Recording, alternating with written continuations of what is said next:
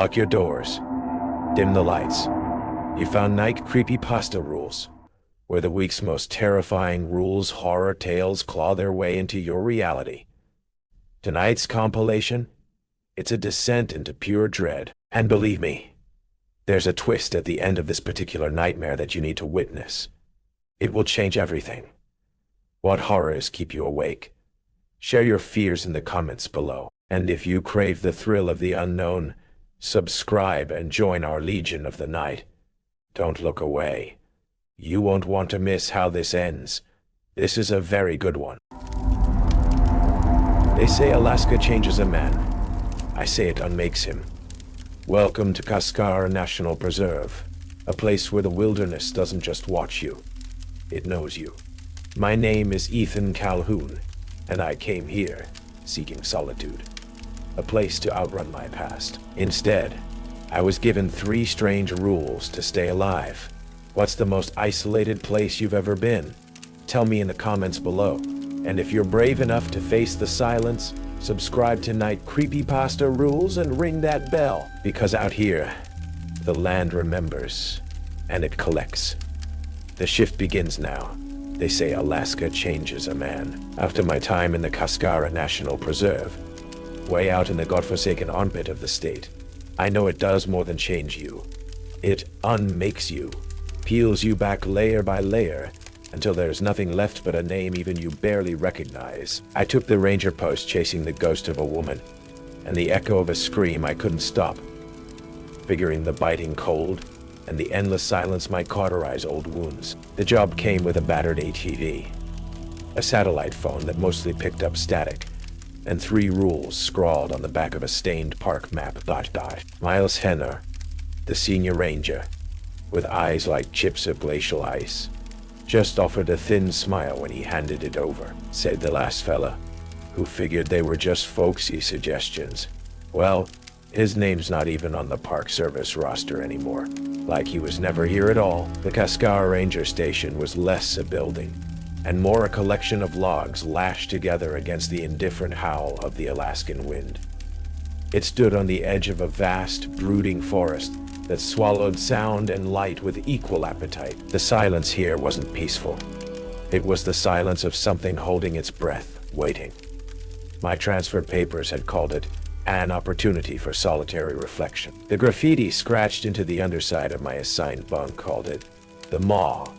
Miles Henner met me on the frost-licked porch, a man as weathered and unreadable as the mountains that loomed over us. He was in his late 40s, lean and wiry, with a handshake like a bundle of dried leather.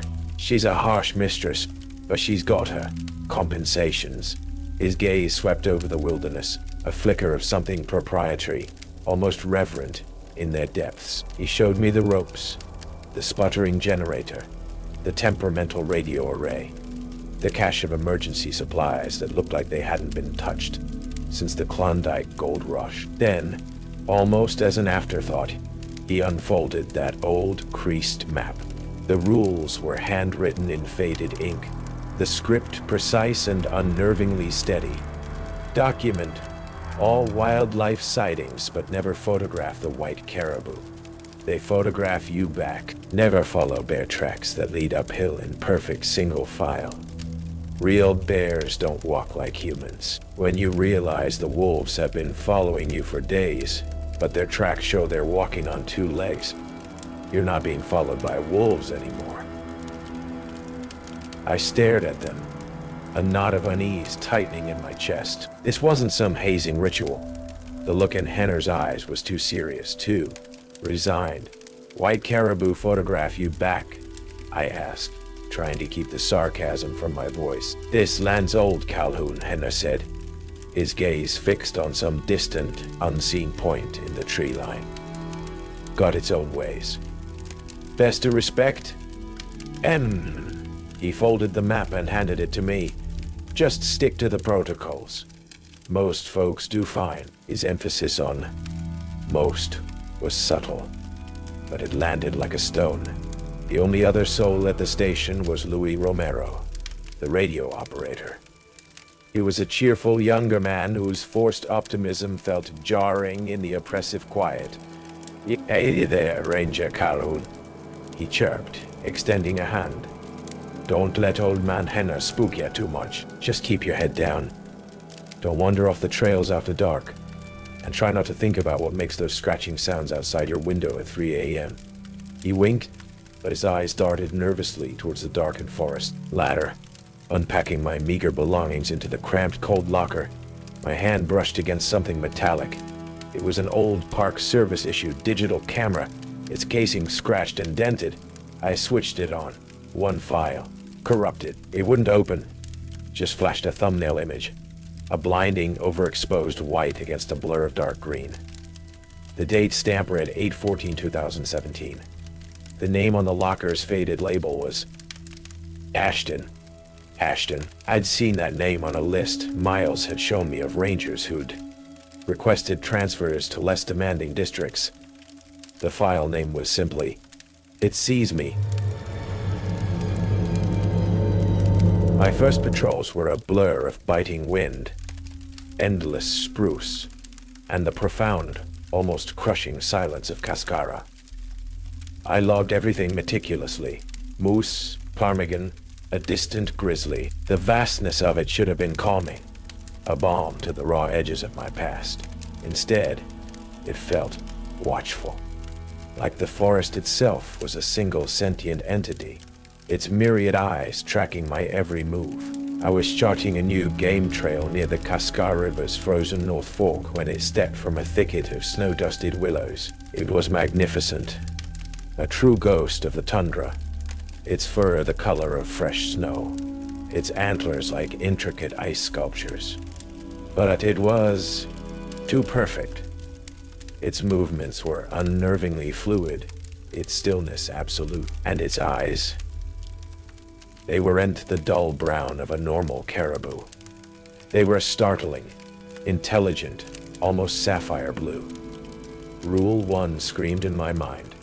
Never photograph the white caribou. My hand, however, had already, almost by reflex, gone to the official park camera, slung over my shoulder.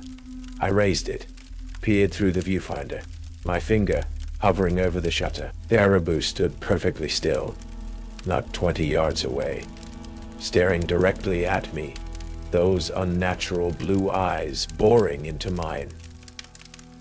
I hesitated, a profound sense of wrongness washing over me, and slowly lowered the camera.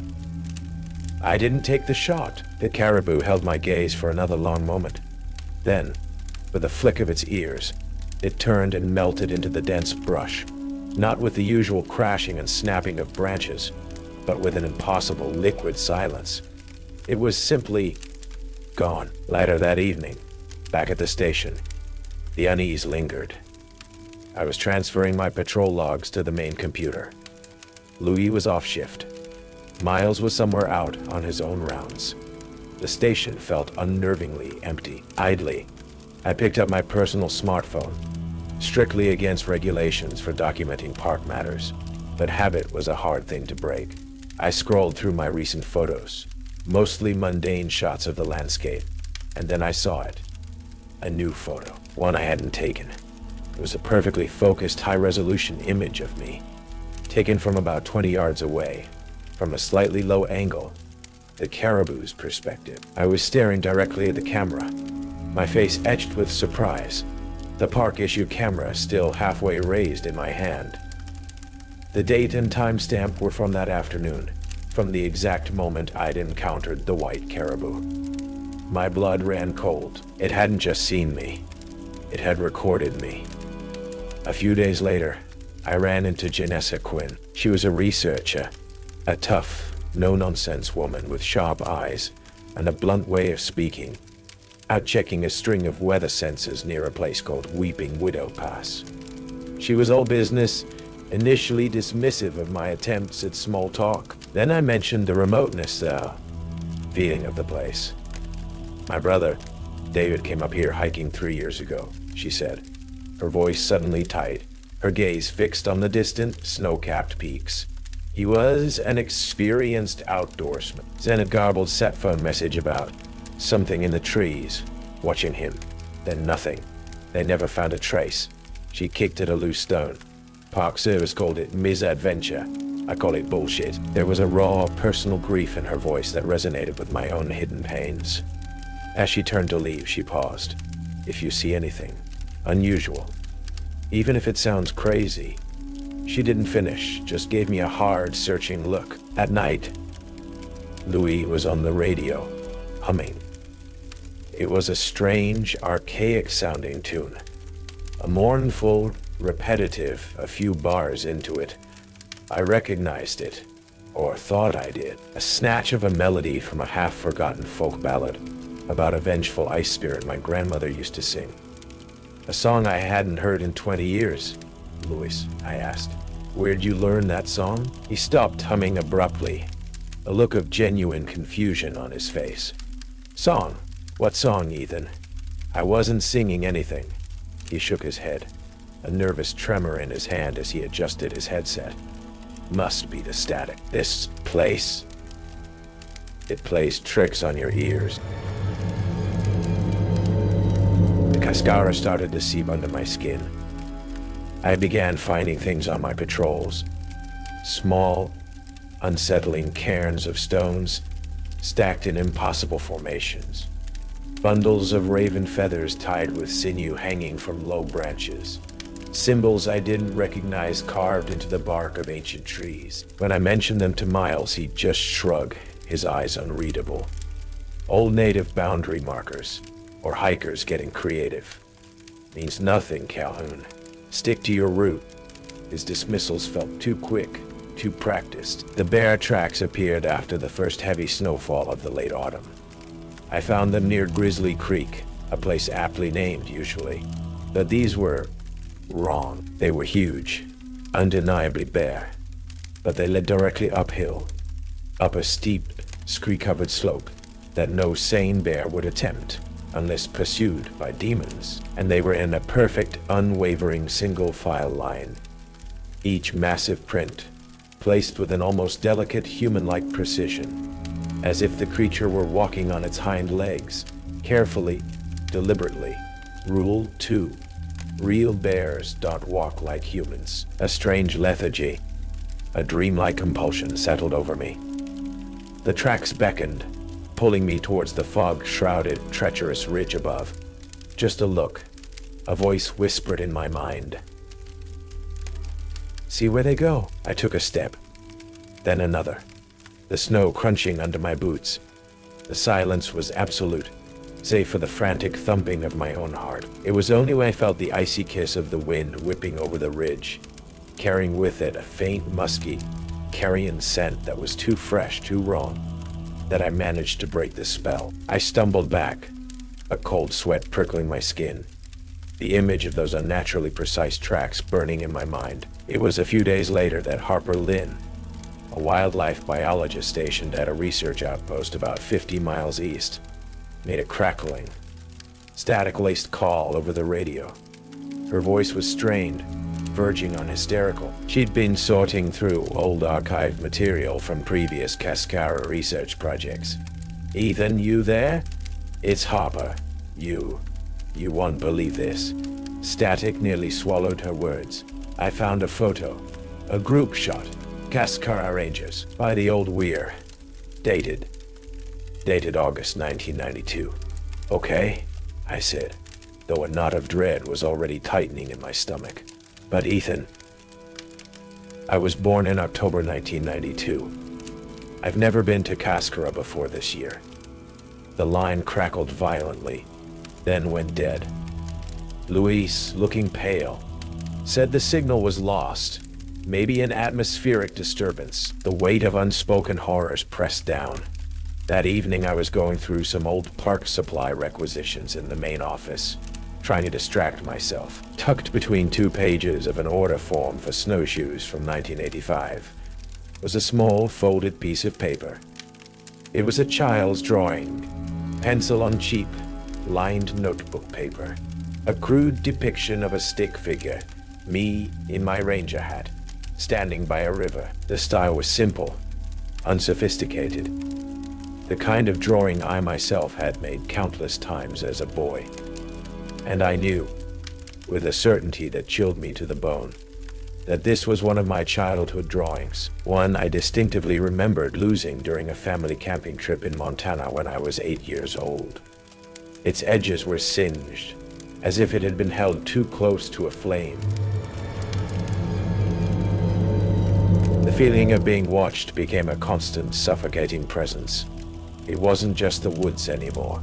It was in the station, in my cramped bunk, in the flickering shadows cast by the generator-powered lights. I'd catch glimpses of movement at the periphery of my vision. Something too tall, too pale, too quick to be an animal. That would vanish when I turned to look. The silence of Cascar became a canvas upon which my anxieties painted vivid, terrifying tableaus. Miles Henner grew more distant, his pronouncements more cryptic. He seemed to know where I'd been on patrol without my telling him, commenting on things I'd seen but hadn't logged. He'd suggest routes that led me deeper into unsettling territory, or subtly steer me away from areas where I'd found the strange totems. His calm, mentor-like facade was beginning to fray at the edges, revealing glimpses of something colder, more calculating beneath. Janessa Quinn sought me out. Her usual brusque professionalism was gone, replaced by a raw, shaken fear. "The caribou, Ethan," she said, her voice trembling. "The white one. I saw it again, near the Weeping Widow Glacier. It was just staring at me. And then, its eyes. They weren't animal eyes. They were human, blue, like you said, but they looked right through me. Like it knew about David." She was close to tears, and then it blinked, slowly, like a man, and vanished. "I'm not crazy, Ethan. That thing isn't natural." Her terror was a chilling validation of my own mounting dread. The rules weren't folklore. They were dire warnings. The wolf tracks started appearing a few days later. Not just a pair, but many. They shadowed my patrols, always just out of sight, their presence a constant, unnerving pressure at the edge of my senses. I logged them, noting their persistence, their uncanny ability to parallel my route without ever revealing themselves. Miles, when I showed him my log, just nodded slowly. "Wolves are smart, Calhoun. Curious. They're just checking out the new blood in their territory." But there was no conviction in his voice. Then came the day of reckoning. I was deep in the backcountry, tracking a reported injured moose near the base of Shadow Peak, an area notorious for sudden fogs and disorienting terrain. The wolf tracks were there, as always, flanking me. I'd grown almost accustomed to their unseen presence. But then I came to a patch of soft, damp earth by a frozen creek bed, and the prints were startlingly clear. My breath caught in my throat. I knelt, my heart hammering. The front prints were undeniably wolf, large and powerful. But the rear prints, as I stared, a wave of icy horror washed over me. They weren't wolf prints. They were elongated, narrower, with a distinct heel impression, and what looked horrifyingly like 5 clawed toe marks. The stride was wrong, too. Too long, too balanced. As if whatever made them was walking upright, on 2 legs. Rule 3. When you realize the wolves have been following you for days, but their tracks show they're walking on 2 legs, you're not being followed by wolves anymore. As the terrible realization sank in, a low growl, deeper and more resonant than any wolf I'd ever heard, rumbled from the dense spruce just ahead. It was a sound that vibrated in my bones, a primal warning. It was followed, an instant later, by a soft, guttural chuckle. A chuckle that, despite the distortion, sounded chillingly, impossibly, like Miles Henner. My radio crackled to life. It was Lewis, his voice thin and frantic. Ethan, is that you? I have a message. From Henner, I think. But I can't remember your call sign, Ranger. I can't remember who I'm talking to. His voice dissolved into a choked sob of confusion and static. The Cascara was not just watching. It was actively unmaking us. One memory, one identity at a time. And the things that wore the shapes of wolves were closing in. The chuckle, that distorted echo of Miles Henner's voice, died away, replaced by a silence so profound it was a physical pressure. The air grew bitingly cold. The scent of pine and damp earth suddenly overlaid with a faint metallic tang, like old blood and something else. A dry, dusty scent, like decaying parchment or memories left too long in a forgotten attic. My hand instinctively went to the flare gun on my belt. A pathetic defense against whatever was lurking in those suffocatingly dense trees. Ethan. The voice was a whisper, seeming to come from all around me, from the wind sighing through the spruce, from the frozen earth beneath my boots. It was a chorus of voices, male and female, young and old, all speaking my name in a sibilant, sorrowful harmony. And woven through it, a single, clearer, childish voice, cold and beckoning. Then they emerged, not wolves, not anymore. 3 figures stepped from the tree line, moving with an unnatural, fluid grace that was both predatory and chillingly human. They were tall, gaunt, their forms swathed in what looked like tattered pale hides that blended seamlessly with the snow-dusted landscape. Their limbs were too long, their movements a grotesque parody of a human gait. Yet they walked upright on those horrifying, elongated, clawed feet. Their heads were wolf-like, yes, with muzzles full of needle-sharp teeth. But their eyes glowed with that same pale, intelligent, sapphire blue light I'd seen in the white caribou.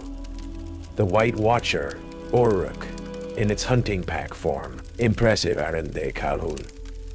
Miles Henner stepped out from behind the largest of the bipedal wolf things, as calmly as if he were leading a nature walk. He held a strange, gnarled wooden staff, carved with the same unsettling spiral symbols I'd seen on the totems in the woods. There was no pretense left, no mentorly warmth. His eyes held only a cold, reptilian satisfaction. Miles. What the hell are these things? I stammered, my voice a dry rasp, my gaze darting between him and the 3 unblinking blue-eyed horrors, the true caretakers of Cascara. Henner said, a hint of reverence in his tone. The old ones, Uruk, as the first people called it. The White Watcher, it's been here since the ice receded. And my people, my community, we've had an understanding with it for generations. He gestured with his staff towards the wolf things. They grant us longevity, our resilience against this harsh land. They keep Cascara pure, untainted. And in return, we ensure it is fet. The word caught in my throat. Hikers, the ones who go missing. Henna's thin lips curved into a smile that didn't reach his eyes. The land provides. Sometimes it's those who stray too far. Sometimes it's those who don't respect the traditions. He looked pointedly at me. The rules, Calhoun, they aren't for your survival. They're part of the ritual. To season the offering, to make the hunt more resonant for Uruk. You've been setting us up, I realized, the pieces falling into place with horrifying clarity. Ashton, the others. Ashton, the others, the corrupted camera file, the drawings, Louis' memory. Uruk feeds on more than flesh, Calhoun, Henner said, his voice dropping to a conspiratorial whisper. It savors memory, identity. It unravels a person, erases them from the tapestry of time, makes them as if they never were. A truly complete offering. He took a step closer, the wolf things flanking him like monstrous sentinels.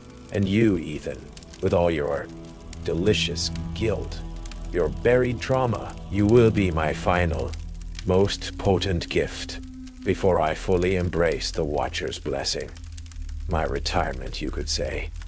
Suddenly, a voice, sharp and furious, cut through the tense silence.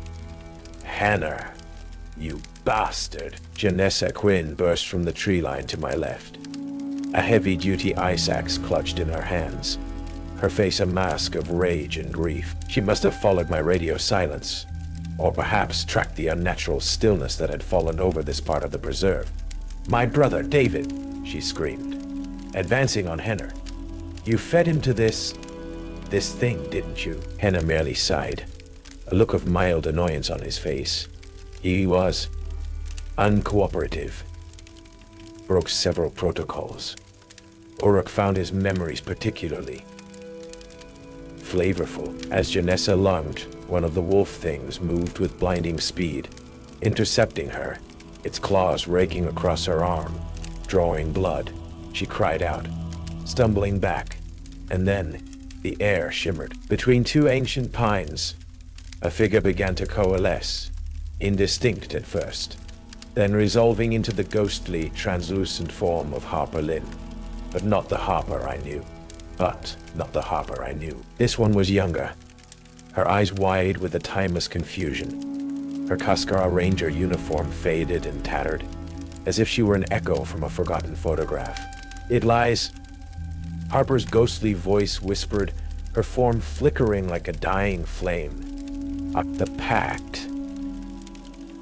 It consumes all time." She reached a spectral hand towards me, then her image dissolved, as if a switch had been thrown. Uruk was playing with us using its gallery of consumed identities.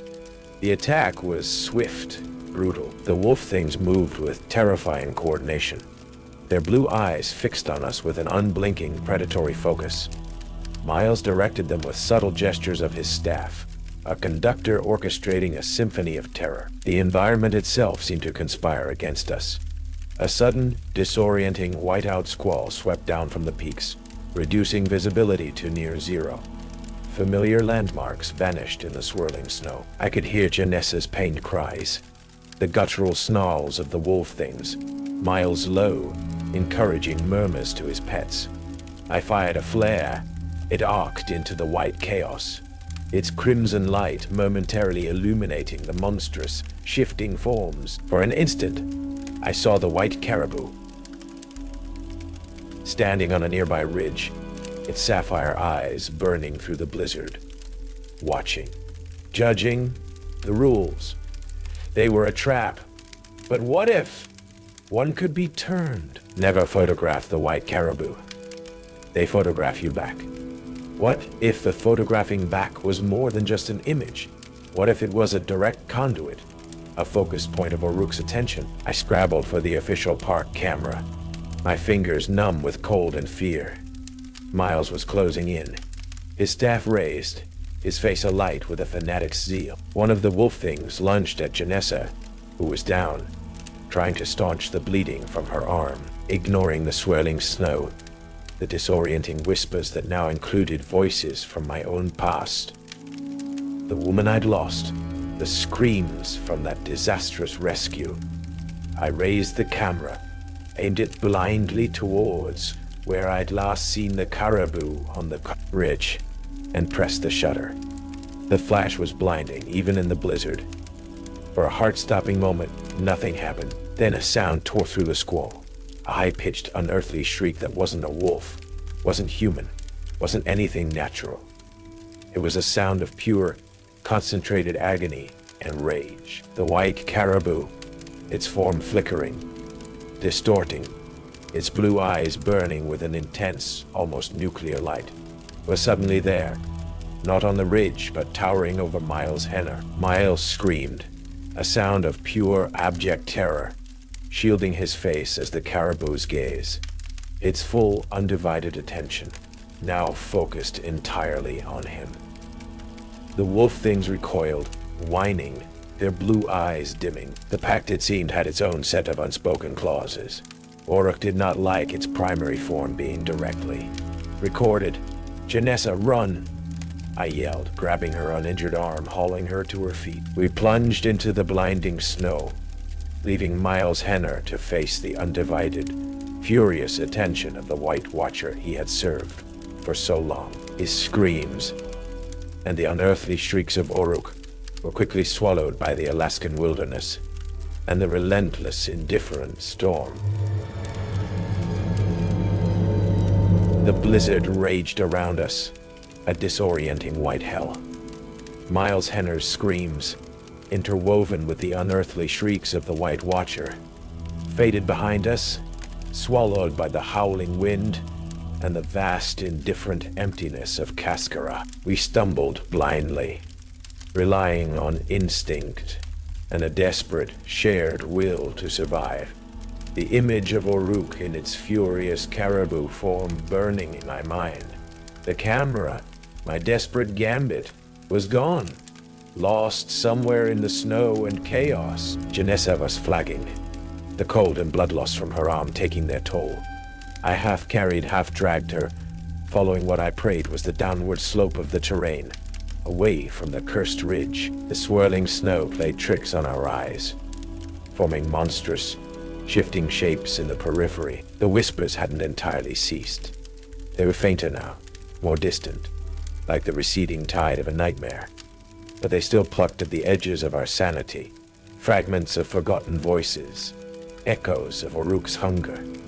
Hours seemed to pass. The blizzard eventually began to abate, the wind dying down to a mournful sigh, the snowfall thinning to reveal a landscape transformed, alien and treacherous under a bruised twilight sky. We were lost, exhausted, and freezing, but miraculously still moving. By some stroke of blind luck, or perhaps because Uruk's attention was still fixed on the traitorous Henner, we stumbled upon a dilapidated, half-collapsed trapper's cabin I vaguely remembered seeing on an old survey map, miles from any established trail. It offered meager shelter, but it was out of the wind. We huddled together for warmth, Janessa's teeth chattering, her face pale and drawn. I did my best to clean and bind her arm with strips torn from my undershirt. "Miles," she finally whispered, her voice hoarse. "And that thing, did we?" "I don't know," I said, the truth a cold weight in my gut. "But we can't go back there. Not ever." The cabin had an old hand-crank emergency radio, coated in rust and grime. After what felt like an eternity of fiddling with frozen dials, I managed to get a crackle of static. I broadcast a distress call, my voice raw, repeating our estimated GPS coordinates. Though the signal was weak, constantly interrupted by strange, sighing interference and faint, melodic clicks that sounded chillingly like Uruk's caribou form. Luis Romero's voice eventually came through, thin and reedy, almost unrecognizable. "Cascara, base. Who is this? State your call." His words were broken, disjointed. He sounded confused, lost. "Louise, it's Ethan, right?" "And Janessa Quinn. We need immediate evac. Hostile. Contact. Senior Ranger Henner compromised." There was a long pause, filled with static and those unnerving clicks. Then Luis, his voice flat, almost robotic. "Henner. Miles Henner. No ranger by that name. In Cascara. Database. Who is Miles Henner?" Another click, then a soft, childish giggle, quickly cut off. The line went dead. A new, colder dread settled over me. Uruk wasn't just killing, it was erasing. Henner, for all his years of service to the entity, was being unmade from reality. We were found the next day, spotted by a search and rescue helicopter, delirious and frostbitten, huddled in the ruins of the cabin. Of Miles Henner, there was no sign. The official search parties found nothing but undisturbed snow where we said he'd confronted us. The area around the ridge was deemed too unstable for a thorough ground search due to recent seismic activity. No mention of unearthly shrieks or colossal, enraged caribou. Luis Romero was airlifted out a few days later, suffering from what doctors called a severe dissociative fugue with profound amnesia. He couldn't remember his own name, let alone ours. He just hummed those old forgotten ranger songs, his eyes vacant. The Cascara station itself felt tainted, hollow. I found Miles Henner's personal locker. It was empty. Completely. Impossibly empty. As if he'd never existed. His decades of service wiped clean from the station's very fabric.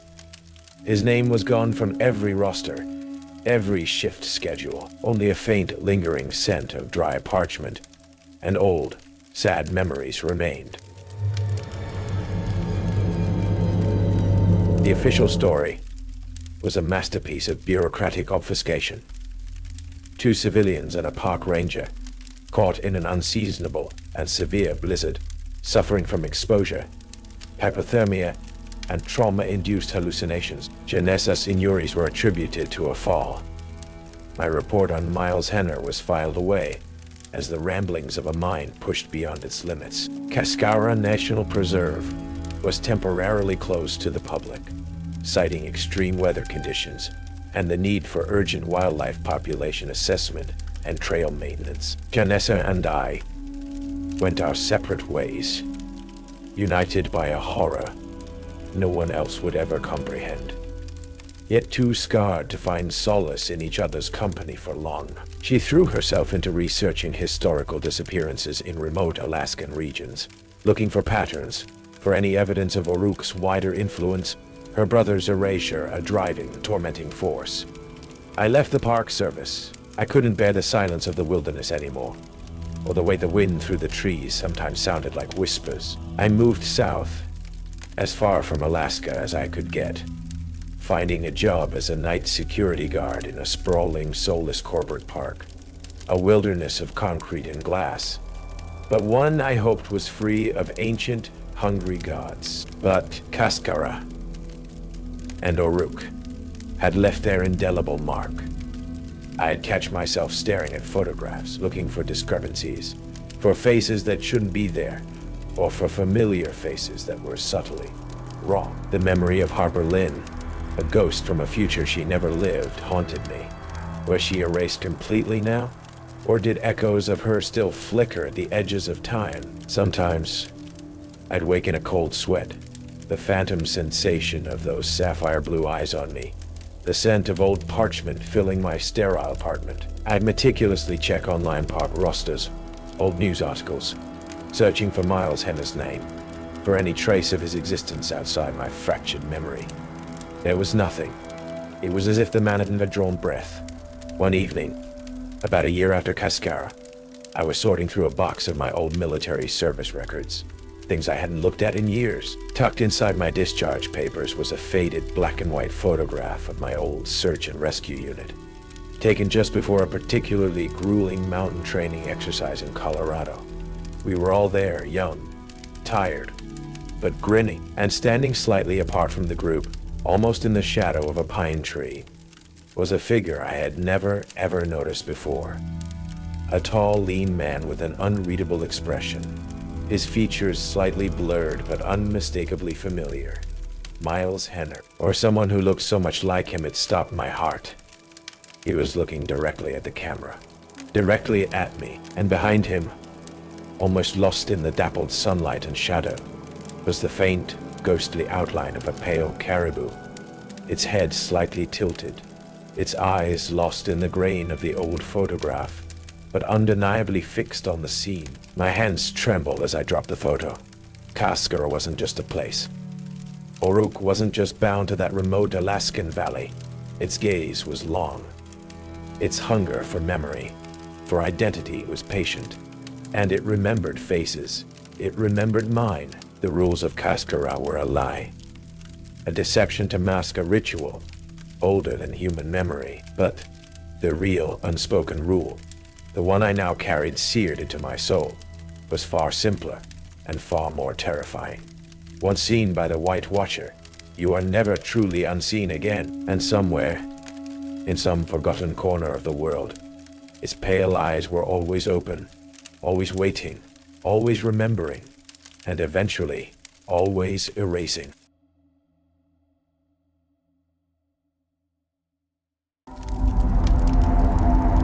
I still dream about the smell of that place. A nauseating perfume of industrial-strength antiseptic, ancient dust, and something else, something metallic, and faintly like freshly turned grave dirt that clung to the back of your throat, desperate for rent money after my bartending gig went belly up. I took the night orderly job at Elder Hollow, a creepy, gothic manor sinking into the fog-choked outskirts of Salem, figuring it be a cakewalk. Then Miles Carter, the head nurse with a smile as polished and empty as a new tombstone, handed me the new staff survival sheet. 3 rules. Rule 3 was, never ever let Granny Hexwell in room 13 read your palm.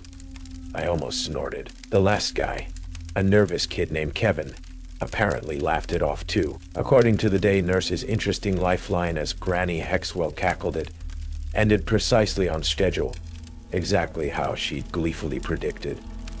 A freak encounter with a runaway hearse. Elder Hollow loomed out of the swirling New England fog like a skeletal hand, its darkened windows like vacant eyes. Gnarled, ancient trees clawed at the perpetually overcast sky, their branches draped in clinging moss. The air was thick, damp, carrying the scent of decaying leaves, old wood, and that underlying chemical tang that never quite left the place. It was the kind of house that probably had its own zip code in the afterlife. Miles Carter met me in the grand decaying foyer. He was in his late 30s, impeccably dressed in crisp white nursing scrubs, his sandy hair perfectly parted, his demeanor radiating an unnerving, almost preternatural calm.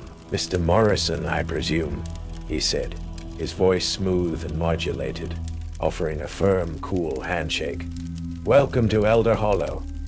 We pride ourselves on providing a unique level of care for our rather unique residents." His tour was a masterclass in understatement. He pointed out the fully equipped but rarely used recreation room. Its dusty billiards table looked like it hadn't seen action since the Coolidge administration. The quaintly historic dining hall and the individualized care wing. It was in this wing, its corridors dimmer, the air colder, that he paused. "The resident in room 7, Miss Barkley, has specific dietary needs, and Granny Hexwell in room 13. He gestured with a perfectly manicured hand towards a dark oak door at the end of the hall, from which a faint, dry cackling could be heard. "Prefers not to be disturbed, unless absolutely necessary. And, of course, there's the matter of the orientation sheet." He handed me a neatly typed, laminated card. "Ring the dinner bell loudly for meal times.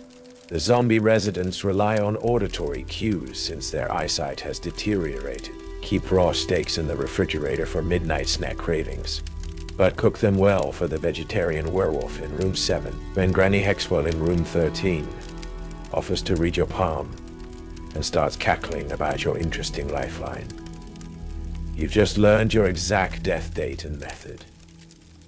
I stared at it, then up at Carter, expecting some sign he was joking.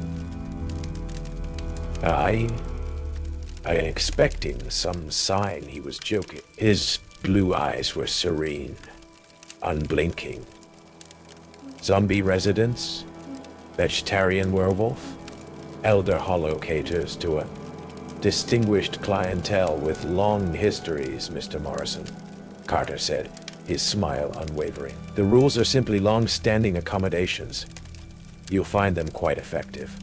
As he led me to the small, sterile staff room, I caught glimpses. A shambling figure in a faded dressing gown disappearing around a corner, its groan a low, rattling sigh. A deep, guttural growl, quickly muffled, from behind the door of room 7. And from room 13, that high-pitched, knowing cackle again, followed by a wheezing whisper that sounded like fresh meat. Later, alone in the staff room, trying to make sense of the madness, my foot nudged something under the cheap particle board table. I bent down and picked it up. It was a small, intricately carved wooden bird, no bigger than my thumb, its wings outstretched. It was clearly handmade, old, and it smelled faintly, but unmistakably, of sulfur and something else. Something like dried blood. The first few nights at Elder Hollow were a baptism by weird. The air itself felt thick with secrets, heavy with the scent of dust, decay, and a strange, ever-present potpourri of medicinal herbs, and something else, something wild and musky that seemed to emanate from room 7. My primary duty, it seemed, was to exist quietly and not ask too many questions. The dinner bell was an ancient, tarnished brass thing hanging by the kitchen entrance. Rule 1. I clanged it loudly at precisely 6 p.m., as instructed. The effect was immediate and deeply unsettling. A chorus of low, guttural groans echoed from various points down the dimly lit corridors.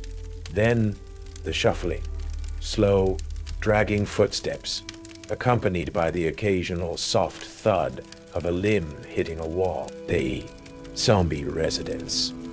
They emerged like figures from a half-forgotten nightmare, their skin the color of old parchment, their clothes hanging loosely on emaciated frames, their eyes clouded and milky. One of them, a tall, gaunt man in a threadbare pinstripe suit, shuffled uncomfortably close, his cold, papery hand brushing my arm as he groped blindly towards the scent of lukewarm stew. I suppressed a shudder.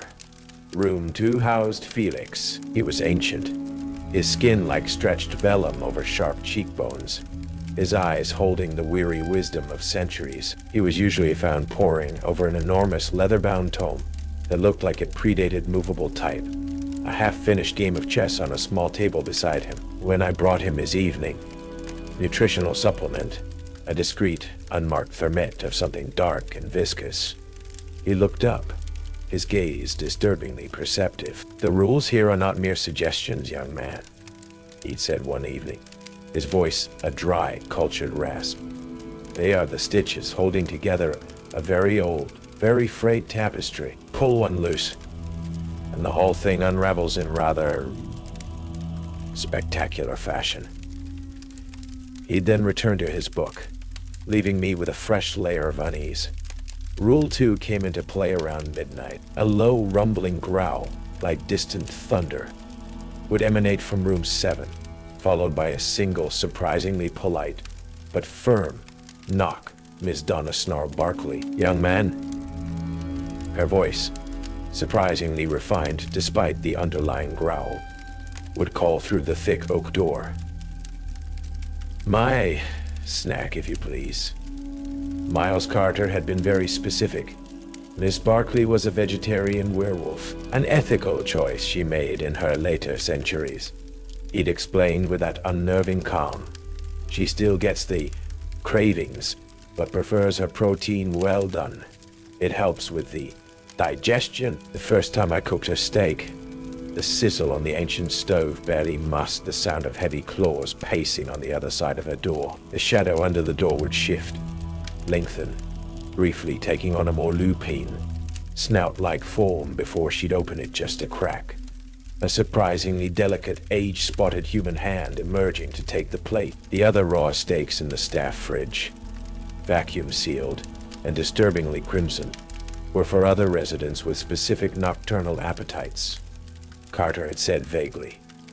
I tried not to think about who. One night, while restocking the first aid cabinet in the main hall, a cabinet filled with an alarming array of silver-laced bandages and vials of what looked like holy water, I noticed something odd. One of the quieter zombie residents, a small hunched woman named Mrs. Gable, was shuffling past. As she turned, the loose sleeve of her dressing gown slipped, revealing a series of small, unnervingly neat, almost surgical-looking scars on her forearm.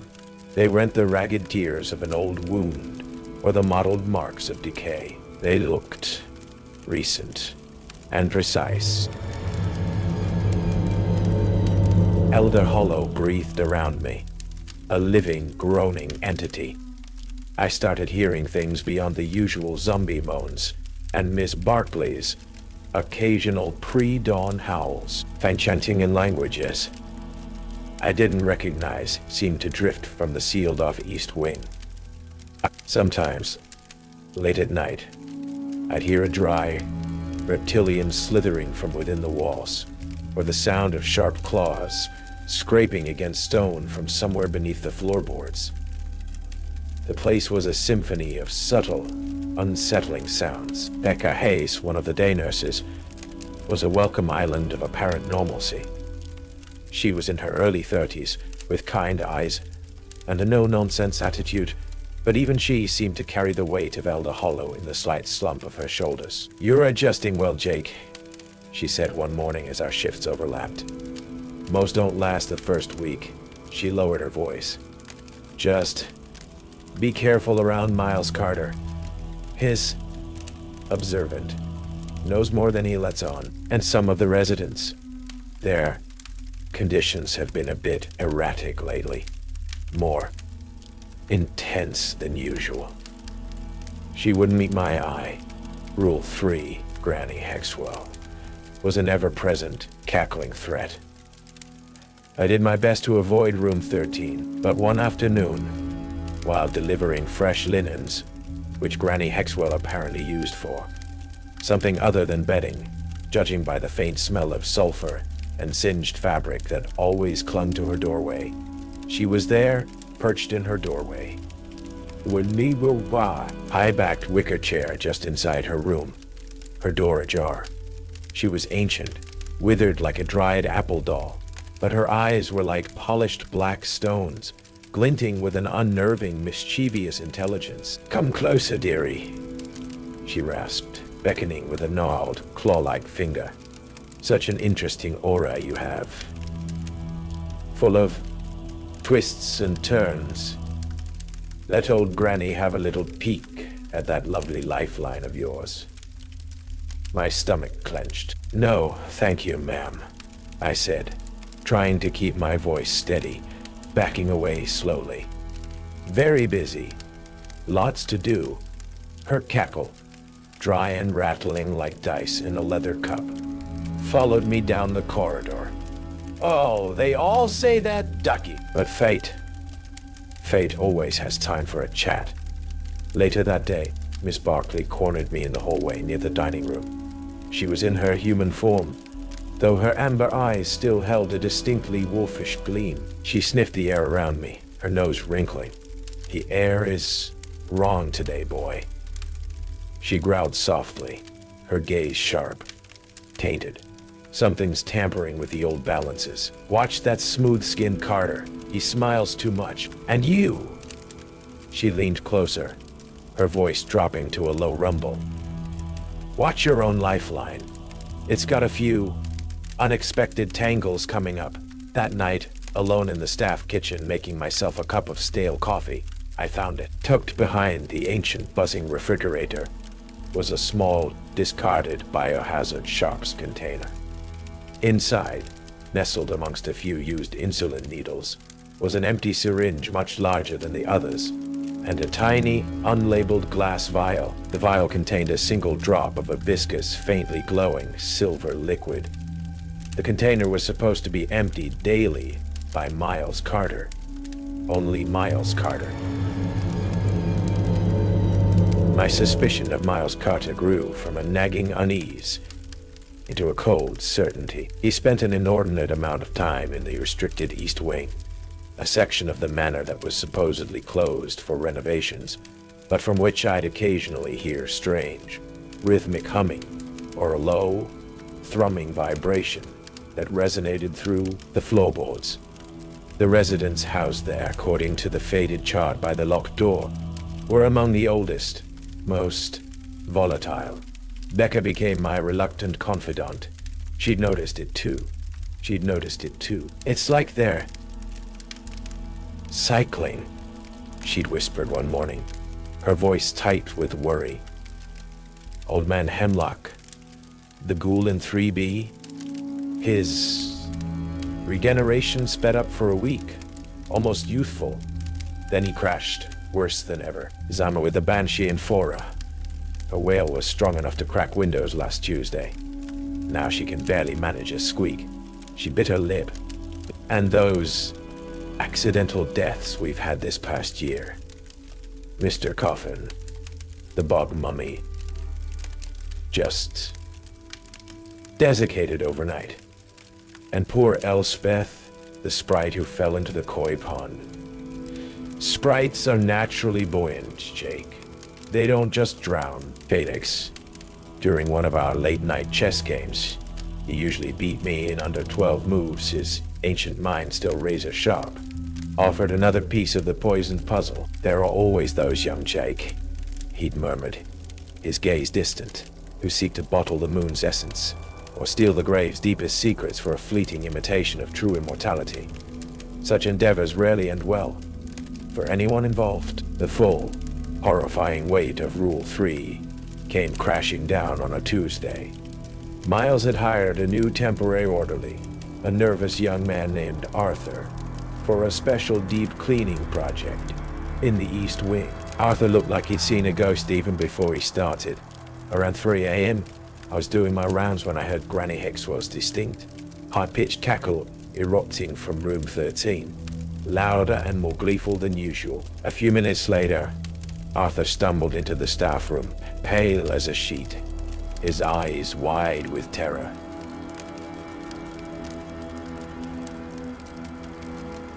She grabbed my hand. He stammered, his voice shaking.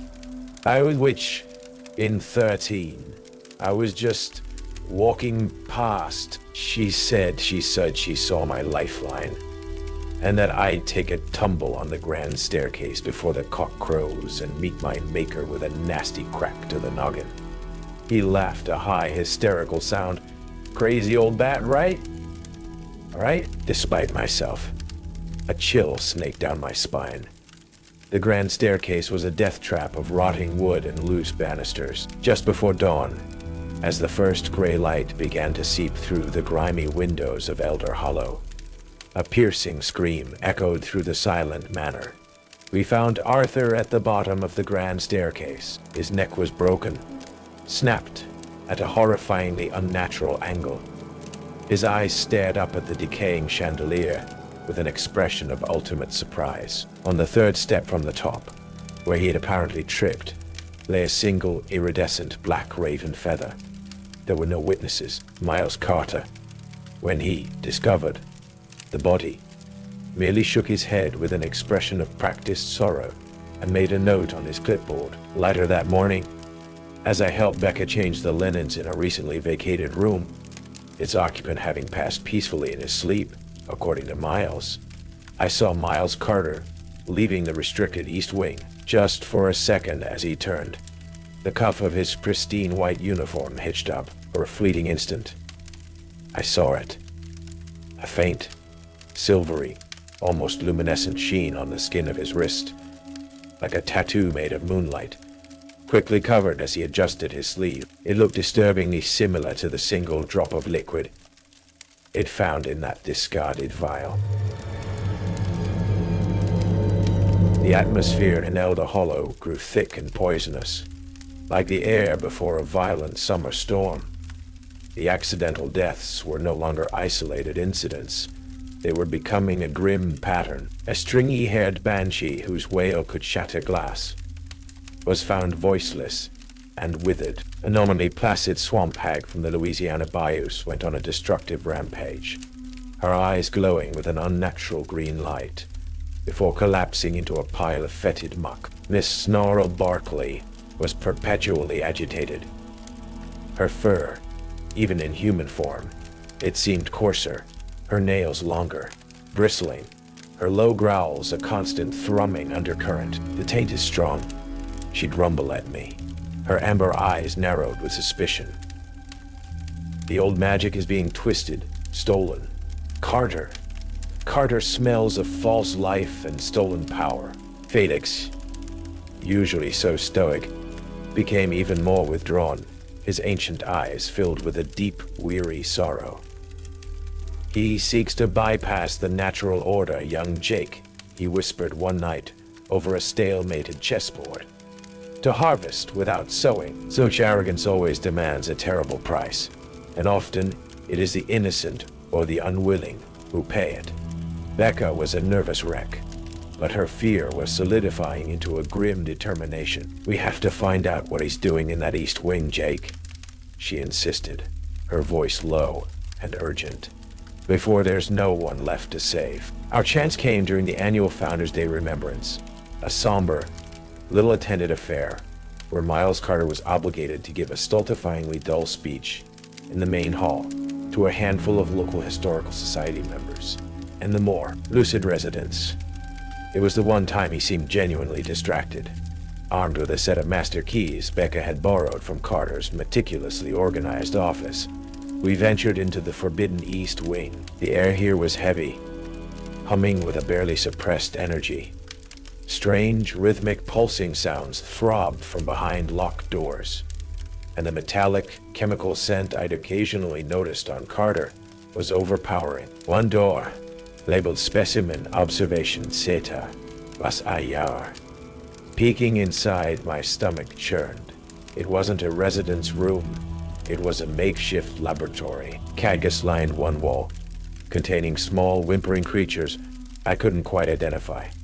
Things with too many eyes, or limbs that bent the wrong way, all of them looking sickly and terrified. A gleaming steel table held an array of surgical instruments, beakers filled with brightly colored, glowing liquids, and a complex network of tubes and wires leading to a large, humming centrifuge. And on a nearby desk, an open ledger detailed extraction protocols, potency amplification trials, and subject rejuvenation failure rates.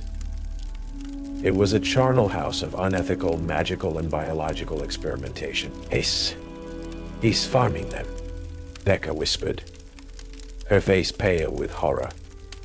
"Harvesting their essences." Suddenly, from behind us, a voice dripping with amusement. "Such a keen interest in the custodial arts, Mr. Morrison." "Miss Hayes, I had no idea." Granny Hexwell stood in the doorway, her black eyes glittering like obsidian chips. She wasn't cackling now. Her expression was one of intense, almost predatory curiosity. Naughty, peeking into places where little orderlies shouldn't. But then, she tilted her head, a sly grin spreading across her withered face. "Fate does love a curious cat. Often leads them to the most interesting cream." Before we could react, she shuffled past us, deeper into the lab, her gaze fixed on a particularly large covered cage in the far corner from which a low, guttural growl was emanating. "Ah, yes," she murmured. "Ah, yes," she murmured. This one has a very short thread left. Almost snapped. Carter's little masterpiece, isn't he?" The door to the lab swung open wider. Miles Carter stood there, his usual serene smile firmly in place. But his eyes were like chips of ice. "An unscheduled inspection, Granny. And bringing guests? Just admiring your handiwork, Miles, dear," Granny Hexwell rasped, not turning. "This one," she gestured to the growling cage, "feels particularly ripe for a spectacular unraveling. Your quest for unearned vitality always did have such delightfully messy consequences." Carter's smile tightened. "I'm merely exploring avenues for enhanced residential well-being." "Of course you are, dear boy," Granny cooed. She then turned her glittering gaze on me. "And you, young Jake, your lifeline. Oh, it's positively vibrating tonight. So many possibilities, so many delightful little knots and tangles, and one rather abrupt snip, not too far from now, unless..." Her eyes flicked towards Carter, then back to me, a sudden sharp intelligence in them. Unless, of course, the weaver gets their own threads tangled first. It was then that Felix appeared in the doorway behind Carter, silent as a wraith, his ancient eyes burning with a cold fire. "Your charade is over, Carter," Felix said, his voice surprisingly strong. "Or rather, your other charade." Carter turned, his composure finally, visibly, cracking. Felix, always the moralist, even after all these centuries. Some of us remember the cost of such. "Immortality as you seek," Felix retorted. He looked at Jake and Becca. "This man, he walks among us, yes, but he's not one of us in the way you think. He made a bargain long ago, traded something essential for the right to dwell in the shadows, to study, to meddle." Felix gazed bored into Carter. "Tell them, Miles. Tell them what you truly are. Tell them about the emptiness where your soul used to be." Carter laughed then, a harsh, brittle sound. "A soul? An outdated concept, Felix. What I have is knowledge, power, the ability to distill eternity." He gestured around the lab. "These creatures are merely raw material." As he spoke, the growling from the large cage intensified, morphing into a series of furious, guttural roars.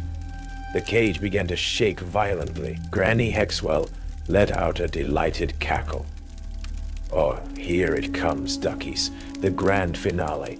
With a deafening screech of tortured metal, the cage door burst open. What emerged was a monstrous hybrid, something that might once have been a resident, now twisted and augmented by Carter's experiments. It was huge, covered in matted fur, with too many limbs, glowing red eyes, and a gaping maw filled with razor-sharp teeth.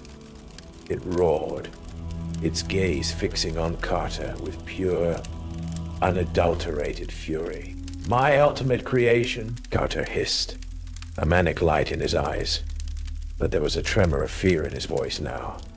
It's not fully stabilized." The creature lunged. Carter scrambled back, his calm finally shattered. The lab dissolved into chaos. Beakers smashed, equipment overturned. Felix, surprisingly agile for his age, shoved Jake and Becca towards a side door. Miss Barkley, drawn by the commotion, appeared at the main lab entrance, her human form already starting to shift. Her eyes glowing amber, a low wolf-like snarl ripping from her throat. "Carter, you defile this house." Amidst the pandemonium, Granny Hexwell stood untouched, a serene, almost gleeful smile on her face, watching the threads of fate twist and snap. She caught Jake's eye, winked, and pointed a gnarled finger towards Miles Carter, who was now desperately trying to fend off his enraged creation with a heavy steel tray. "His lifeline, dearie," she cackled above the din. "So very fragile right now. And look, a delightful little knot I didn't see before, tied to something. Solace." Her gaze flicked to the monstrous creature, then back to Carter, her black eyes dancing with terrible ancient amusement. The hunter was about to become the hunted, his own dark alchemy turning against him in the heart of his grotesque sanctuary. The laboratory became a whirlwind of monstrous fury. Carter's creation, a grotesque chimera of mismatched parts and raw, amplified rage, tore through the room, its roars deafening. Carter, his pristine white uniform now splattered with glowing alchemical fluids, and his own blood, scrambled desperately. His scientific detachment replaced by raw, animalistic fear. The tables had turned with a vengeance. Miss Nall Barkley, now fully transformed into a massive silver-furred werewolf, her eyes blazing with righteous fury, joined the fray. She didn't attack Carter's creation directly, but rather herded it, with terrifying precision towards its creator. It was a primal, brutal dance of predator and prey, the air thick with the scent of fear, blood, and ozone. Felix, his ancient eyes narrowed, moved with a speed that belied his frail appearance, smashing vials of Carter's volatile serums, creating small, acrid explosions that added to the chaos, but also seemed to disrupt the monstrous creature's focus momentarily. The imbalance he created, it cannot hold, he yelled over the din. Becca and I, meanwhile, were trying not to become collateral damage. We ducked behind a reinforced steel cabinet as Carter's creation swiped a massive, clawed hand where we'd been standing moments before. Granny Hexwell perched precariously on a high stool amidst the wreckage, cackled with delight, her black eyes darting back and forth, following the brutal ballet like an avid sports fan. "Oh, the threads! The threads!" she shrieked gleefully, snapping and tangling.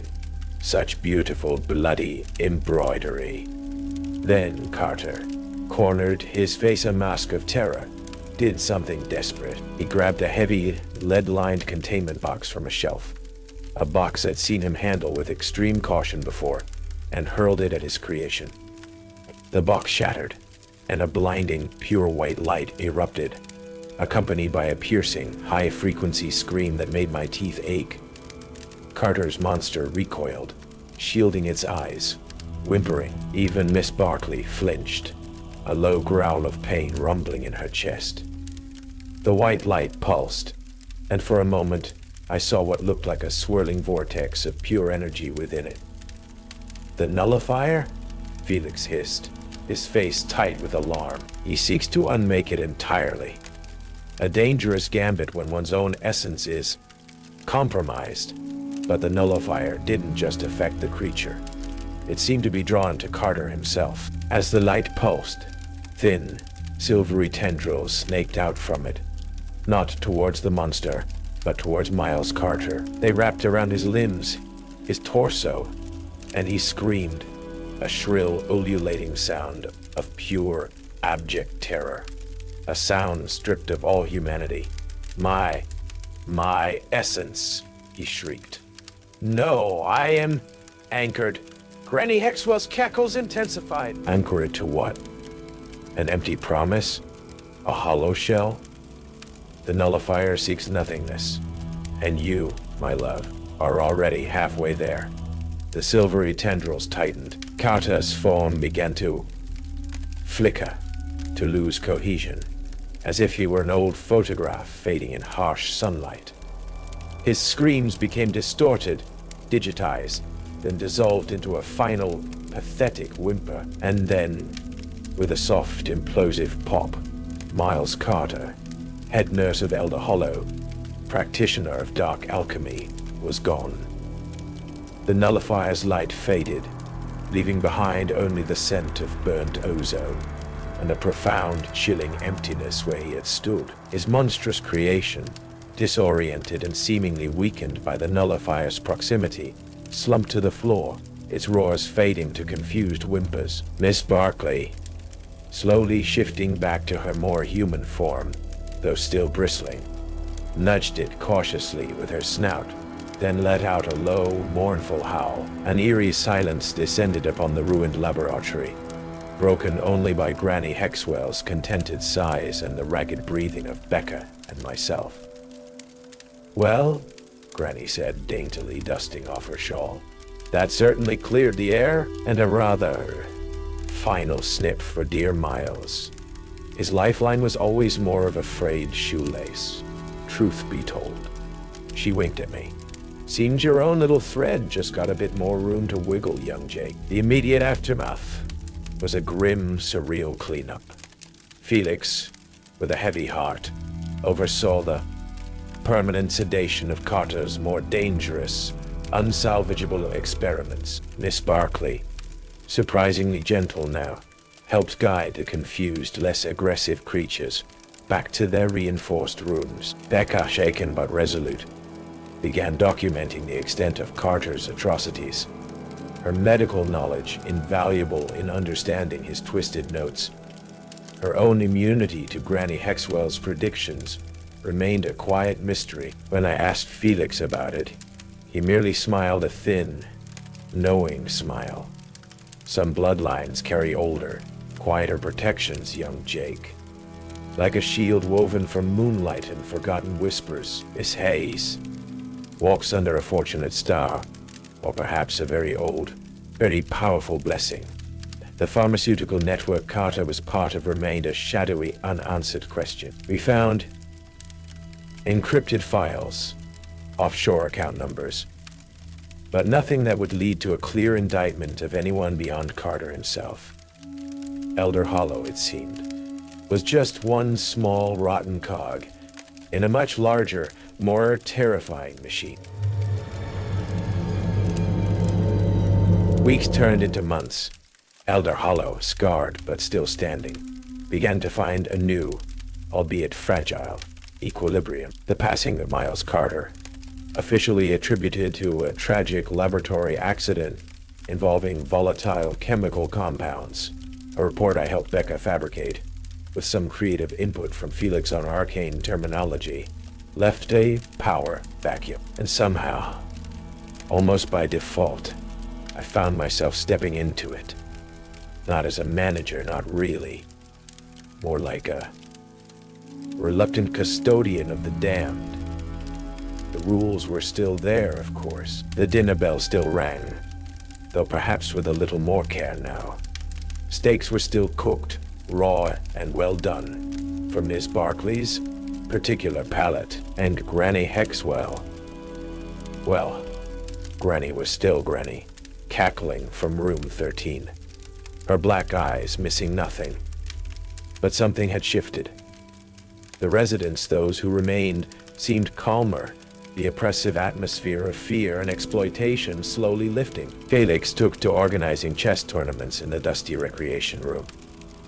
Miss Barclay started a knitting circle, her sharp needles clicking with surprising and even rhythm. Though her creations still tended to look alarmingly like wolf pelts, even some of the more withdrawn zombie residents would occasionally emit a contented, almost happy-sounding groan. Becca became the de facto head nurse, her compassion and sharp intellect a balm to the home's old wounds. She still searched for answers about the network Carter was involved with, but it was like chasing shadows. Some fights, she'd say with a sigh, are bigger than one rundown home for monsters in Salem. As for me, I was no longer the sarcastic, skeptical bartender. Elder Hollow had stripped that away, replacing it with a weary understanding and a grudging respect for the thin veil between worlds. I'd learned that some horrors were ancient and inevitable, while others were chillingly human, born of greed and a lust for power.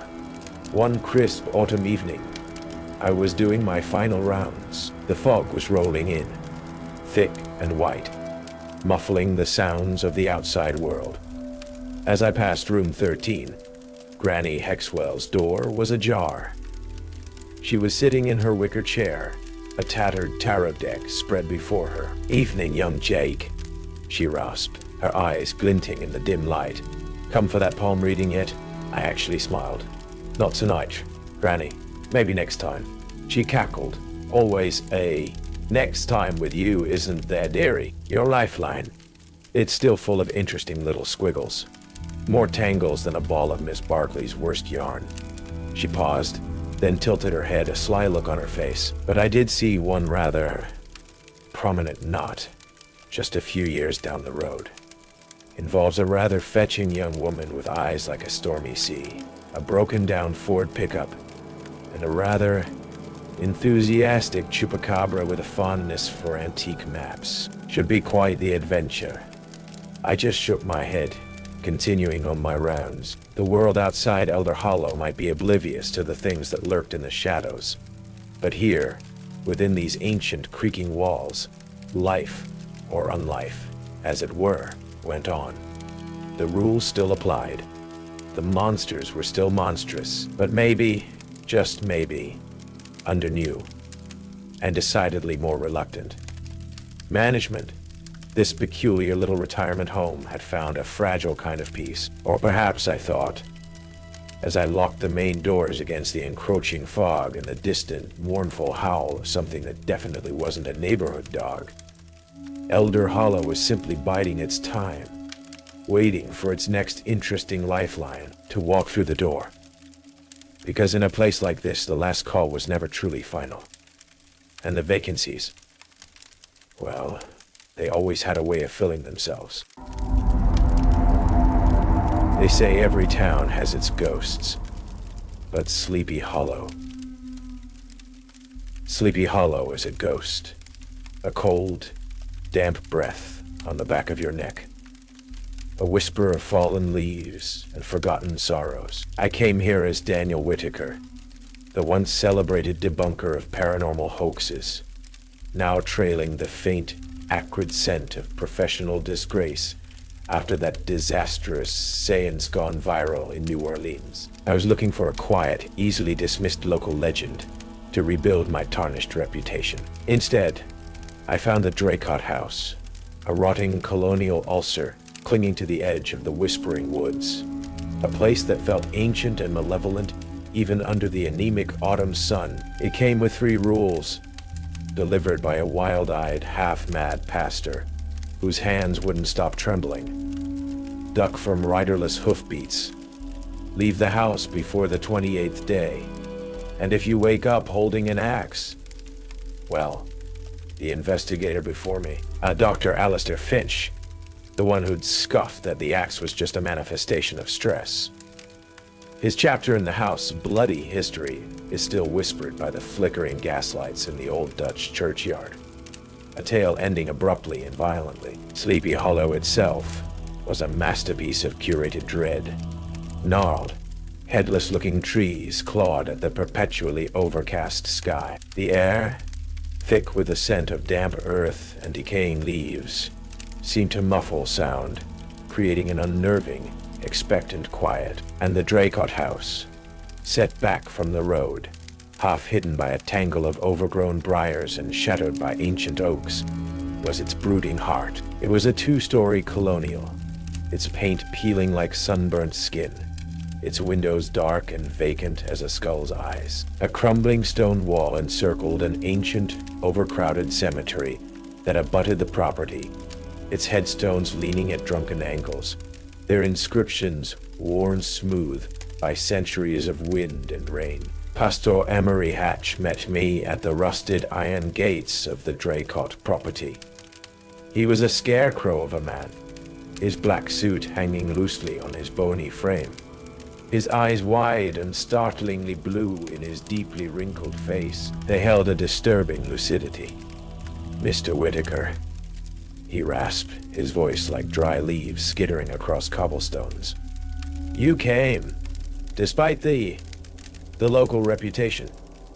He clutched a worn, leather-bound Bible to his chest as if it were a shield. He didn't waste time on pleasantries. As he fumbled with a large antique iron key to unlock the massive oak front door of the Draycott House, he pressed a brittle, folded piece of parchment into my hand.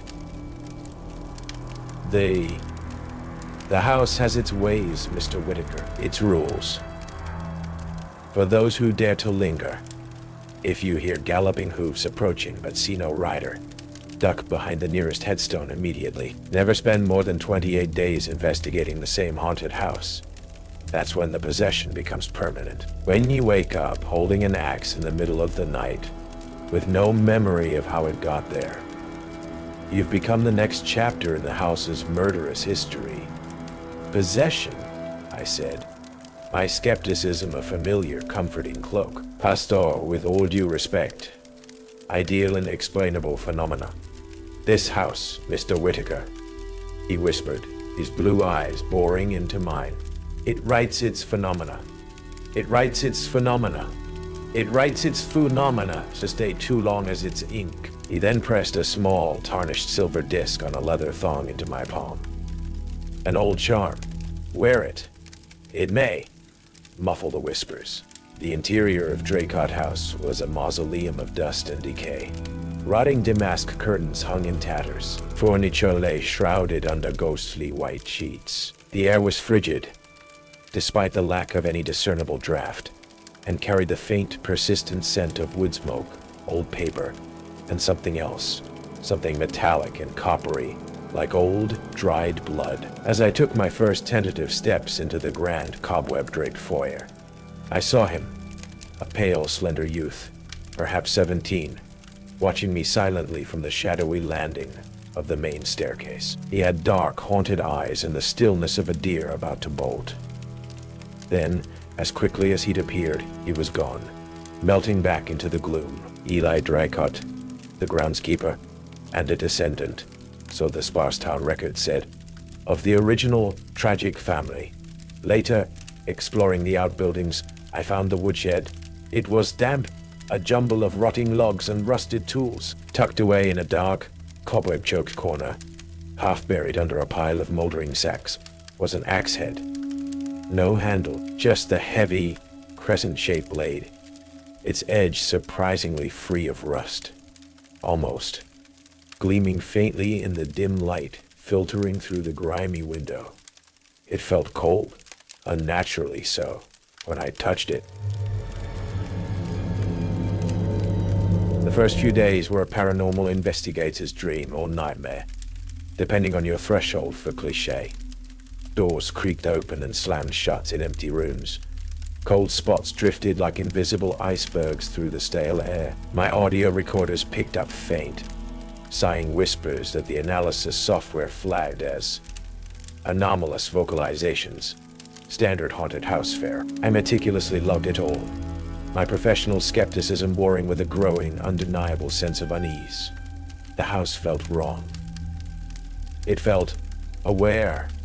The galloping hooves came on the fourth night. I was out in the cemetery that bordered the Dreycott property, taking baseline EMF readings near a crumbling, ivy-choked mausoleum. The moon was a sliver, casting long, dancing shadows from the ancient headstones. Suddenly, I heard it. The distinct, rhythmic thunder of a horse at full gallop, approaching fast along the narrow, unpaved lane that ran past the cemetery and the house. But as I spun around, flashlight beam cutting through the darkness, the lane was empty, utterly empty. Rule 1, duck behind the nearest headstone immediately. The pastor's frantic voice echoed in my mind. Dismissing it as an auditory hallucination, a trick of the wind. I hesitated. The galloping grew louder, closer, the ground beneath my feet beginning to vibrate, and then an icy blast of wind, smelling of damp earth, and something else, something fetid and old, slammed into me. At the last possible second, a primal instinct I didn't know I possessed took over. I threw myself sideways, scrambling behind a tall, ornate Victorian headstone, its marble cold against my cheek. An invisible force, immense and powerful, thundered past where I'd been standing. So close I felt the rush of displaced air, the ground shaking violently. The air crackled with a static charge, and the smell of sulfur and something akin to hot iron filled my nostrils. The headstone I was pressed against didn't just tremble. It groaned, a low, resonant sound, as if the stone itself were in pain. Then, as quickly as it came, the sound of the hooves receded into the distance, leaving behind only a ringing silence and the frantic pounding of my own heart. The next morning, I sought out Clara Mondes. She was the official town historian, and, somewhat incongruously, the keeper of the Sleepy Hollow Cemetery keys. I found her in her small, cluttered office above the town's tiny library, surrounded by stacks of brittle books and faded maps. She was in her early 30s, with sharp, intelligent eyes that missed nothing, and a wary, almost defensive air when I introduced myself.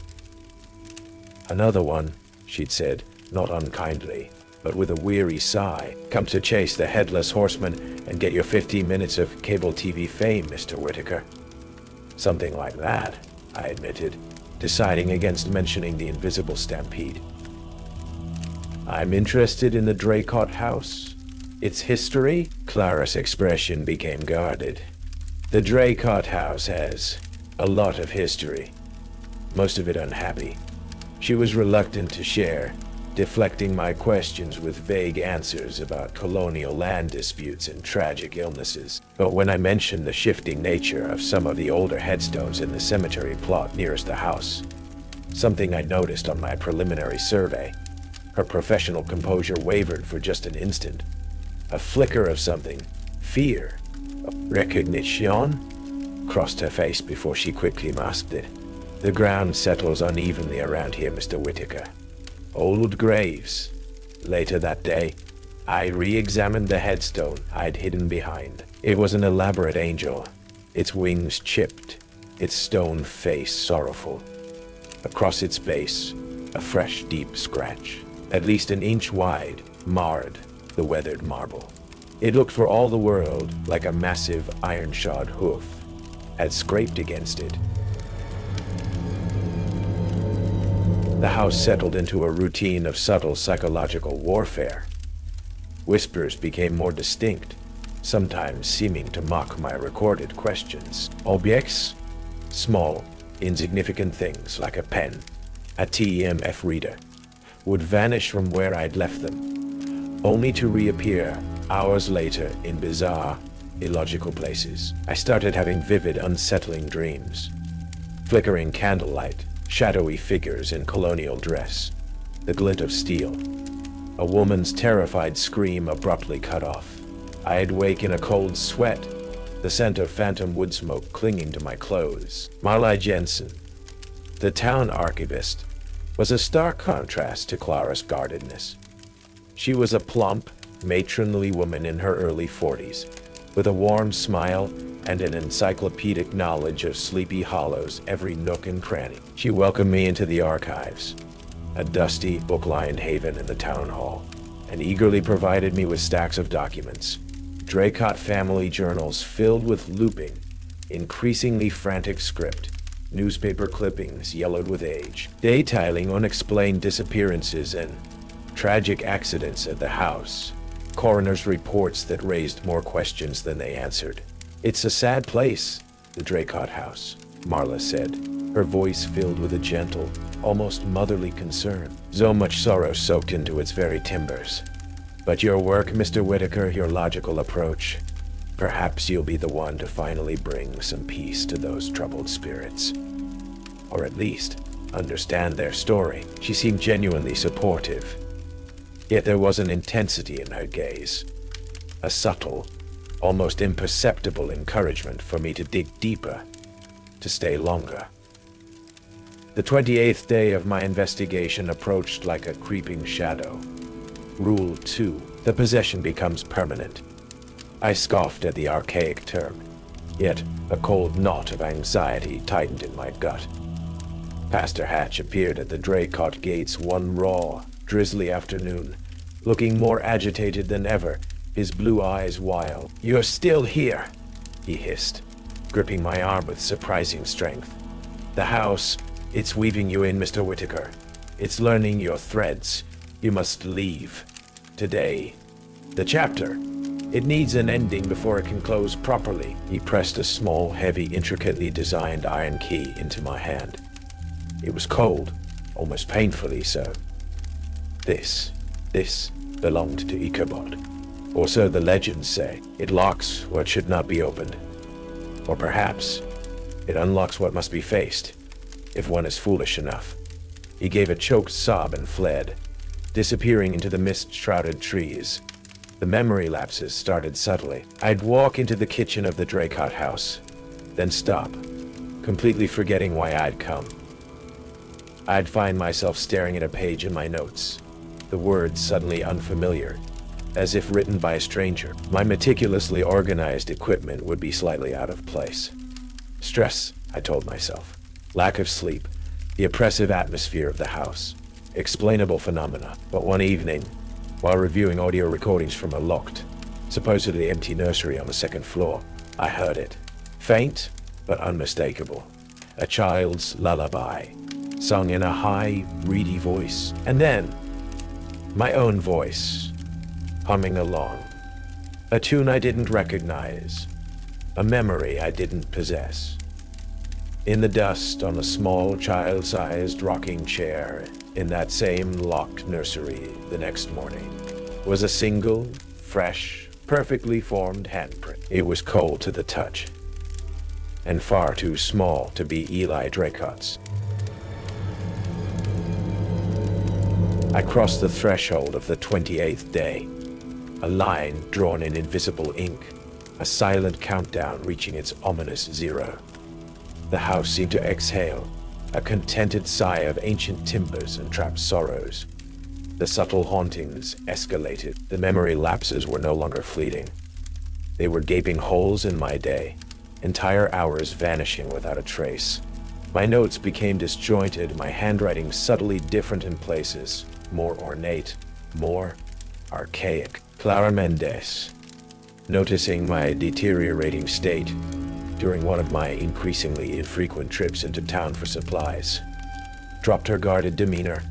Her worry was palpable. "Daniel," she said, her voice low and urgent, "you look like my great-grandfather did in the last letter he sent before the Dracott house took him." She confessed then about her ancestor, a folklorist who had come to investigate the Dracott legend in the late 1800s, who had stayed too long, whose final, frantic letters spoke of lost time, of a growing darkness within him, of an axe that sang to him in his sleep. Eli Dracott became a more persistent, if silent, fixture. I'd find him in hallways, watching me with those dark, unreadable eyes. Once he left a single, perfectly preserved, but dead white rose on my pillow. Another time, I found a small, antique child's wooden top placed meticulously in the center of my cluttered research table.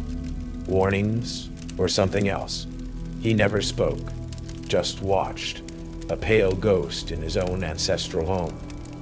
Then came the night. I woke with a gasp, my heart hammering against my ribs like a trapped bird.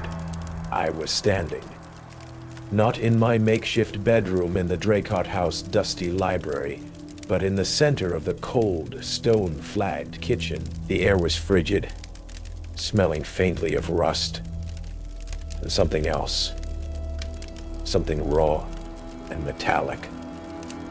Disoriented, I fumbled for the flashlight I always kept clipped to my belt. It wasn't there. My hands. Something was in my hands. Heavy. Familiar. I looked down. The axe. Not just the head I'd found in the woodshed, but a complete axe. Its newly hafted wooden handle smooth and worn, fitting my grip with an almost custom-made perfection. My fingers were clamped around it so tightly my knuckles were white. And my hands, they were sticky. A wave of nausea and primal terror washed over me.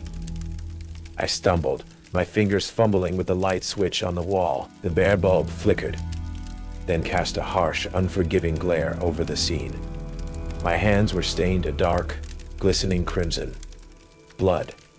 Fresh blood. Splatters of it arced across the front of my shirt, across the worn stone floor. Rule 3. When you wake up holding an axe in the middle of the night, with no memory of how it got there. I had no memory of picking up the axe. No memory of leaving my room.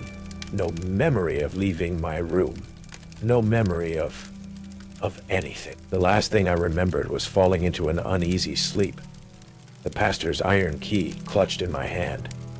My gaze flicked to a darkened corner of the kitchen, towards a shadowed shape slumped against the wall. Before I could process, before I could scream, I caught my reflection in the grimy pane of the kitchen window.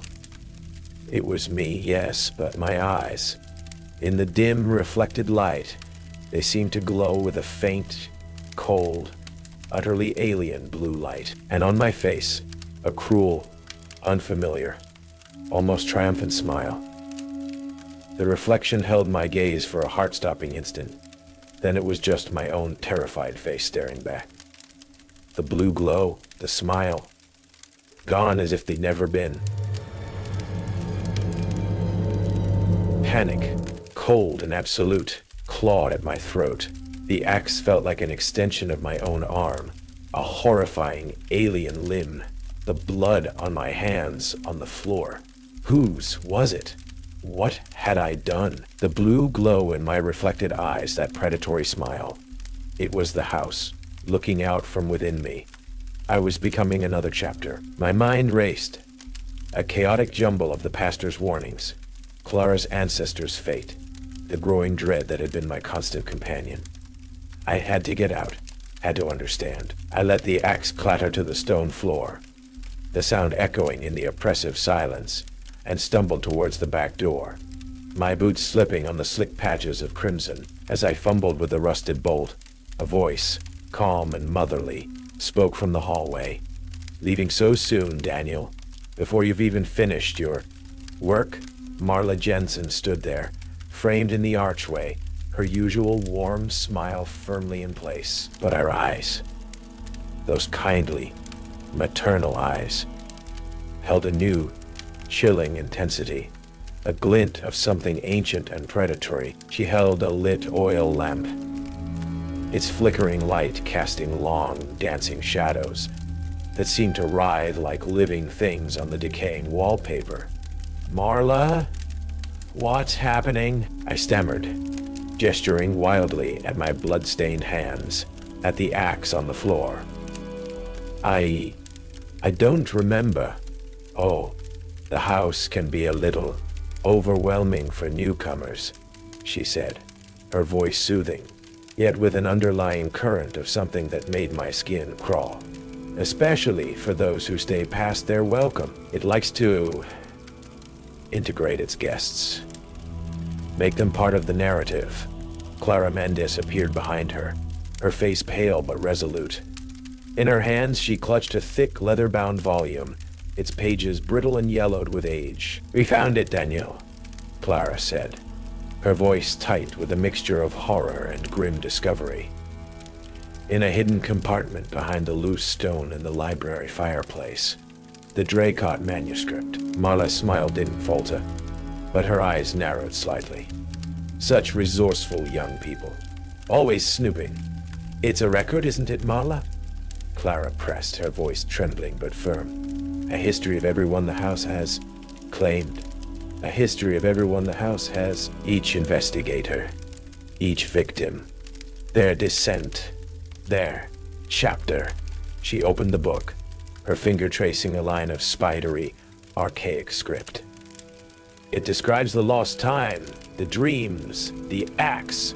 It even mentions Dr. Alistair Finch. The last entry for him ends with a bloody handprint and the words, 'The wood knows my hand now. The steel sings my name.'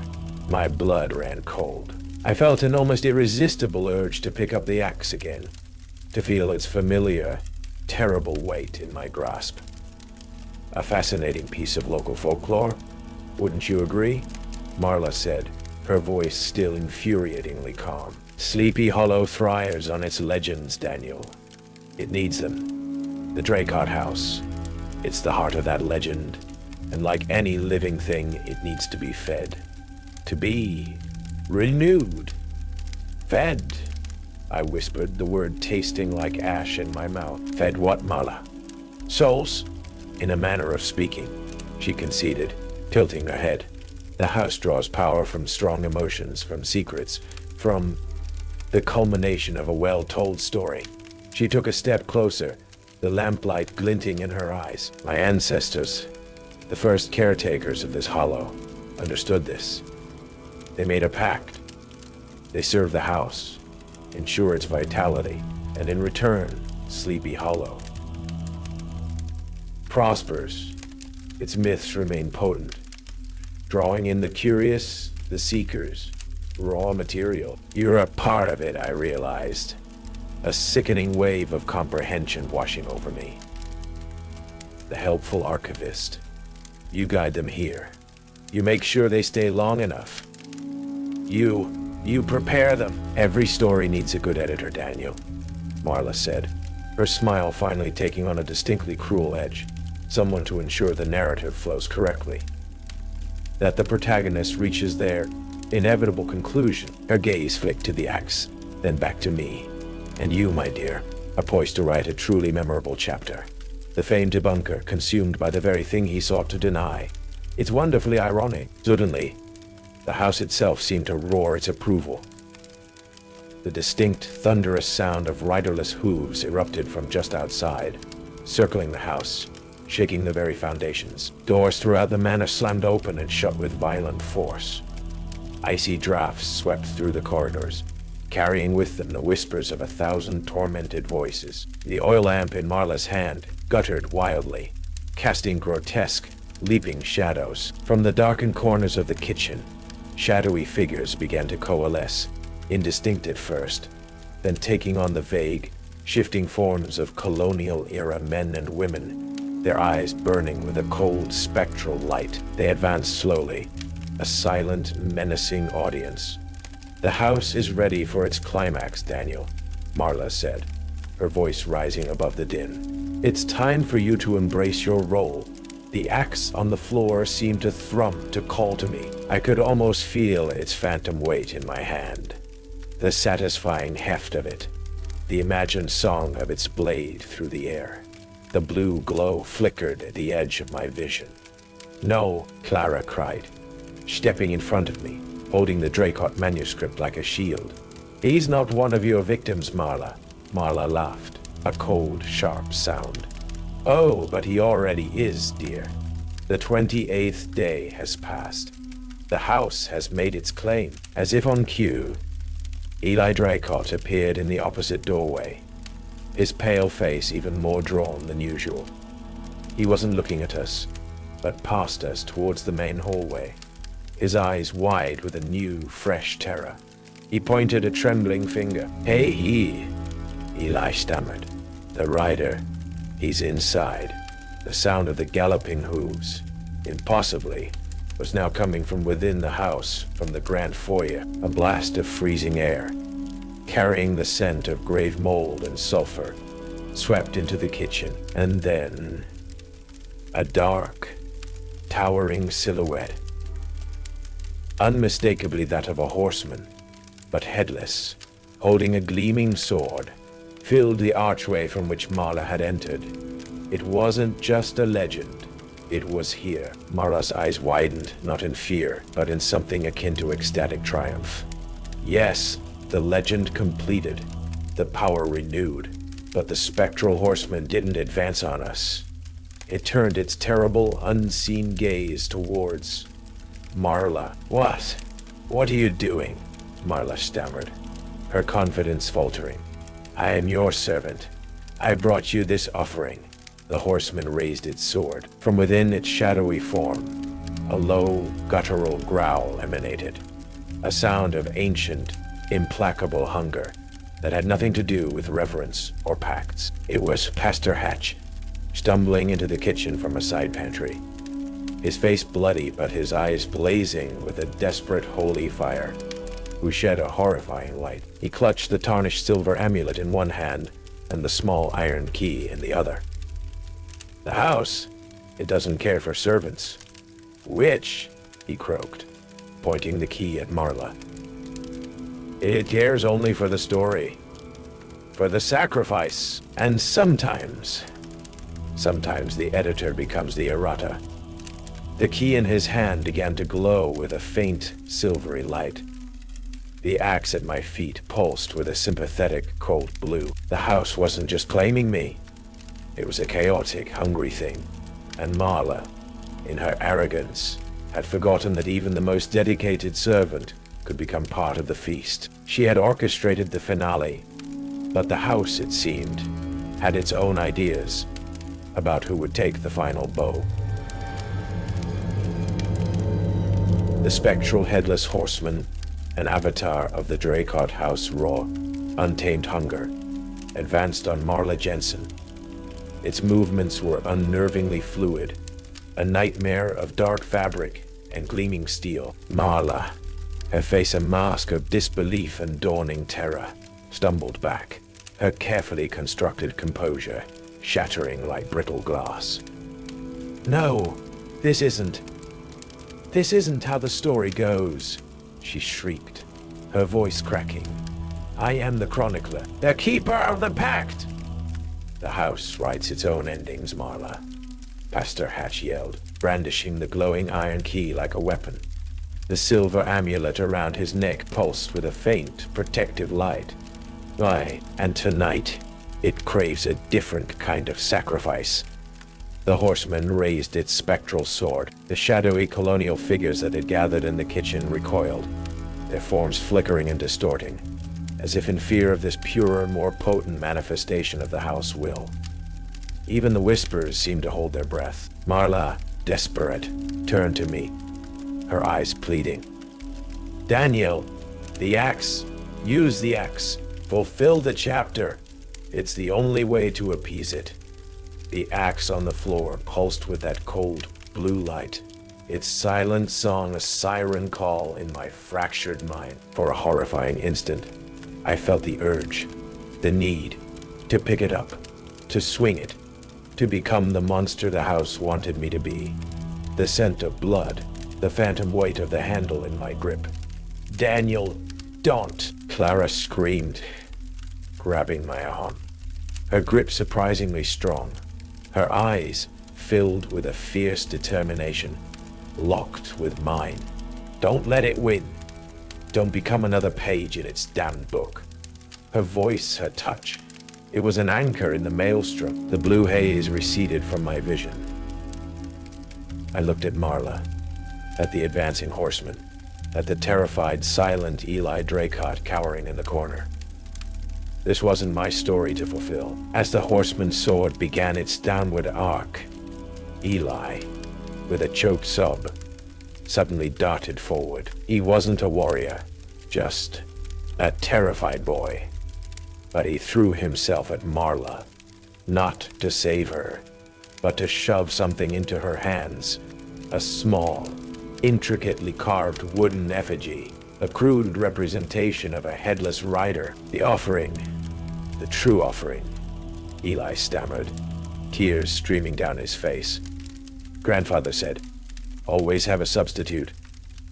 If the house turns. Marla stared at the effigy, then at the descending sword. In that split second, the horseman's unseen gaze seemed to shift, to focus on the wooden figure in her grasp. The sword paused, inches from her throat.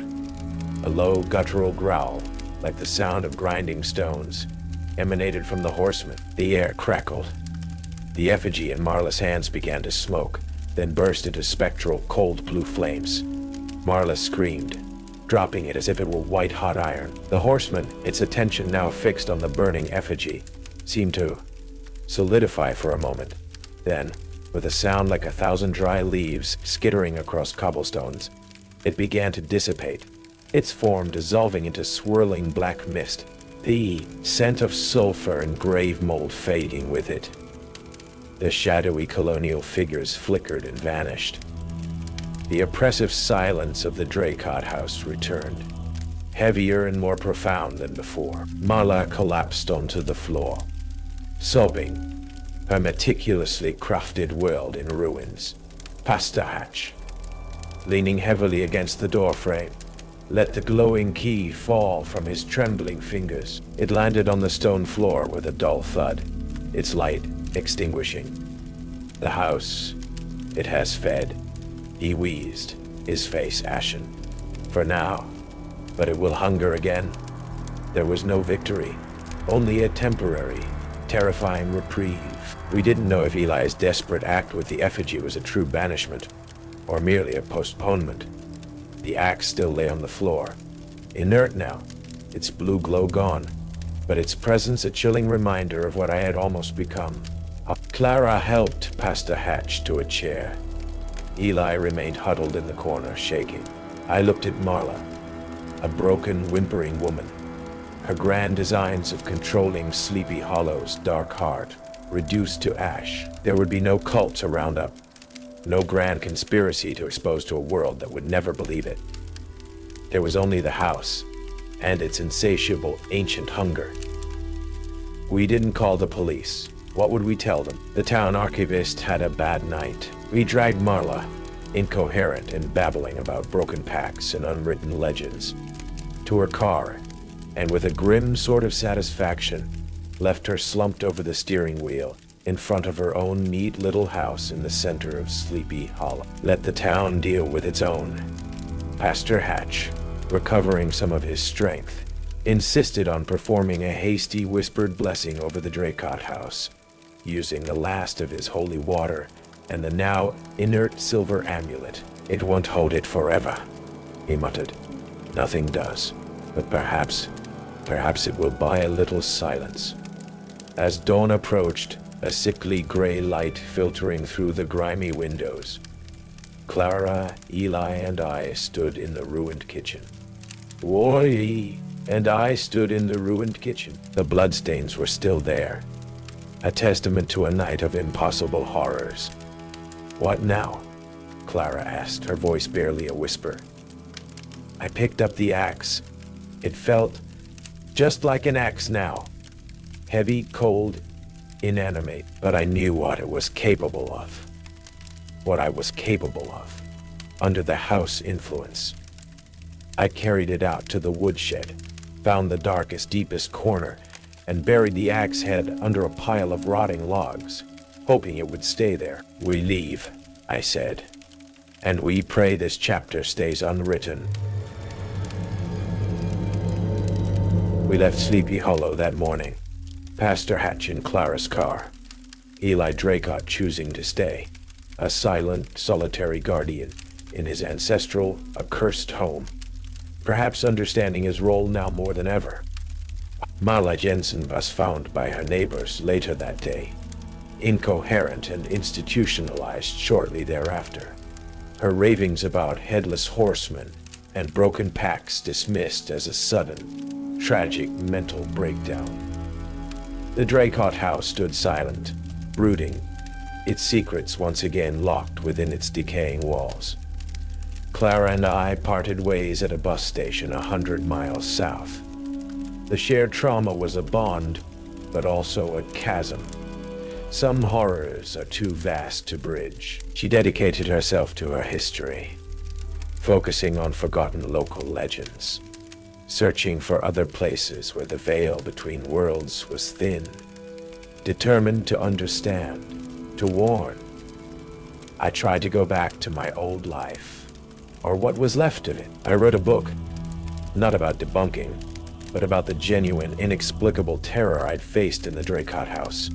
It was published by a small, obscure press, categorized as speculative fiction. Critics called it a vivid, if unsettling, portrayal of psychological collapse. No one believed it was real. Perhaps that was for the best. But Sleepy Hollow and the Draycott house never truly left me. I'd wake in the dead of night, the phantom sensation of an axe handle in my grip, my palms sweating. On quiet, windy nights, I'd sometimes hear, very faintly, the distant thunder of riderless hooves. The 28-day rule became an obsession. I found myself meticulously counting days in any new place I stayed, a low-grade anxiety thrumming beneath the surface. One evening years later, I was in a dusty antique shop in a forgotten corner of New England. My eyes fell upon a small tarnished silver disc on a leather thong, identical to the one Pastor Hatch had given me. Next to it, on a faded velvet cloth, lay a heavy, intricately designed iron key. My blood ran cold. The shopkeeper, a wizened old man with eyes that seemed to see too much, smiled. "Ah, a connoisseur of unique history, are we? These came from an old estate auction up near the Hudson Valley. Sleepy Hollow, I believe. They say they belong to a rather unfortunate schoolmaster. Always looking over his shoulder, poor fellow. I bought them, of course. I didn't know why. Perhaps as a reminder. Perhaps as a ward. That night, I woke up, standing in the middle of my dark apartment. I wasn't holding an axe, but clutched in my hand, so tightly my knuckles were white, was the cold, heavy iron key, and from the street outside my window, clear as a funeral bell in the quiet night, came the unmistakable sound of a single horse, galloping hard, approaching fast. There was no rider. The house always needs a story, and some chapters I realized with a chilling certainty, never truly end. They just wait for a new hand to turn the page, a new victim to pick up the pen, or the axe, and the whispers of Sleepy Hollow, I knew then, would echo in my soul for whatever remained of my own, perhaps already written, lifeline. I still hear the phantom squawk of a parrot, its voice a perfect mimicry of old Mrs. Henderson, asking if her Harold had remembered to lock the back gate. A conversation she'd had a week before she passed. A conversation no living soul in Briar Hollow Pet Care should have overheard. I took the overnight shift because the rent was due, and my art degree wasn't exactly paying the bills. The shop itself, a crumbling Victorian monstrosity leaning like a drunken sailor against an even older cemetery, in the fog-choked outskirts of Blackwood, New York, looked like something coughed up by a Gothic novel. They specialized in everything from grooming and exotic pet sales to the grimmer, quieter business of pet cremation. It was only after I'd accepted the job that Aaron Wexley, the manager with a smile as bright and brittle as new ice, pointed to the laminated rules taped behind the counter. Rule 3. About not looking too closely at tomorrow's entries in the deceased pets database on the ancient, stubbornly a-flying computer. Particularly stuck with me. There was the last guy, a quiet kid named Sam, who'd apparently ignored the rule about what to do when the fish in the big display tank started spelling out names. They found him face down in the ornamental koi pond out back, his eyes wide and staring, his mouth full of algae, as if he'd been trying to deliver a message no one could decipher. My first night at Briar Hollow was a symphony of unsettling Ashnai.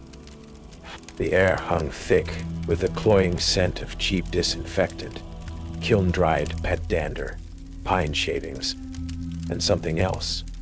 A faint, cold, loamy smell, like disturbed earth and lilies, just past their prime. The silence was a living thing, broken only by the rustle of unseen creatures in their cages, the gurgle and hum of aquarium filters, and the occasional mournful creak of the ancient building settling around me. Erin Wexley had been all Polish and professional kindness during my brief orientation.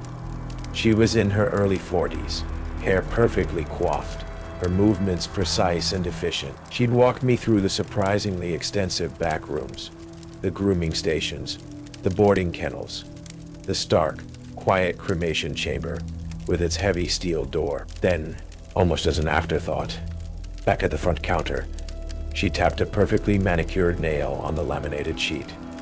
Always check the bird cages twice before leaving. Sometimes the ghost parrots repeat conversations from deceased owners. If the fish in the aquarium start swimming in perfect formation spelling out words, close the store immediately. When you realize the deceased pets section in your client database keeps adding new entries by itself with tomorrow's dates, you've become death's appointment scheduler for beloved companions. Just a few little Briar Hollow quirks, Jamie, she'd said, her smile unwavering. Every old place has its traditions. You'll get the hang of it. Her reassurance felt as thin as the peeling paint on the shop's facade. My duties were simple. Clean cages, restock shelves, keep an eye on the boarded animals, and handle any late-night emergencies or cremains pickups. The first few hours passed in a blur of mundane tasks. Then, around 2 a.m., as I was sweeping the aviary section, a hoarse whisper came from a large, covered cage in the corner. "Harold? Is that you, dear? Did you bring the biscuits?" The voice was reedy, unmistakably elderly, and male. I froze. The tag on the cage read, "Sunshine, African Gray, deceased owner, Martha Pringle." Martha Pringle had been a woman. Harold, I'd later find out from a faded newspaper clipping in the staff room, was her husband, who'd passed 5 years before her. Later, as I was making my final rounds, I noticed the old computer in the small, cluttered back office. It was a relic, beige and blocky, its screen dark. Aaron had said it was just for outdated inventory records. No internet connection, rarely used. As I passed, the screen flickered on, Unbidden, a swirling kaleidoscope of what looked like multicolored paw prints danced across the monitor for a few seconds.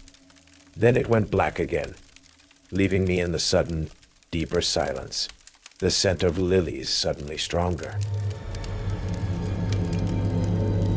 The rhythm of the night shift at Briar Hollow began to seep into my bones, a slow, creeping chill that had little to do with the shop's ancient, rattling heating system. After the customers and day staff left, the place transformed. The shadows in the aisles seemed to stretch and deepen, and the soft rustlings and chirps of the animals took on an almost conversational quality, as if they were sharing secrets just beyond my human understanding. Rule 1 became a nightly ritual, a source of both fascination and dread. Before locking up, I'd meticulously check each birdcage, not just once, but twice. It was during one of these checks, in my first week, that Sunshine, Mrs. Prinkle's African gray, truly unnerved me. The cage was covered, the bird usually silent after lights out. As I did my second pass, it began to speak, not in its usual squawks, but in a perfect frail imitation of Martha Pringle's voice. "Harold, you left the back gate open again, you silly old coot," the parrot declared, its tone affectionate but scolding. "The wind's going to rattle it all night." A pause, then, in a higher, more anxious pitch, "He's at the gate. Martha! Harold's at the gate." Oh dear, he looks so pale. The bird then let out a series of frantic, panicked squawks before falling completely silent, refusing to utter another sound despite my coaxing. I felt a cold knot tighten in my stomach. The back gate of the Pringle property, according to the brief death notice I'd found, had indeed been found swinging open the morning Martha was discovered. Miguel Mix Alvarez, a part-time vet tech student who covered occasional late-night animal emergencies and helped with the more sensitive boarders, the ones who apparently didn't like strangers, became a reluctant sounding board. Mix was a whirlwind of nervous energy, sarcasm, and surprisingly deep knowledge about local law. "This place, man," he said one night, helping me wrestle a surprisingly strong and very agitated Great Dane into a kennel. "It's got more stories than a Stephen King box set. And trust me, most of AIM ain't got happy endings." He glanced nervously towards the older sections of the shop, towards the back rooms where the cremation services were handled. Some animals, they don't like to leave. And some owners, they don't like to let him go. One morning, just as the sun was beginning to dilute the oppressive darkness, I was mopping the main aisle. The shop was silent, the animals finally settled. As I passed the display of elaborate pet urns and memorial plaques, I saw it. A single, small, perfectly formed wet paw print on the freshly mopped, still damp linoleum. It was leading away from the urns, as if something tiny and four-legged had just taken a stroll. There were no animals loose. I checked. The print was already starting to evaporate, leaving behind only a faint, cold spot on the floor. The unease in Briar Hollow was a living entity, growing with each passing night. The lights in the aquarium section began to flicker with an unnerving regularity, sometimes casting a sickly green glow over the silent, watching fish. I started hearing faint scratching sounds from within the walls, tiny, insistent claws that seemed to be trying to get in or out. Rule 2 manifested itself on a rainy Tuesday night. I was methodically topping up the automatic fish feeders when the angelfish in the large 50-gallon display tank, a dozen of them, usually darting and weaving in a silver, uncoordinated ballet, suddenly stopped. They froze mid-water. Then, with a chilling, almost military precision, they moved. Their sleek, silver bodies glinted under the flickering fluorescent lights as they formed a single, unmistakable word against the dark green backdrop of waving plastic plants. Soon, my breath hitched. The word hung there for a long, terrible moment. Then, as if a silent command had been given, the fish scattered, resuming their normal, chaotic swimming. My heart was hammering against my ribs. If the fish in the aquarium start swimming in perfect formation, spelling out words, close the store immediately. Before I could even process the absurdity, the sheer impossibility of it, the main shop phone, an ancient rotary model that usually only rang with telemarketers, shrieked to life. I snatched it up. Briar Hollow Pet Care, Jamie speaking. Oh, thank God. A woman's voice sobbed on the other end. It's Mittens, my cat. She was fine this morning. And now, she's not breathing. Mittens. Soon, I mumbled something about a sudden plumbing emergency, a burst pipe, water everywhere, and told the distraught woman I had to close the store immediately, but would leave emergency vet numbers on the answering machine. I locked the doors, my hands shaking. The image of those silver, prophetic fish burned into my retinas. Tess Bernard came into the shop the following afternoon, her eyes red-rimmed and swollen. She was a quiet woman in her early 30s, her face etched with a profound, raw grief. She was there to pick up the ashes of her dog, Buster, a golden retriever who had died suddenly a few days prior. It was so quick, she whispered, her voice barely audible. He was fine. Then he just laid down.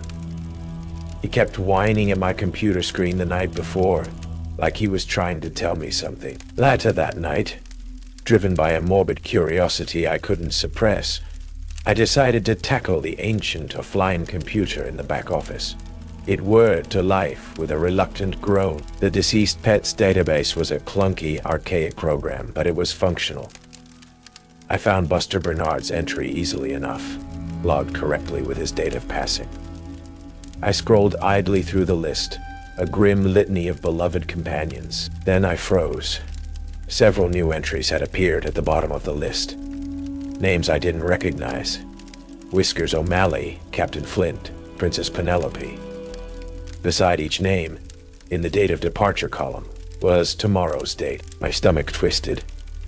A glitch. It had to be a glitch. A system error in a machine older than I was. But as I stared at the screen, the faint cold scent of lilies and damp earth seemed to intensify around me. One of the ghost parrots in the aviary, a normally quiet macaw named Patches, suddenly let out a perfect imitation of a dog's joyful, boisterous bark. It yipped twice, then abruptly switched to a terrified, high-pitched whimpering cry, a sound that made the hairs on my arms stand on end. It was followed, a moment later, by a soft, cold, sibilant whisper that seemed to emanate from the computer's speakers, even though they were unplugged. Hush now, little one. It's time to collect. The glitch in the deceased pet's database was no glitch. Over the next few days, I found myself grimly, compulsively checking the local online pet obituaries, scanning the community forums, listening with a new, horrified attention whenever Miggs recounted a particularly sad late-night emergency call. Whiskers O'Malley, a ginger tabby from Elm Street. Captain Flint, an ancient, one-eyed iguana from Miller's End. Princess Penelope, a fluffy white Pomeranian from Chestnut Avenue, each one departing on the exact date predicted by that infernal offline computer. Rule 3 wasn't a guideline. It was a horrifying pre-written obituary column. I was, it seemed, death's unwilling appointment scheduler. Erin Bexley's placid calm began to feel less like professional composure and more like a carefully constructed mask, her knowledge of which pets were ailing or nearing their time was uncanny, delivered with a gentle, sympathetic sigh that now sounded chillingly like a preemptive eulogy. She'd subtly guide grieving owners towards the most expensive cremation urns, the most elaborate memorial plaques, her eyes holding a faint, unreadable gleam. Her private phone calls, taken in hushed tones in the back office, became more frequent. The presence of something else in the shop, something unseen but deeply felt, grew stronger. The lights in the aquarium section would not just flicker now, but sometimes dim entirely when I was near the old computer. then flare back to life with an angry buzz. I'd catch fleeting glimpses of movement reflected in the dark glass of a fish tank. A tall, shadowy figure, wearing what looked like a crude, misshapen mask, its eyes seeming to shift, to mimic the iridescent scales of the tetras, then the multifaceted gaze of a tarantula in its terrarium. The scent of damp earth and formaldehyde, usually confined to the cremation prep room, would sometimes waft through the main shop, even when no departures were scheduled. The collector, as the old whispers in the staff room called it, Tess Bernard returned, looking even more haunted than before. "It's Buster," she said, her voice trembling. "My home computer. It's been showing pictures of him. Just for a second, then they're gone. And last night, I swear, Jamie, I heard his old collar jingle in the hallway." She clutched a sheaf of papers. "I was going through his old vet records from here, from when he was a puppy. There's a note, a preemptive grief counseling session scheduled, dated 2 weeks before he even got sick." Aaron Wexley signed it. My blood ran cold. "Law, preemptive grief counseling." That night, Miggs, his usual sarcasm replaced by a grudging, fearful curiosity, helped me try to delve deeper into the haunted computer. He knew more about old systems than I did. After an hour of navigating cryptic command prompts and hidden directories, he found it. An old archived partition, a secondary log file. It showed the original deceased pet's entries, and then tracked changes, manual edits, slight alterations to dates, subtle changes in pet descriptions, occasionally an owner's address corrected, and some entries. Some animals known in the community for suffering abuse or severe neglect at the hands of their owners. Their date of departure had been moved up. Erin Vexley's admin password was the only one that could access these override functions.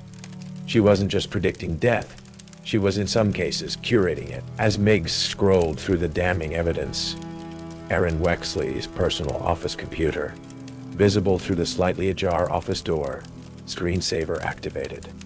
It wasn't the usual flying toasters. For a fleeting instant, before the image was quickly replaced by a serene photo of a field of wildflowers, I saw it. A complex, astrological-looking chart, animal silhouettes, a dog, a cat, a bird, superimposed over what looked like celestial alignments, and in the center of the chart, a single, glowing date, tomorrow's. The air around Erin's closed door suddenly felt 10 degrees colder, charged with a silent, unseen energy. The relative quiet of Briar Hollow shattered. It began subtly with the animals. The boarded dogs whined incessantly, a low, mournful chorus that vibrated through the floorboards. The cats, usually aloof, huddled together in the corners of their kennels, their eyes wide and dilated, fixed on some unseen point in the shadows. But it was the birds that heralded the true shift. One by one, every parrot, cockatoo, and macaw in the aviary began to speak. Not their usual squawks or mimicked phrases, but a cacophony of distinct, overlapping voices.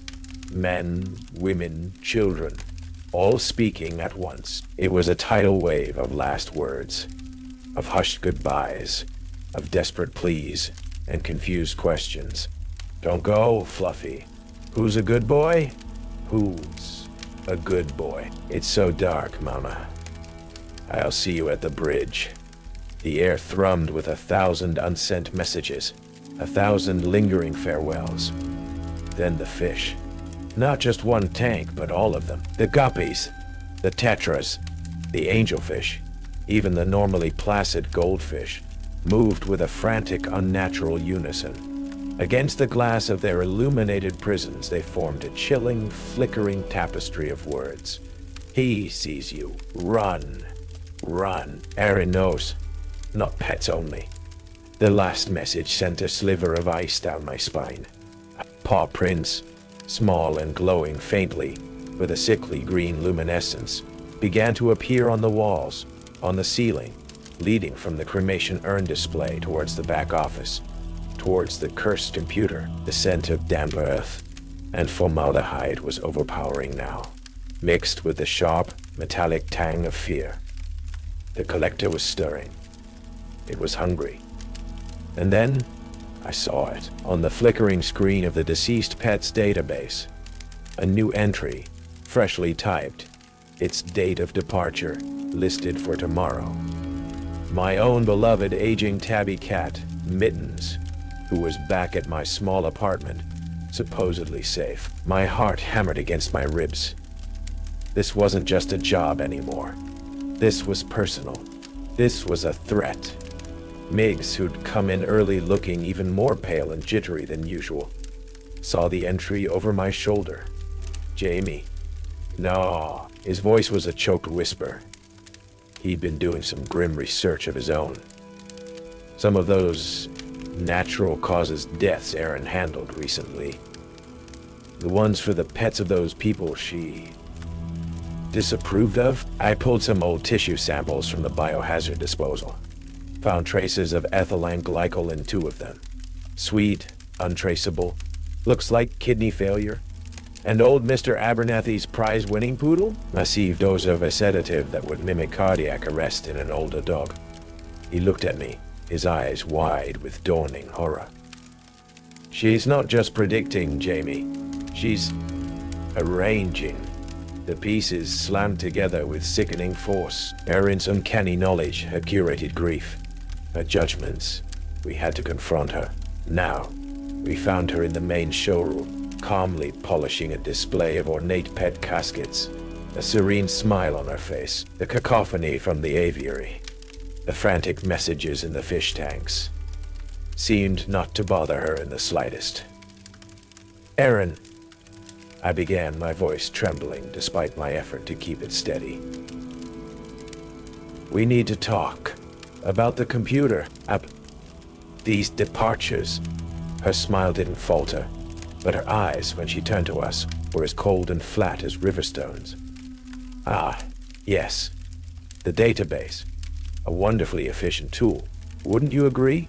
Helps us prepare. Helps the families transition. Prepare them by killing their pets. Miggs blurted out, his usual sarcasm replaced by raw anger. By targeting people you don't like. Erin chuckled, a low, melodious sound that sent shivers down my spine. The adheres, my, such harsh accusations. I merely facilitate this place, Briar Hollow. It stands on sacred ground, a liminal space where the veil between worlds is thin. My ancestors understood this. They made a pact long ago. We are the keepers of the passage. We ensure the smooth transition of beloved companions. Her gaze flickered towards the back office. And in return, the collector rewards our diligence. Rewards you? I said, my voice tight. With what? I said, my voice tight. The ability to play God. To decide who grieves next. I gestured to the computer screen. Visible through the office doorway. My cat's name a damning accusation. Mittens. Why her? Erin's smile finally took on a sharper, more predatory edge. Oh, Jamie. You've become inconvenient.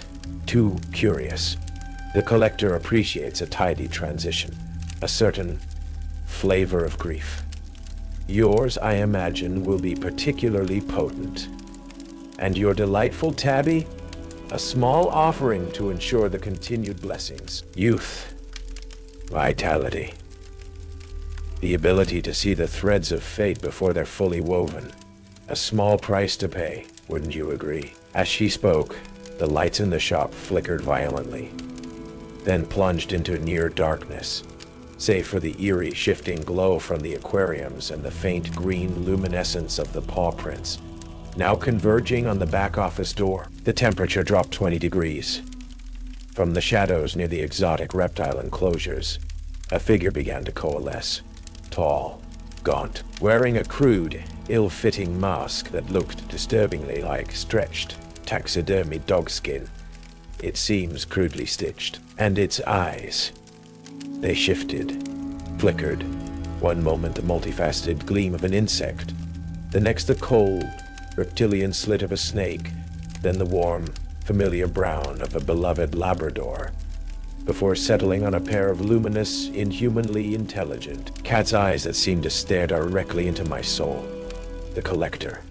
It raised a long, pale hand, its fingers tipped with what looked like sharpened animal claws. A low, guttural, chittering sound emanated from it, a sound that resonated deep in my chest, primal and terrifying.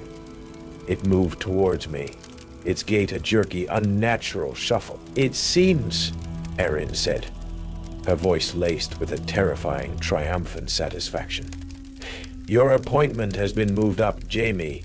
Miggs yelled something, a wordless cry of defiance, and threw a heavy bag of premium dog kibble at the collector. It struck the entity with a dull thud, making it recoil for a split second, its chittering rising in pitch.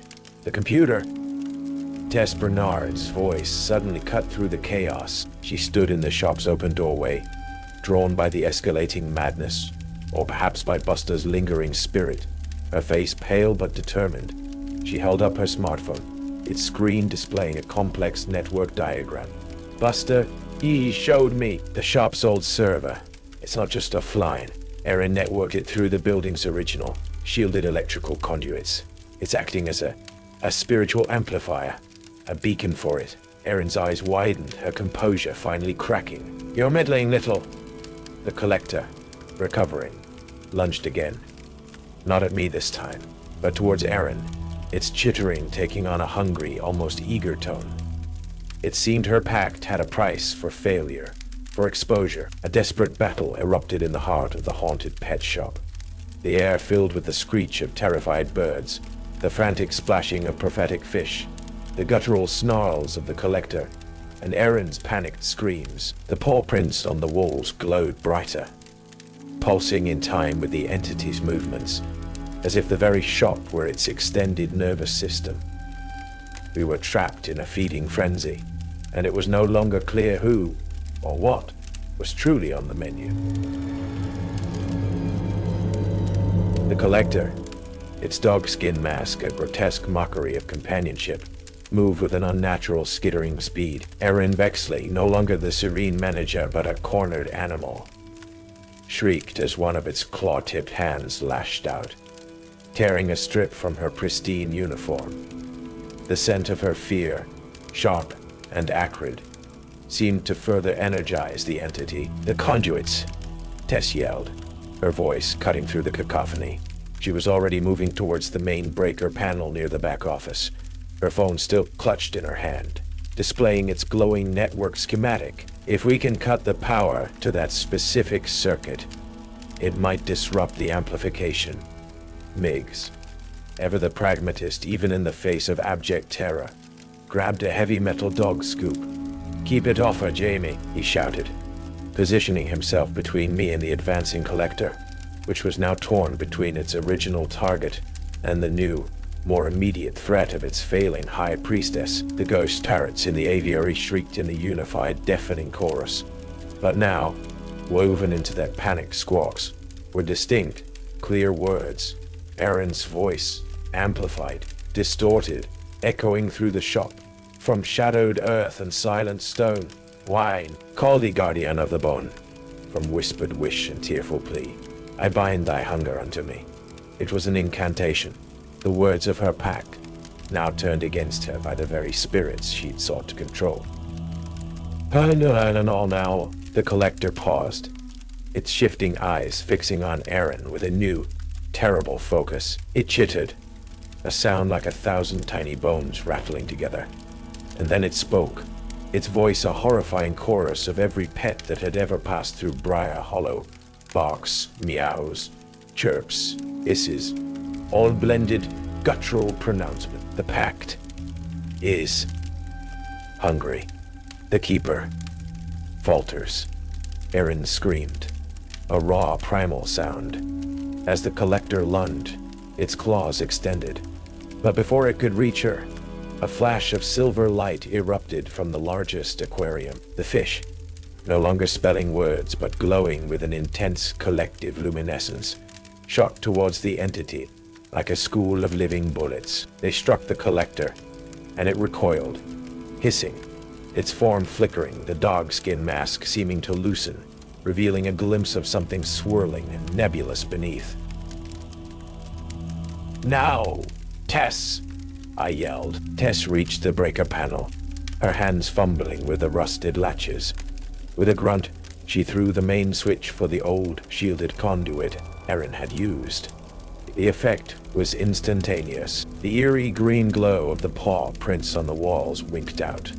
The collector shrieked, a sound that was pure, tearing static, its form convulsing, its shifting eyes losing their focus. The old computer in the back office, which had been humming with an almost palpable energy, sparked violently and went dark with a final mournful sizzle.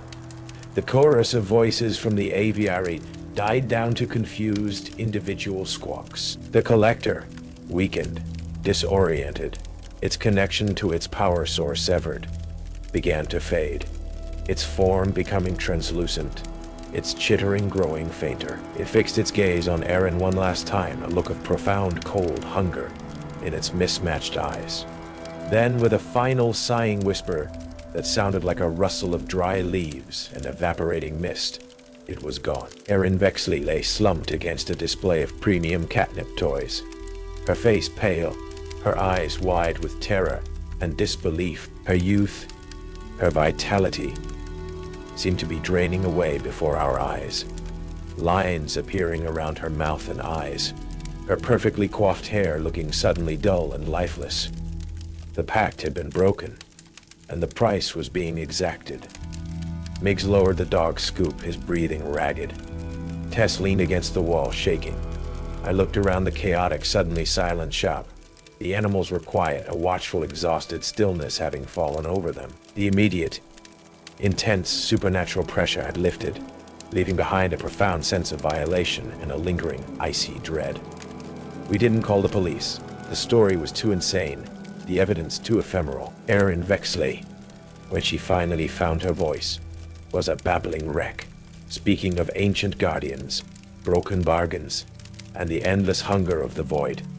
We helped her to her car, a woman who had aged 20 years in 20 minutes. She drove away without a backward glance, disappearing into the pre-dawn fog, a ghost of her former self.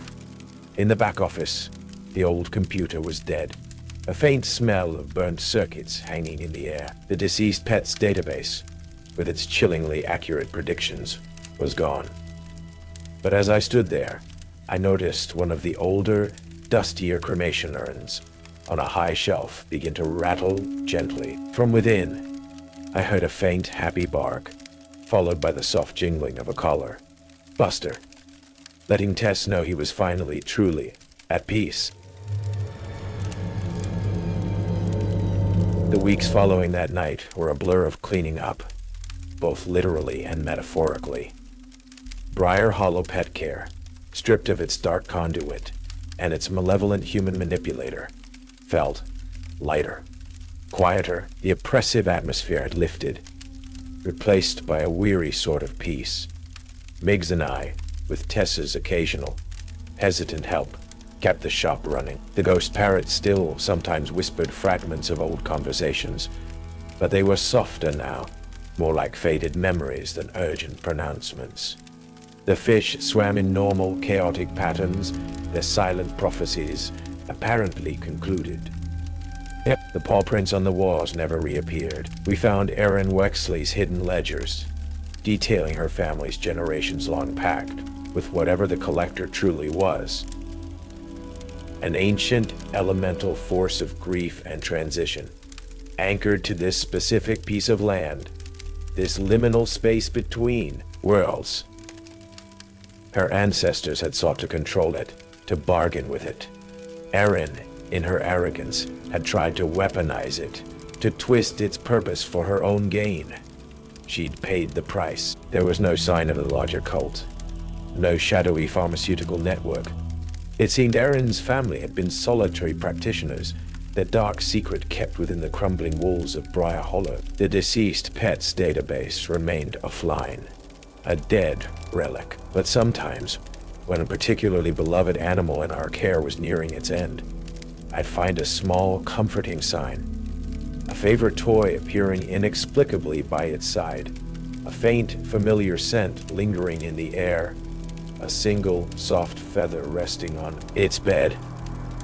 The shop, it seemed, was still a way station, but a gentler one now. Its role shifted from a place of harvested grief to one of peaceful passage. Tess became a regular volunteer. Her quiet presence was a comfort to the animals, and to us. She said Buster still visited her in dreams sometimes, no longer whining at computer screens, but running free in a sunlit field, waiting patiently. Mix, his sarcasm softened by a newfound respect for the unseen, delved deeper into his veterinary studies, occasionally bringing in arcane texts on animal spirits and ancient healing rituals had found in dusty university archives. "You know," he said one evening, looking around the quiet shop, "for a haunted pet emporium run by a couple of traumatized night shifters, we're not doing too bad." I had to agree. The fear hadn't entirely vanished. I still checked the bird cages twice.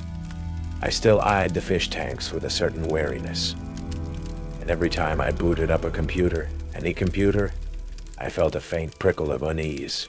But it was different now. The dread was tempered with a sense of responsibility, of stewardship. One morning as the sun rose, painting the old cemetery next door in hues of gold and rose, a new customer came in. An elderly woman clutching a small, fluffy white kitten. "I just adopted him," she said, her eyes shining. "He needs his first checkup. And a name." I was thinking, Lucky. I looked at the kitten, purring in her arms, its eyes bright with new life. Lucky. It seemed appropriate. Briar Hollow was still a place where the veil was thin. The quiet rustling in the cages, the soft sigh of the wind through the ancient eaves, the faint scent of lilies, and old memories. They were all still there, but now they felt less like a threat and more like a gentle reminder that love and loyalty and the bond between a soul and its beloved companion could sometimes echo far beyond the sting of the last goodbye. And we were there, Miggs and I, the new, unwitting, but dedicated keepers of their vigil. They say some traumas never leave you. Mine rides the rails every night, a phantom clatter in the quiet of my apartment, a constant reminder of the sister I lost to a train, to a journey from which she never returned, to a journey from which she never returned. I took a job, or rather, an assignment, to document the Eben line, a ghost train still rumored to run its forgotten route from Boston to Chicago, armed with little more than my camera, a skeptical mind, and a crumpled note bearing 3 cryptic rules for survival that I wouldn't receive until the point of no return. The station itself, Boston South Station by name but a forgotten carbuncle of the past by nature, was a relic smelling of damp stone, ozone, and something metallic like old blood. The departure board flickering erratically, displaying destinations that hadn't existed for decades, their faded gold lettering mocking my journalistic curiosity. It was only later I learned about the last journalist who boarded this train, the one who thought the rule about the smoking car was just a charming old legend, and whose notebook, filled with increasingly frantic scrawls, was found months later near me, a stretch of abandoned track in rural Ohio. My name is Vincent Calder, photojournalist, collector of lost highways and forgotten byways, and perhaps a chaser of ghosts, though I'd never admit it. My sister, Hilara, vanished 10 years ago. One overnight train, a mundane trip, and then nothing. No trace, just an empty seat and a travel bag left behind. It's a cold, hollow ache that drives me, A quiet obsession beneath the professional veneer. Platform 9 was a joke I might have made, if the grim, echoing emptiness of this forgotten wing of South Station hadn't already leached all humor from the air. The track listed under Avon Line was dark, the buffers at its end seemingly swallowed by an oppressive shadow. Then, with a sound like a dying giant's sigh, a hiss of steam and the mournful groan of ancient metal, the train materialized more than arrived. It was old, undeniably so, carriages of a deep, lusterless black, their windows opaque with grime and decades of neglect, reflecting the station's few flickering lights like cataract-clouded eyes. It didn't glide, it lurched into place, the air around it chilling perceptibly. A woman in a severely cut, dark uniform, the fabric oddly stiff, stood by the nearest carriage door. Clara Reese, her name tag read. Her face was pale, her expression unreadable, a mask of professional indifference that didn't quite reach her dark, troubled eyes. She took my pre-booked e-ticket confirmation from my phone with a gloved hand, barely glancing at it, then handed me a stiff cardstock ticket and a small folded piece of cheap paper. Compartment 7. Car B, she said, her voice low, almost a whisper, avoiding my gaze. The rules are for your benefit, Mr. Calder. Adherence is advised. And before I could ask what rules, she turned to the next Wraithlight passenger, materializing from the station's gloom. The rules. I unfolded the paper. 3 stark, typewritten lines. 1. If you hear children laughing in the dining car after midnight, do not investigate the sound. 2. Do not look out the windows during tunnel passages. You might see things running alongside the train that shouldn't exist. 3. Do not play cards with passengers in the smoking car. They've been playing the same game since 1923, and the stakes keep getting higher. A chill, unrelated to the station's den, traced its way down my spine. This was elaborate, even for a ghost train gimmick. Car B was dimly lit, the fixtures antique brass, the patterned carpet worn thin, almost threadbare in places. A lingering scent hung in the air. Stale cigar smoke, a faint, cloying floral sweetness, like decaying funeral wreaths. And underneath it all, the sharp tang of rust. My compartment, number 7, was small, claustrophobic, with a narrow bunk and a single, grimy window. As I stowed my bag, I saw an elderly woman, Mrs. Bellamy, seated in a small alcove down the corridor, her needles clicking softly as she knitted with a yarn the color of ash. She glanced up, her eyes like faded denim, and offered a thin smile. Welcome aboard the Ebon Line, young man. She always takes her passengers where they need to go. Eventually, her words, meant to be benign, perhaps, landed with an unsettling weight. Just as I was settling in, a man appeared at my open compartment door. He was perhaps in his early 40s, dressed in well-kept, slightly old-fashioned clothes, with an engaging smile and intelligent eyes. Henry Graves, he introduced himself, offering a hand. Fellow traveler, and something of a railway historian. This old line is a particular fascination of mine. His charm was immediate, disarming. Quite the relic, isn't she? Full of quirks. The train gave a sudden, violent lurch, a metallic scream, and then began to move. Slowly at first, then gathering a ponderous rhythmic momentum. The station lights slid away. A station light slid away as we entered the first short, Stygian tunnel, a sudden blackness plunging us into a momentary sensory void. I glanced at the window. For a horrifying, disorienting instant, I saw a face, pale, elongated, its features indistinct, pressed against the glass, keeping perfect pace with the train, its eyes like burning cinders fixed on mine. Then, just as quickly, We were out of the tunnel, the face gone, leaving only my own startled reflection. A trick of the light. Exhaustion. It had to be, but the image, seared onto my retinas, was the first crack in my carefully constructed skepticism. The rhythm of the train was a hypnotic, unsettling lullaby. Clack, clack, groan, clack, clack, hiss. Sleep was elusive. The silence between the metallic sounds was too deep, too expectant. Each creak of the carriage seemed to carry a whisper I couldn't quite decipher. I tried to work, to review my notes, but the words on the small, folded paper kept superimposing themselves over my thoughts. The rules. So specific. So illogical. Midnight approached. The hands on my watch, an old analog I favored for its reliability, seemed to crawl. Then, precisely as the minute hand clicked onto the 12, I heard it.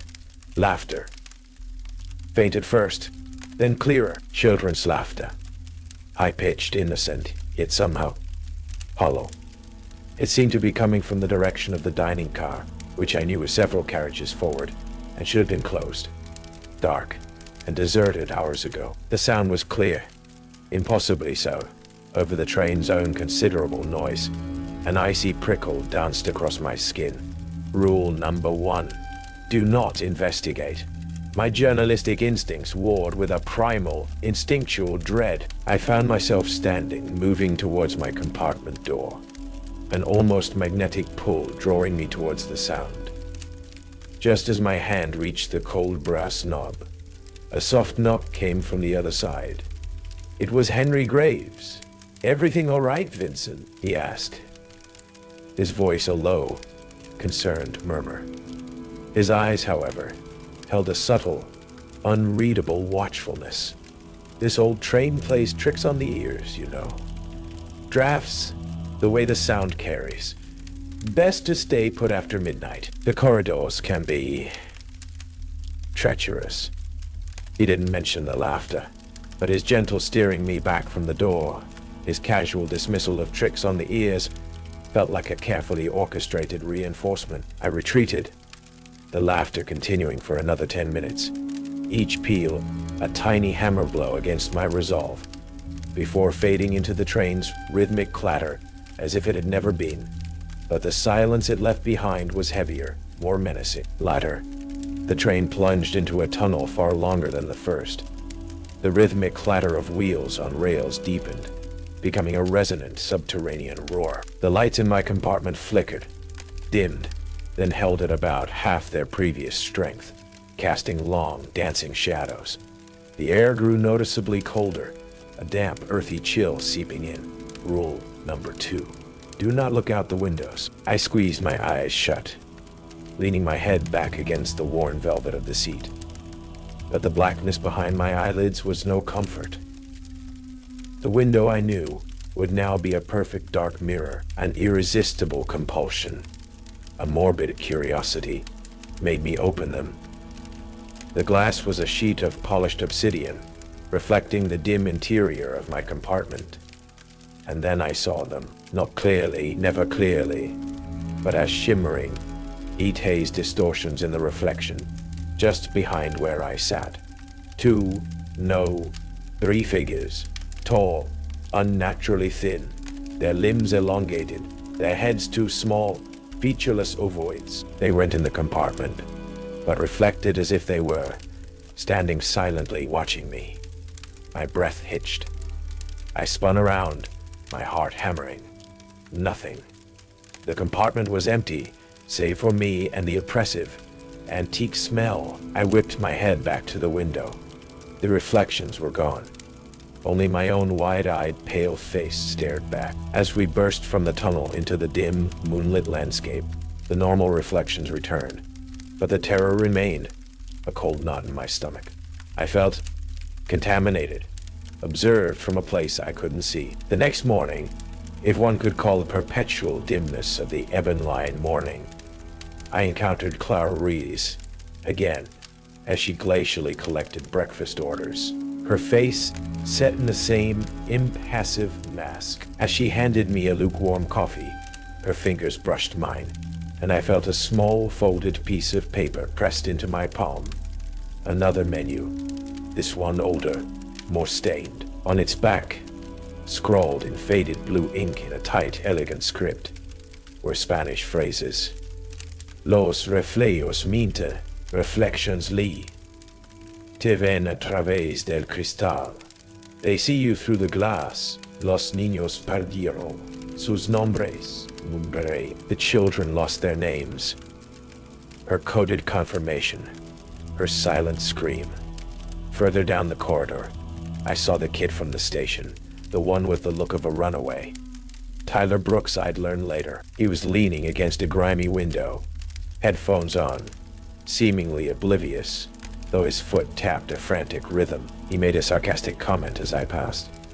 Something about the 5-star service, but his eyes, when they met mine for a fleeting second, held a flicker of something lost, something anciently tired, that no teenager should possess. Later that day, trying to distract myself, I felt something under the cushion of my seat.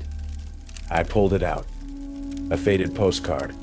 The picture, an idealized, hand-tinted image of a 1930s Chicago skyline. The message, in elegant cursive, read, "Dearest Arthur, the journey is unique. Looking forward to the game tonight. Wish me luck. Yours, Eliza." The postmark was smudged, unreadable, but the date clearly visible, October 23rd, 1931. My unease deepened, taking on a temporal, disorienting quality. This train wasn't just a relic. It felt like a piece of misplaced time. The ebon line rattled on, a metronome beating out a rhythm of slow-burning dread. The postcard from 1931, the disquieting certainty that the laughter, the figures in the glass, were not mere tricks of a tired mind. My journalistic skepticism was eroding, replaced by a gnawing, primal fear. I found myself drawn, again and again, to studying the 3 rules, searching for a logic, a pattern that remained maddeningly elusive. The smoking car. Rule number 3. It was located at the rearmost end of the train, past several increasingly dilapidated and darkened passenger carriages that seemed unoccupied, yet still carried the faint, lingering scent of long-dead occupants. A heavy oak door, its brass handle tarnished, barred the way. A thin, sweetish acrid smoke, not quite tobacco, curled from beneath it, carrying with it a faint, almost inaudible murmur, like hushed bets and the flick of cards. Henry Graves found me contemplating it, my hand hovering near the doorknob. Curiosity is a powerful current. "Isn't it, Vincent?" he said, his voice soft, almost conspiratorial. "But some doors, well, they guard private parties. The occupants of that car are particular. An old tradition, they say. Best leave them to their game." His smile was reassuring, but his eyes held that familiar, disconcerting depth, as if he knew exactly what thoughts were coiling in my mind. Later, the door was ajar, just a crack. I don't know if it was left that way intentionally, a lure, or if the train's violent lurching had dislodged the latch. The pull was irresistible. I peered inside. The car was shrouded in a perpetual twilight, thick with a haze of that strangely sweet smoke. Silhouettes hunched around a large felt-topped table. 4, maybe 5 figures, their features lost in the gloom. The only clear detail was a hand, unnaturally pale, fingers long and graceful, dealing cards with a swift, almost serpentine precision. A gloved hand. The silence from within was more profound than any sound, broken only by the faintest whisper. "Your recollection of her face," one shadowy figure murmured. Then softer still, from another, "The key to your front door." I recoiled as if burned, a cold dread gripping my heart. The stakes, they weren't playing for money. I found Mrs. Bellamy in her usual alcove, her needles clicking a somber rhythm. The gray yarn she used seemed to absorb the dim light. I sat opposite her, needing some anchor, however frail. "Mrs. Bellamy," I began, my voice huskier than I intended. The smoking car. Those passengers. Her needles stilled. She looked at me, her faded eyes filled with an ancient sorrow. "When you hear the children's laughter, dear boy," she said, her voice a dry whisper, "it often means someone else has forgotten the sound of their own. As for the card players, they began their game a long, long time ago. They wager pieces of themselves, you see, hoping to win back what they've already lost to the train." Her gaze drifted to the window, to the blur of the passing landscape. "Some have been playing since before the Great War." The Great War. My skin crawled. Driven by a desperate need for an anchor in this swirling unreality, I sought out Henry again. Perhaps his historian's perspective could offer some rational framework. "Well, this train," I said, trying to keep my voice steady. "It's more than just old, isn't it? There are stories." Henry nodded, his expression thoughtful. "Indeed. The Ebon line has a layered history. Accidents, disappearances, folklore aplenty." He produced, with an almost theatrical flourish, a folder of brittle, yellowed newspaper clippings. Tales of a derailment in the Rockies in 23. A blizzard that trapped a train for weeks in 47. Passengers who simply stepped off and were never seen again. Each story, while unsettling, had a mundane official explanation. Yet, the dates, the recurring themes of vanishing, of temporal anomalies whispered in witness accounts. They formed a disturbing mosaic, from a locked drawer in what appeared to be an old conductor's station, now repurposed as a linen closet. He even unearthed a tattered, water-stained passenger manifest. "This might interest your research," he said, handing it to me. Purported to be from a ghost run in 1931. I took it, my fingers trembling slightly. The paper was fragile, the ink faded. As I scanned a list of names under the dim, flickering emergency light in the corridor, my breath caught. Surnames I recognized. Brooks, Bellamy. Names of people I believed I had just encountered, decades out of time. And then, my own flashlight beam, weak and uncertain, illuminated a name that made my blood run cold. Its confident, looped signature stark against the faded ledger. Henry Graves, Esquire, destination Chicago, ongoing. Henry, standing beside me, coughed discreetly. Remarkable coincidence, isn't it? Names do echo down the years. He quickly pointed to another, less jarring entry on the page.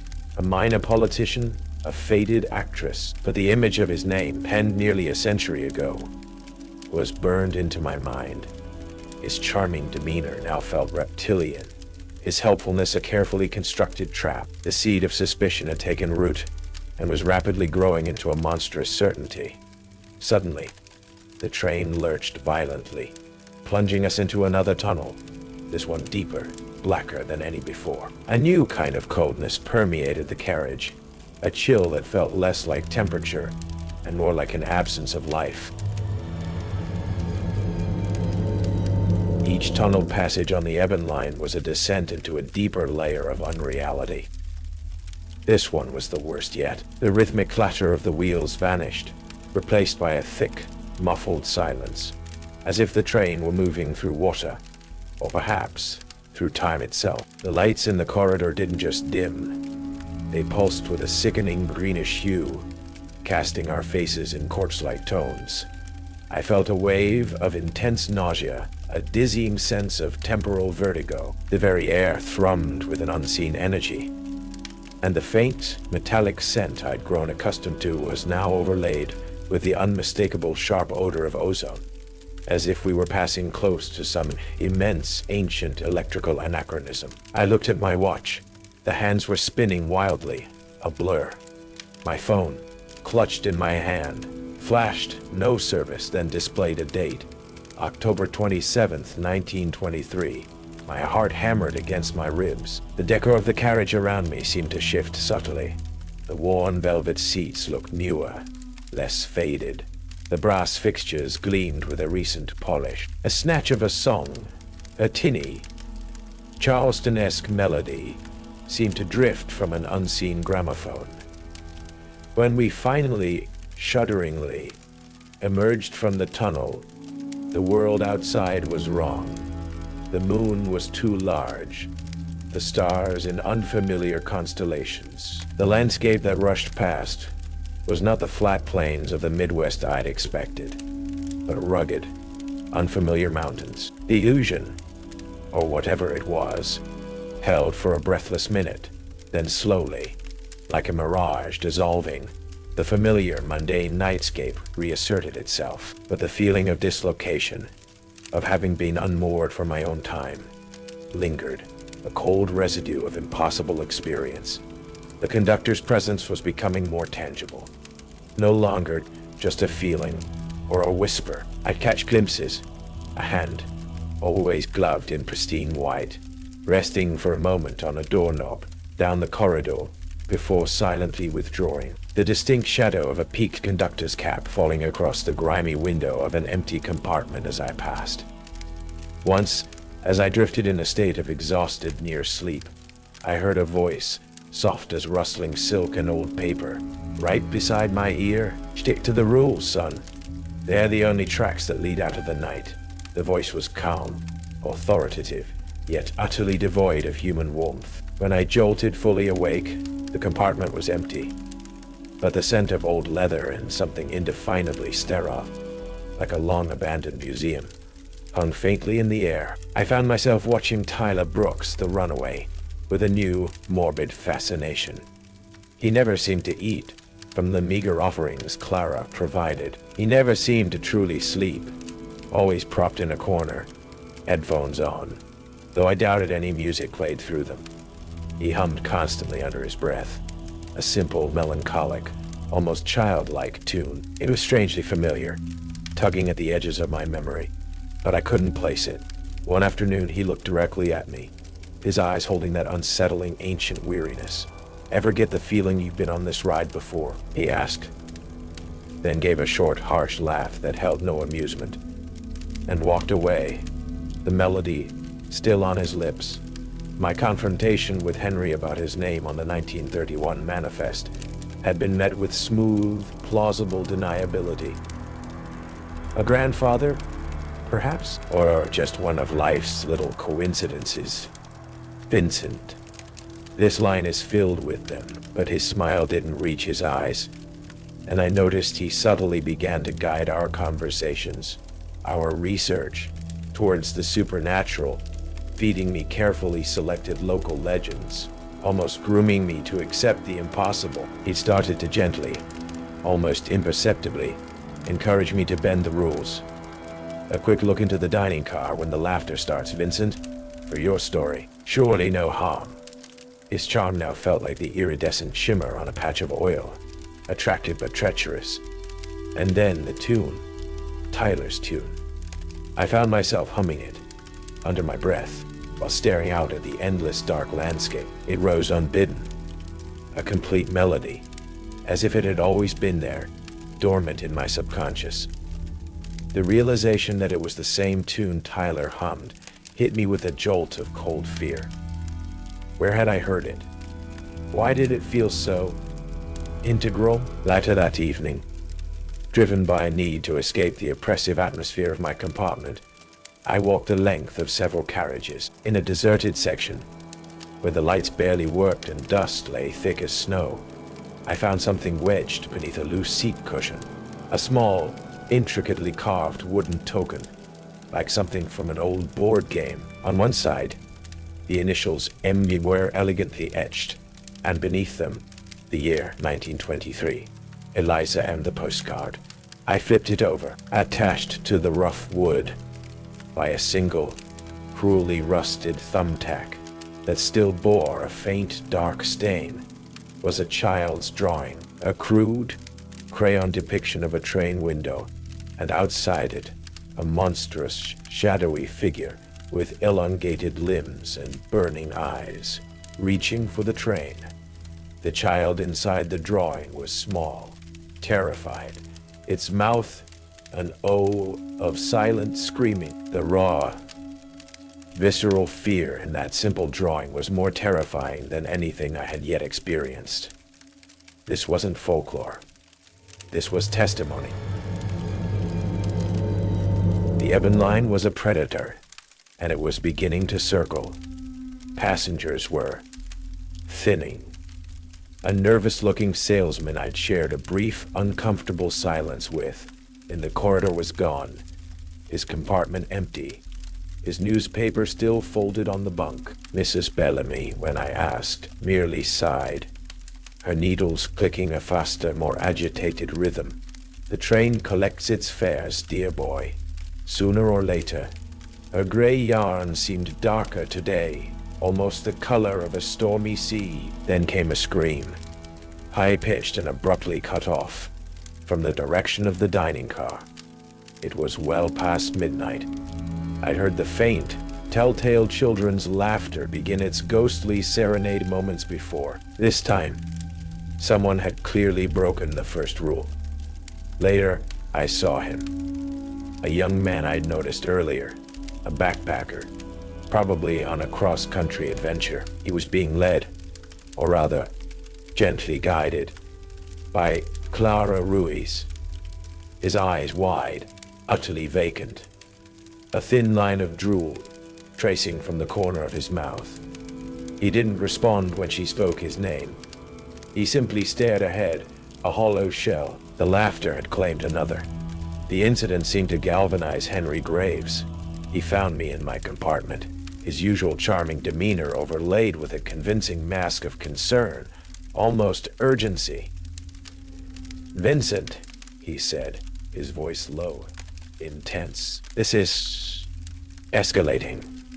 That poor lad. We need to understand what we're dealing with. The smoking car. I've heard whispers, old tales. They say the conductor himself sometimes presides, that the answers to this train, to its peculiarities, might be found there." He leaned closer, his eyes glinting. "For your research, of course. For your story. Perhaps even for Ilara." The mention of my sister, so unexpected, so cruelly precise, was like a physical blow.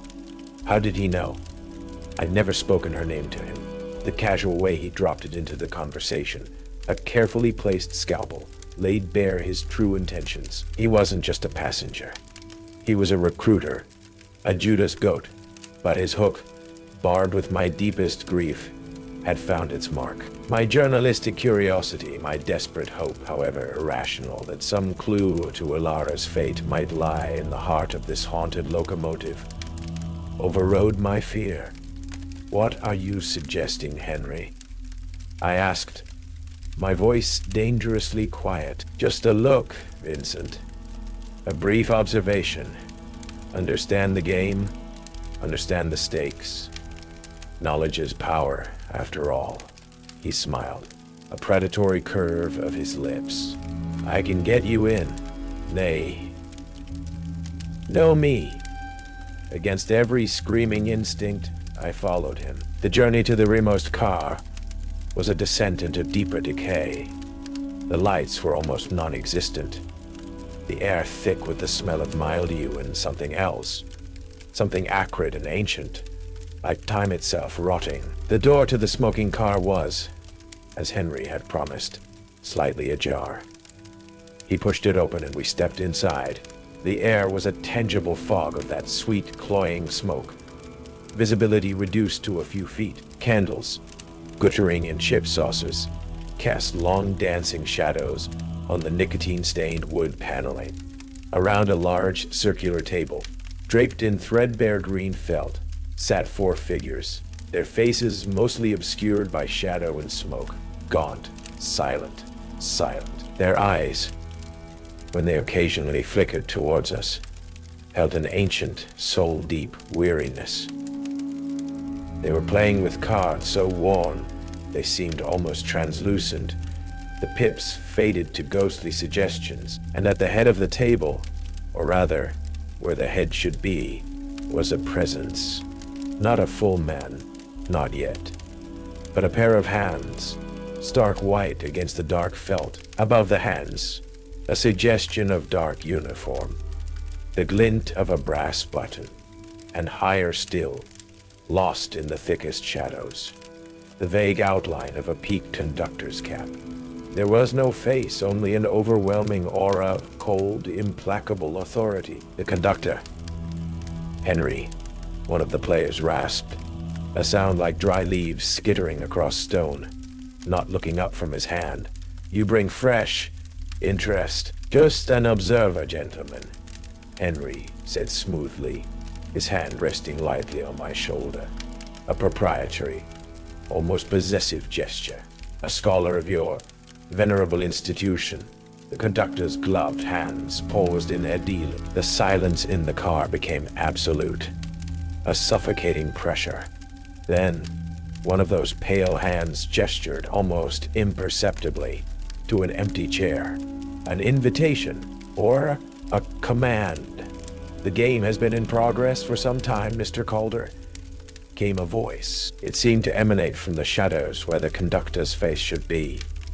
A chorus of voices, old and young, male and female, whispering in unison, yet overlaid with that distinct rustling silk and old paper quality I'd heard in my compartment.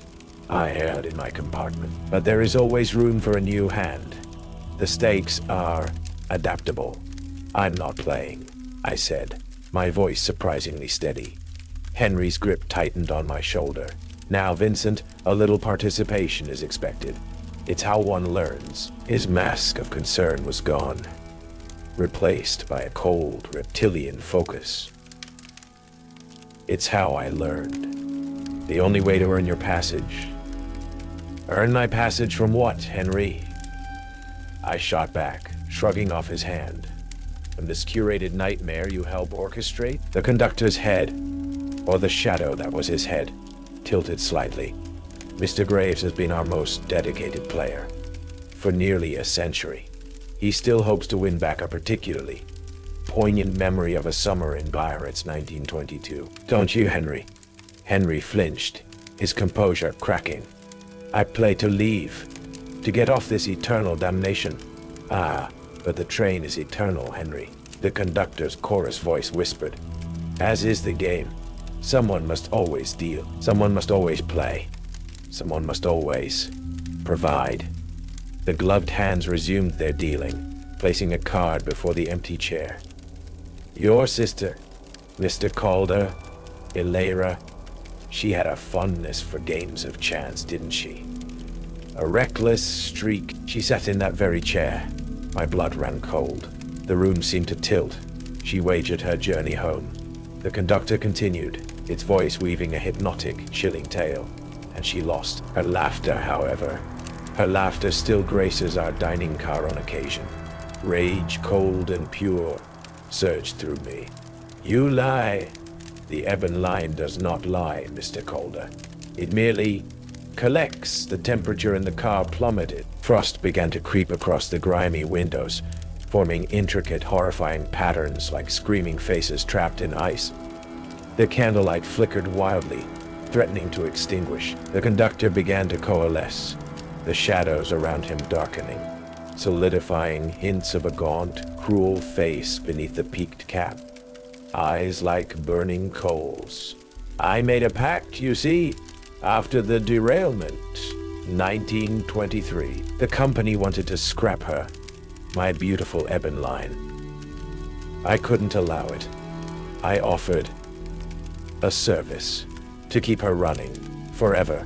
She just requires fuel. Tyler Brooks, a ghostly, more translucent version of himself than I'd ever seen, flickered into existence near the doorway, his young face edged with an eternity of sorrow.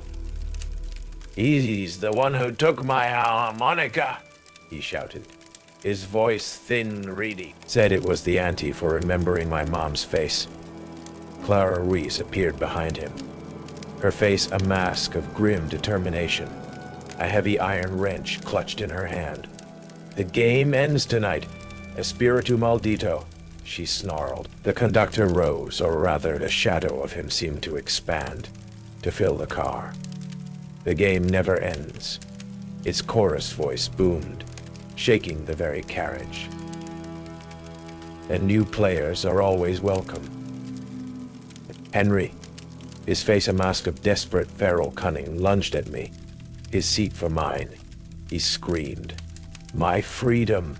I sidestepped, slamming my elbow into his side. Clara swung the wrench, connecting with a shadowy limb of one of the other players, who dissolved with a sigh like escaping steam. The train bucked violently, lights exploding in a shower of sparks.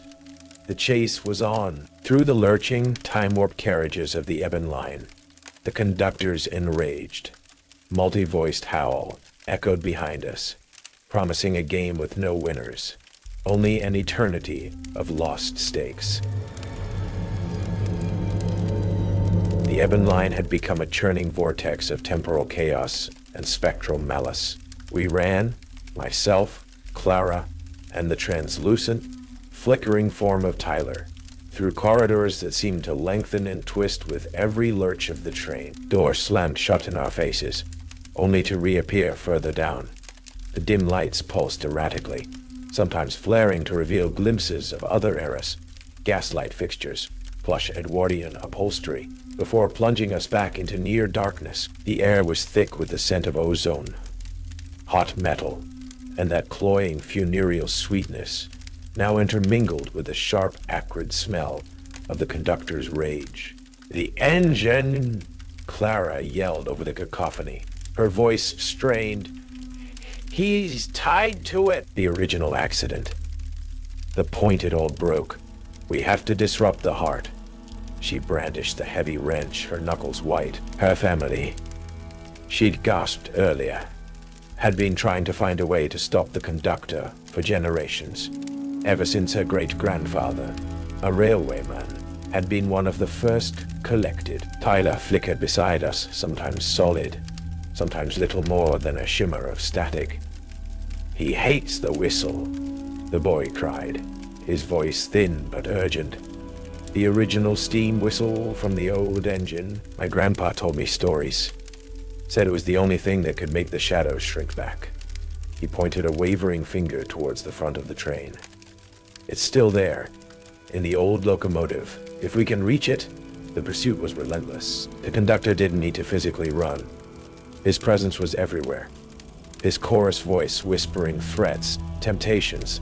Alara's name a constant, tormenting refrain in my ears. Shadowy, elongated figures, the things from the tunnel windows, clawed at us from darkened compartments. Their touch icy, draining. One nearly dragged Clara down, its pale, featureless face inches from hers, before Tyler, surprisingly, solidified enough to shove it back with a desperate, ghostly cry. We found Mrs. Bellamy in the observation car, or what was left of it. The plush seats were ripped, the panoramic windows cracked and webbed, showing not the passing landscape, but swirling, nebular vistas of impossible colors and screaming, distorted faces. She was knitting furiously, her yarn now a glistening blood-red skein. "The final stitch is always the hardest, dears," she murmured, not looking up as we passed. "It is unraveling time to keep you here." Henry Graves, battered but driven by a desperate feral energy, reappeared, blocking a narrow connecting passage between cars. His eyes burned with a century of frustrated desire for escape. "You won't take my chance?"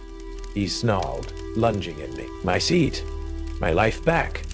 The train gave a particularly violent heave. I stumbled, and Henry seized the opportunity, tackling me. We wrestled on the swaying floor, the abyss of the rushing track a blur through the open gangway doors. He was surprisingly strong, fueled by decades of spectral imprisonment. Just as his fingers closed around my throat, Tyler, with a cry that was half boy, half banshee, flickered through Henry. Henry screamed, a sound of pure, agonizing cold, and recoiled, clutching his chest as if his very essence had been violated. He scrambled back, his eyes wide with a new, more profound terror than even the conductor had inspired. "The engine car!" Clara screamed, pointing.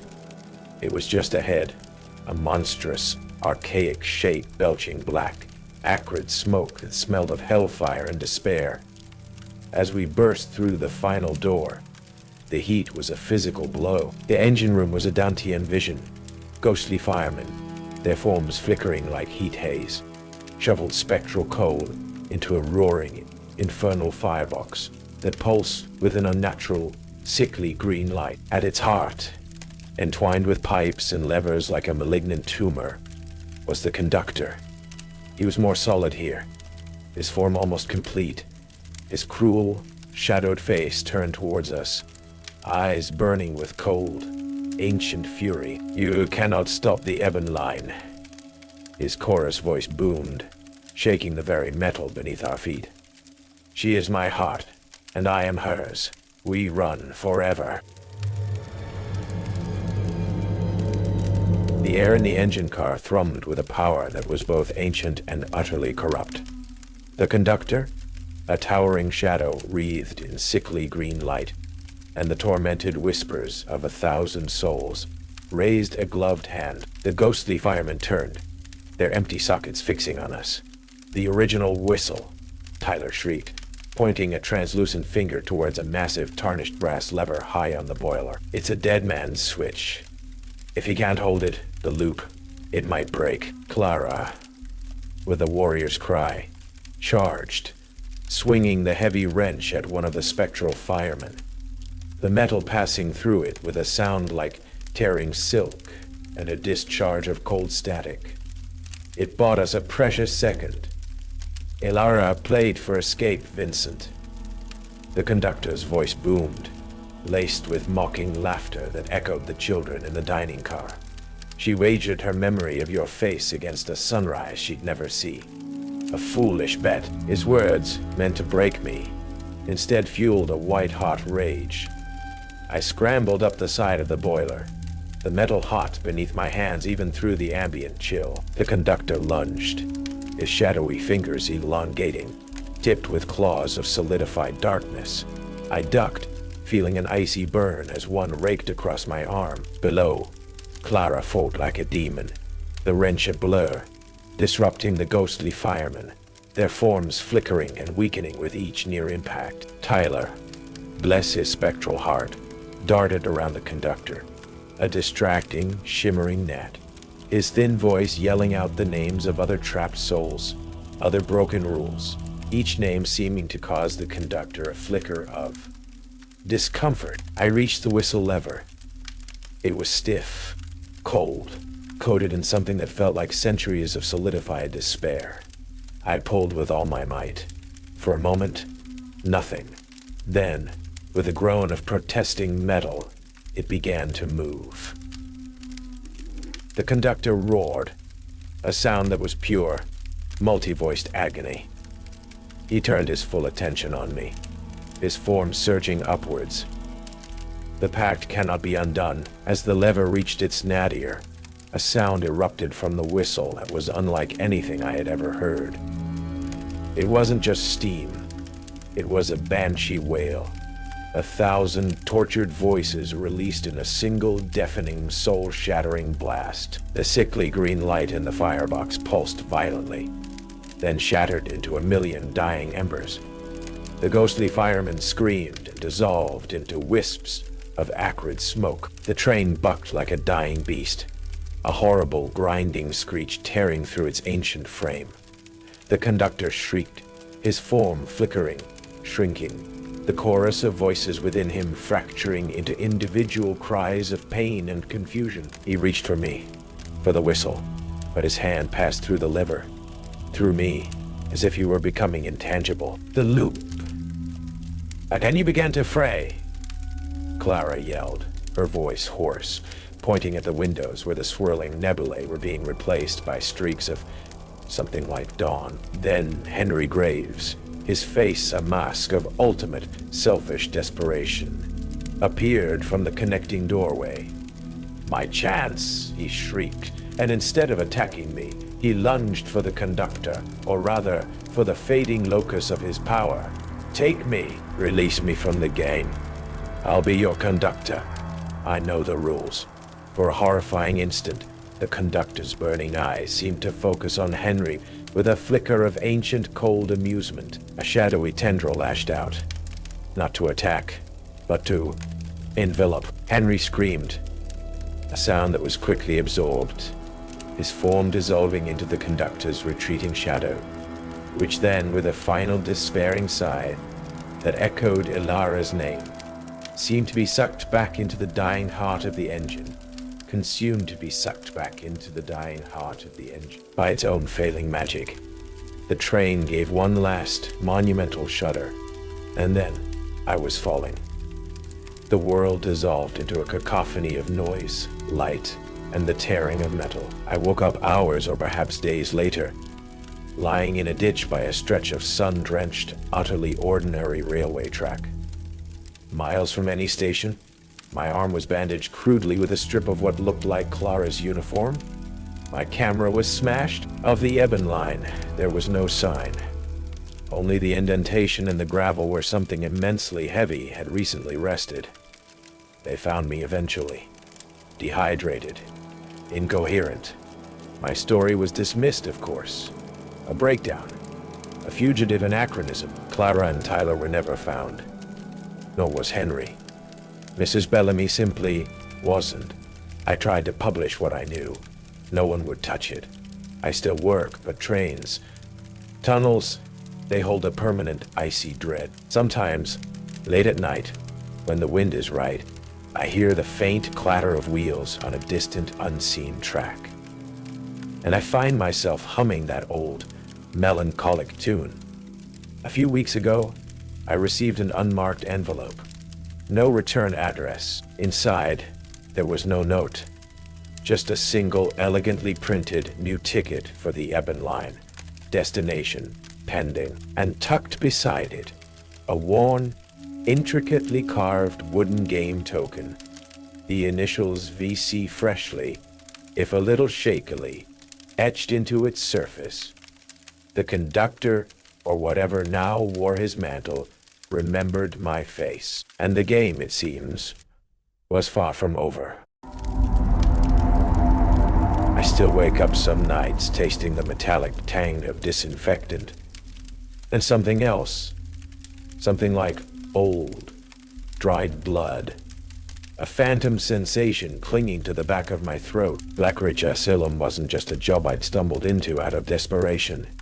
It felt more like a half-remembered penance, a sprawling, gothic bruise on the face of the Appalachians where society sent its worst nightmares, its most fractured minds to be forgotten. They gave me 3 rules on my first night, supposed cornerstones to integrate successfully, or so the coldly efficient Mrs. Crane had phrased it. Politely decline if a patient offers you the truth about why they're really here. Never, under any circumstances, work alone during the night shift. And if you start feeling unusually drowsy or disoriented, seek immediate medical attention from the on-call physician. Mark, the orderly whose vacant locker still bore his name, scrawled in faded marker, apparently got a little too curious about what one of them had to say.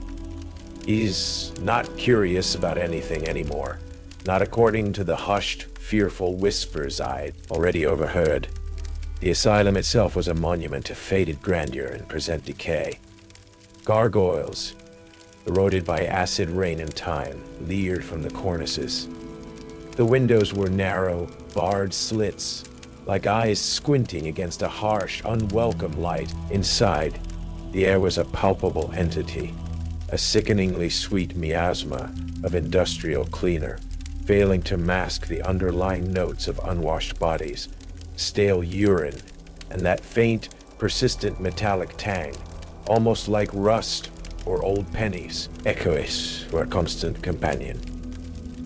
My own footsteps on the worn linoleum sounded unnervingly loud in the vast vaulted corridors, each click a reminder of my isolation. Mrs. Rebecca Crane, the administrative head, was as starched and unyielding as her pristine white uniform. She handed me a heavy ring of keys and a laminated map of the labyrinthine wards, her smile never quite reaching her cold, assessing eyes. Mr. Reese, your duties are straightforward.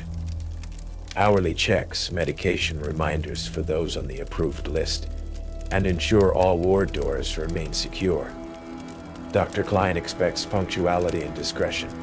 Her voice was clipped, devoid of warmth. It was Clara Devlin, the nurse assigned as my night shift partner, who pulled me aside later, as we stood in the flickering fluorescent hum of the deserted staff lounge. Her eyes, dark and intelligent, held a weariness that went beyond simple fatigue. The handbook they give you. It's for show, she murmured, her voice barely above a whisper, though the lounge was empty. The real rules are the ones that keep you breathing. Don't listen to their truths. It's a trap.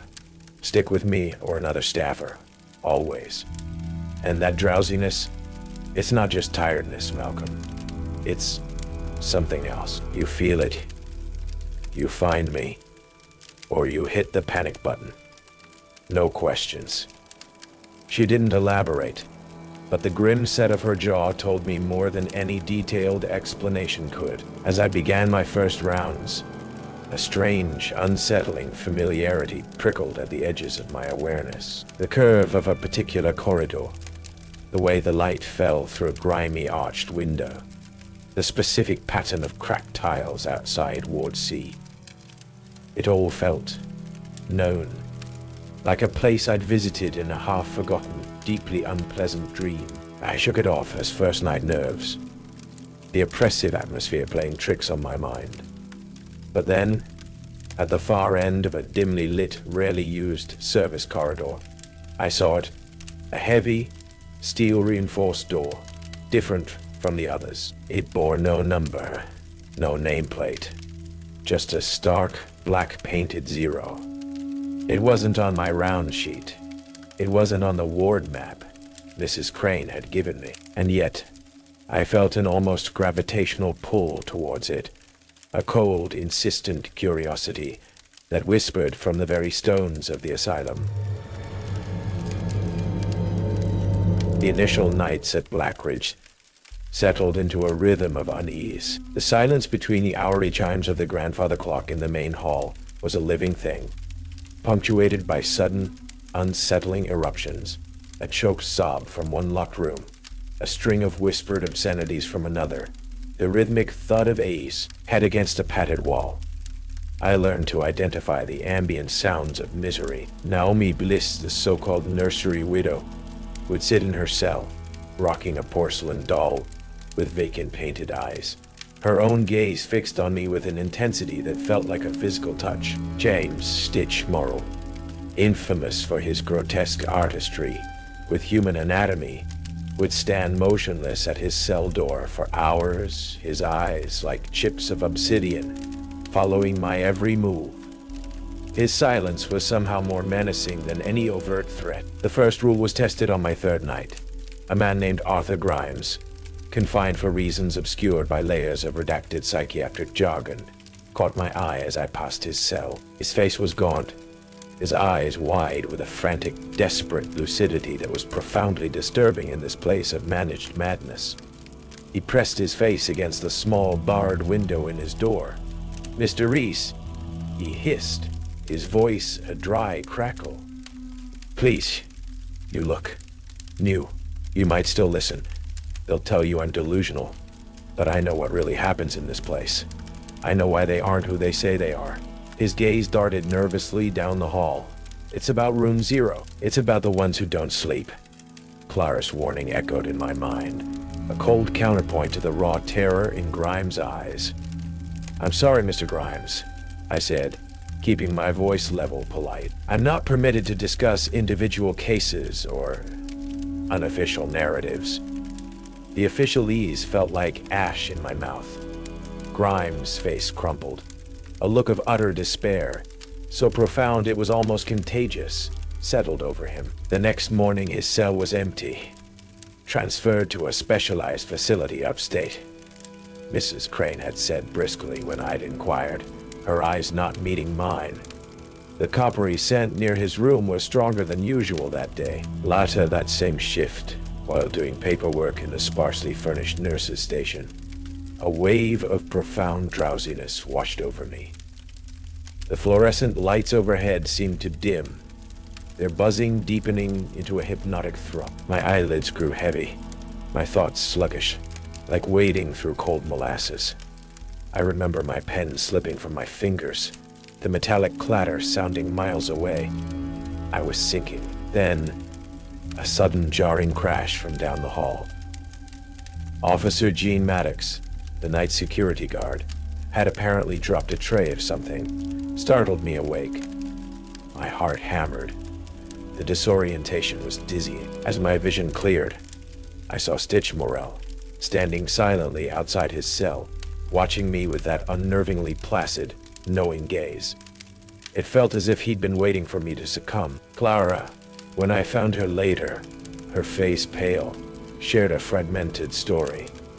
There was an orderly, David, young, thought he was tough. He started talking about the dream whispers, said one of the patients was feeding him truths in his sleep. Then the drowsiness hit him hard. Found him one morning in the day room just staring.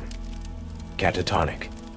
He's still in a state facility somewhere, spoon-fed and vacant. She lowered her voice. That's the whisperer, Malcolm. That's what it does before it settles in. My unease solidified into a cold, hard knot of fear. Later, tidying a disused storage closet, I found a child's discarded drawing, crayon, on cheap paper. It depicted a stick figure that bore a crude, unsettling resemblance to my own lanky frame, trapped behind thick bars. Below it, in a shaky, childish scrawl, were two words: "Help me." And in the corner, a single black painted zero. The drawing felt like a targeted message from the asylum's unhinged soul. I tucked it away, a cold secret. The following week, the delicate balance of the night shift teetered. Clara called in sick, her voice over the phone a hoarse whisper. Mrs. Crane, with a pursed-lipped sigh, informed me I'd have to manage a wing alone until a replacement floater could be found. Just for an hour or two. The assurance rang hollow, the moment I was truly alone in the echoing expanse of a wing. The atmosphere shifted, became charged, the usual disparate sounds of the ward, the muttering, the weeping, the sudden shouts, seemed to coalesce to find a disturbing unspoken rhythm. Whispers, sibilant and furtive, erupted from multiple cells at once, too low to discern words, but creating a chilling conversational undercurrent. It felt like they knew I was alone. The sensation of being watched intensified, pressing in from all sides, the unseen eyes of the mad judging my every breath. I found myself jumping at shadows, my hand straying constantly to the heavy panic button on my belt. Dr. Elias Kleiner, the asylum's enigmatic chief psychiatrist, chose that night to make one of his infrequent, unnerving appearances on the ward. He moved with a quiet, almost spectral grace, his face an unreadable mask of professional calm. "Mr. Reese," he said, his voice soft, yet carrying an undeniable authority. "How are you acclimating to the unique pressures of Blackridge?" There was a faint, almost predatory curiosity in his cool gray eyes as he asked, a subtle emphasis on acclimating that made my skin crawl. He dismissed my hesitant, vague concerns about the ward's atmosphere with a benign, clinical smile and a comment about the power of suggestion in such an isolated environment. The disappearances continued, subtle but undeniable. A patient I'd seen shuffling in the dye room at dusk would be gone by my midnight rounds, their bed stripped bare, the air in their cell holding that lingering metallic tang and a chilling, unnatural coldness. "Routine transfer," Mrs. Crane would clip, her gaze fixed on a point just past my shoulder. "Specialized care required." The explanations felt increasingly threadbare. During one of my solitary patrols down the eerily silent D-wing, Naomi Bliss, the nursery widow, was pressed against her cell bars, her porcelain doll clutched tight.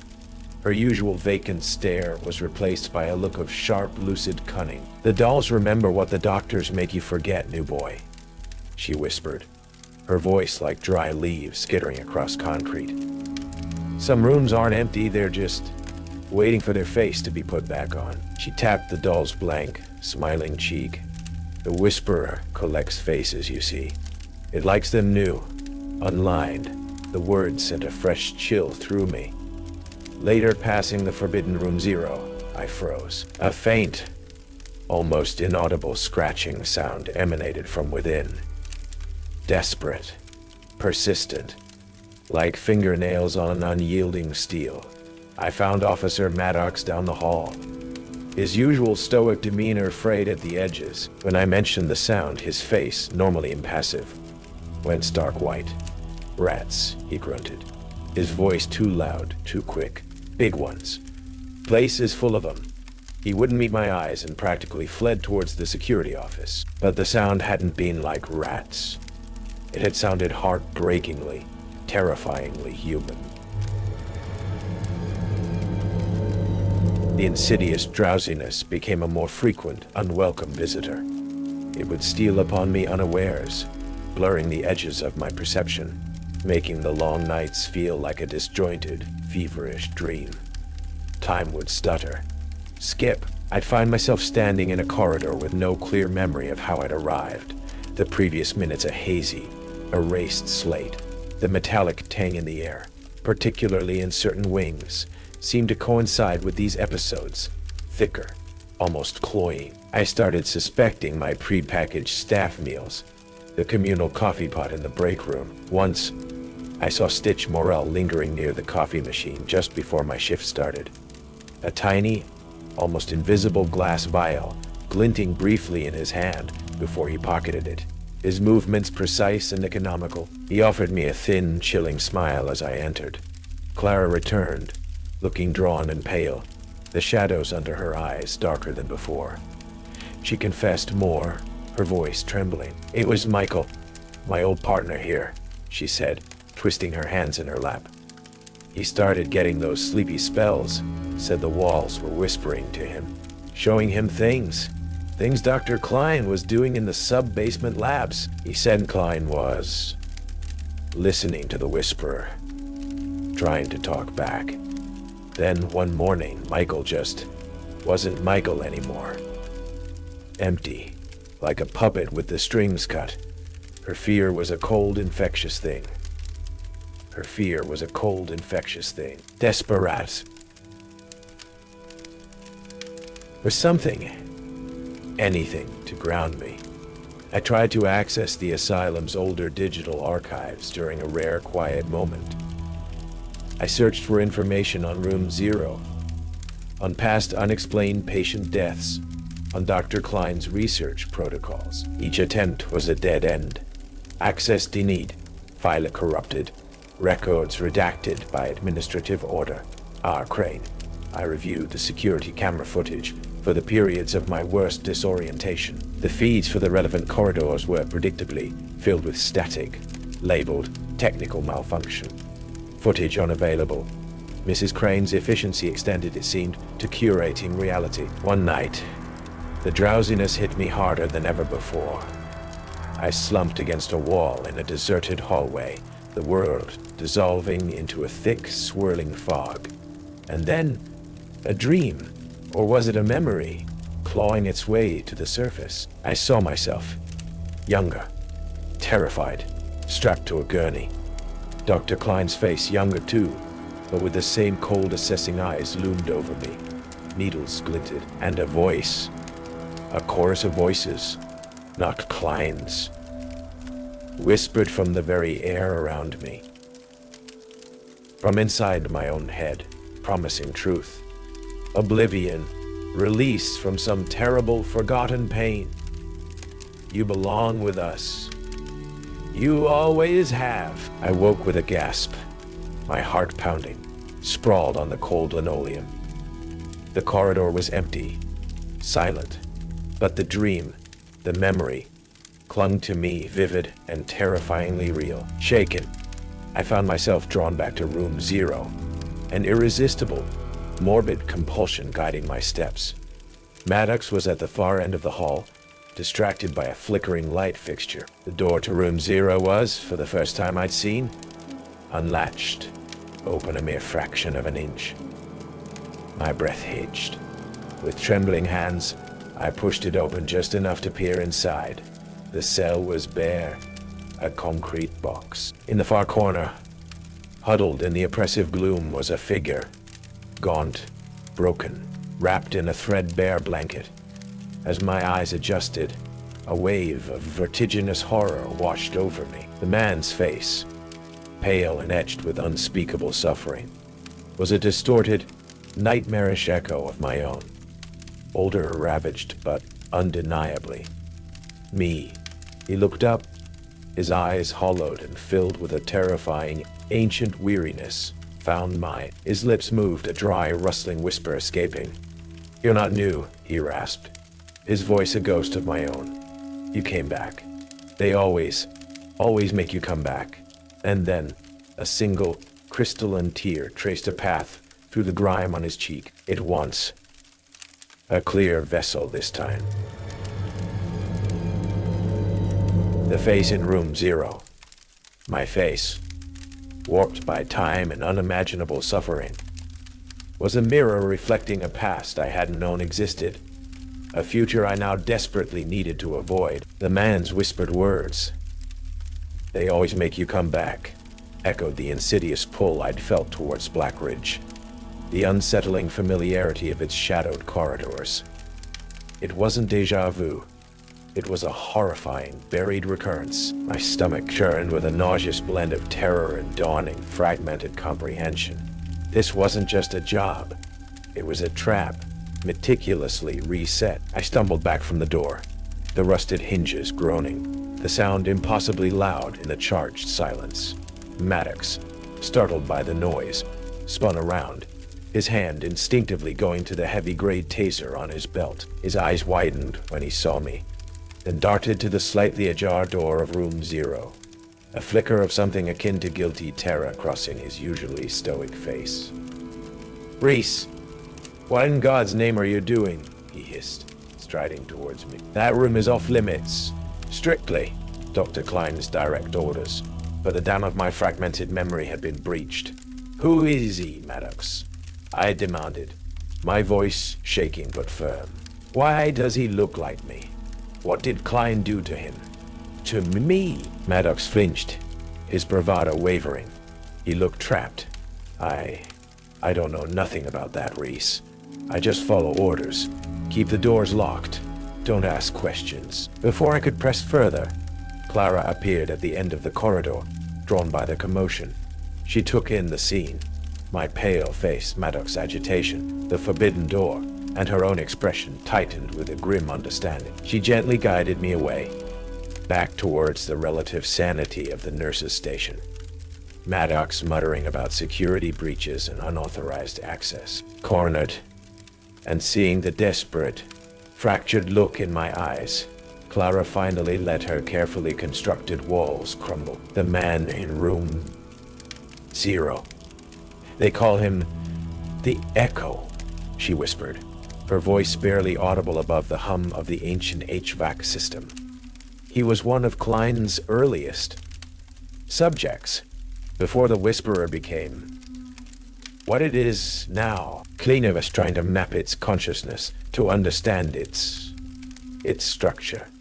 He used patients with specific trauma markers, like the Echo, like you, Malcolm, maybe. The pieces began to fall into place, jagged and horrifying. The drowsiness, the memory gaps, Stitch Morrow's silent ministrations with the coffee. It wasn't just about control. It was preparation. Kleiner wasn't studying the Whisperer.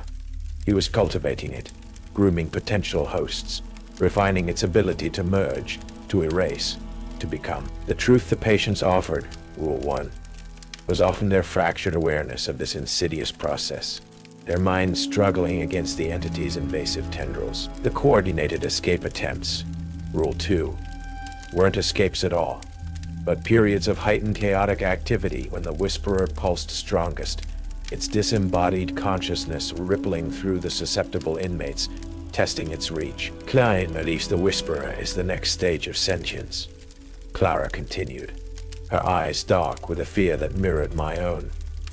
A collective mind, born of concentrated trauma, capable of transcending individual limitations. He wants to be its shepherd, its interpreter, or God help us, its partner. She shuddered. Stitch Morel. He's Klein's instrument. He administers the drugs, prepares their receptive minds. He's been dosing you, Malcolm. Small amounts, making you more open. The rage that surged through me was cold, sharp, and clarifying.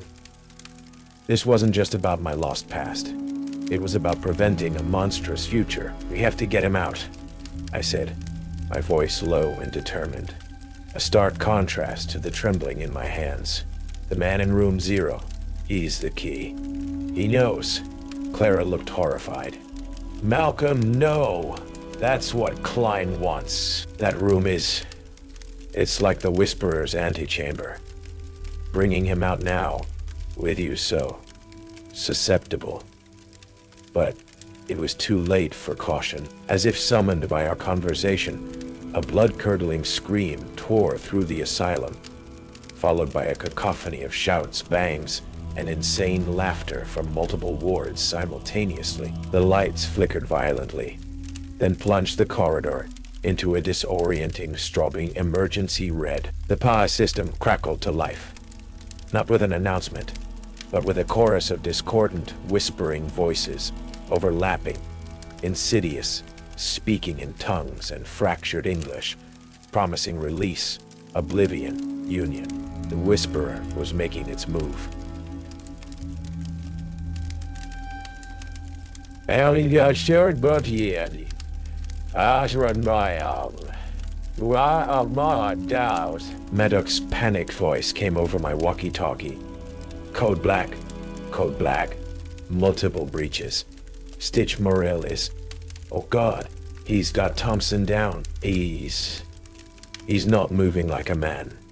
The transmission ended in a choked gurgle and a sickening wet crunch. He's using Stitch as a brute, I said, the grim realization settling, creating chaos to mask his real objective. Malcolm, he's coming for you. Clara breathed, her eyes wide with terror. Then Naomi Bliss, the nursery widow, appeared at the end of the corridor, her porcelain doll held aloft like a strange, profane icon. The usual madness in her eyes was replaced by an eerie, unnerving lucidity. The conductor calls the new song, she intoned, her voice a sing-song chant. The empty vessel awaits the face. Room 0 holds the forgotten note, the one that breaks the melody.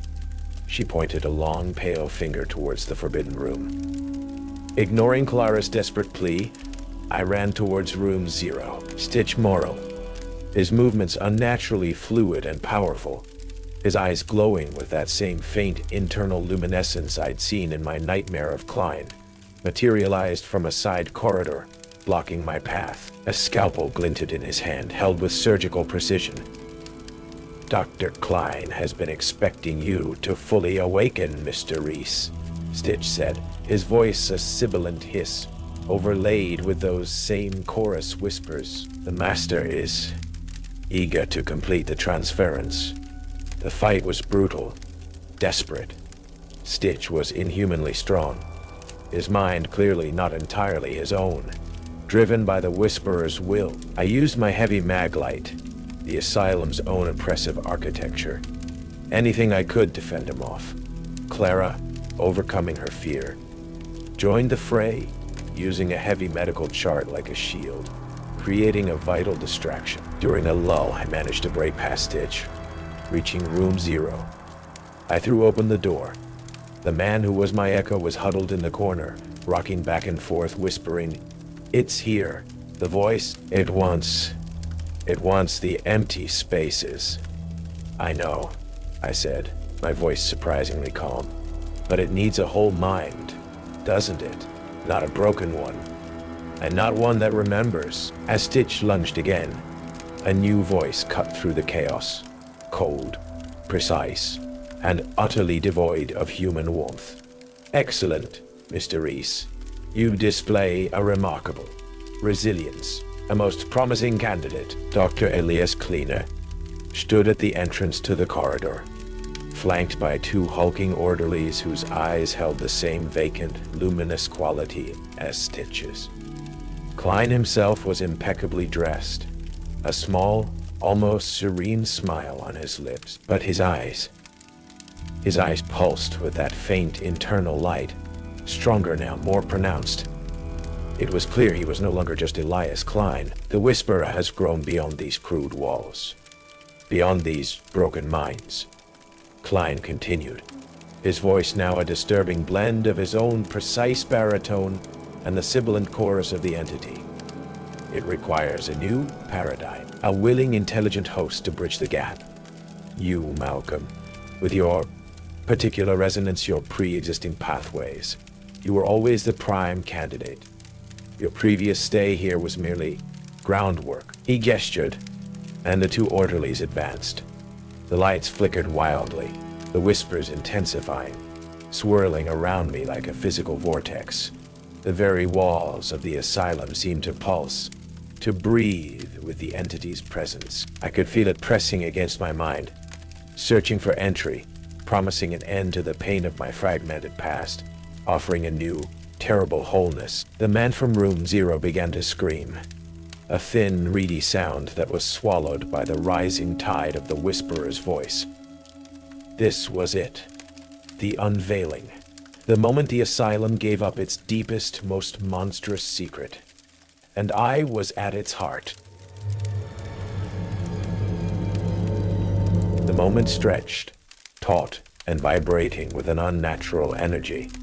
Klein, or the Klein Whisperer hybrid, watched me with an expression of serene, predatory anticipation. The two orderlies, their movements jerky and puppet-like, advanced, their eyes glowing with that sickly, internal luminescence. The chorus of whispers was a deafening vortex now, clawing at the edges of my sanity, promising oblivion, promising union. I could feel my own thoughts beginning to fray, to dissolve into the overwhelming psychic static. Fight it, Malcolm. Clara's voice, raw and desperate, cut through the noise. She had managed to incapacitate Stitch Morrell momentarily, a heavy fire extinguisher lying near his prone form. Now she stood defiantly between me and Klein's advancing puppets. The man from room 0, my broken echo, suddenly lurched forward, his eyes wide with a desperate final lucidity. "No more," he shrieked, his voice surprisingly strong. It takes the gaps. Fill the gaps. Remember!" He lunged, not at me, but at one of the advancing orderlies, a desperate, sacrificial act. The orderly, taken by surprise, stumbled, his glowing eyes flickering with confusion. His words, remember, pierced through the fog in my mind. The dream, the memory of Klein, the needles, the initial trauma that had brought me to Blackridge. It surged back, not as a nightmare, but as a shield. The pain of it, the raw, undiluted horror of my original breakdown, the event that had fractured my mind and made me receptive. It was a terrible memory, but it was mine. As the second orderly reached for me, I met his luminous gaze, not with fear, but with the full, remembered weight of my own past torment. "You want a mind?" I snarled, the words tearing from my throat. "Then take one that knows what you are." Something shifted. The orderly recoiled as if struck, his light dimming for a crucial second. The Whisperer, it seemed, preferred unblemished, unknowing vessels, or minds it could easily hollow out and reshape. Direct confrontation with a fully aware and resistant trauma was unpalatable. Klein's serene expression faltered, a flicker of something akin to surprise, or perhaps annoyance, crossing his features.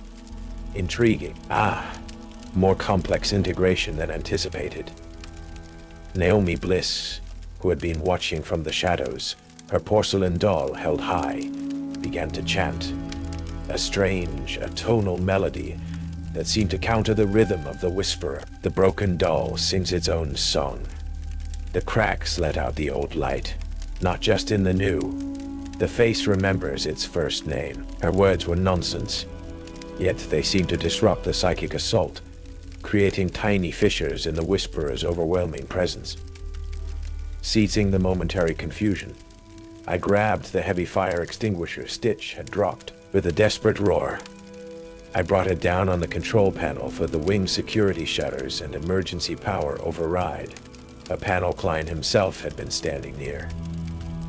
Sparks flew. Alarms blared.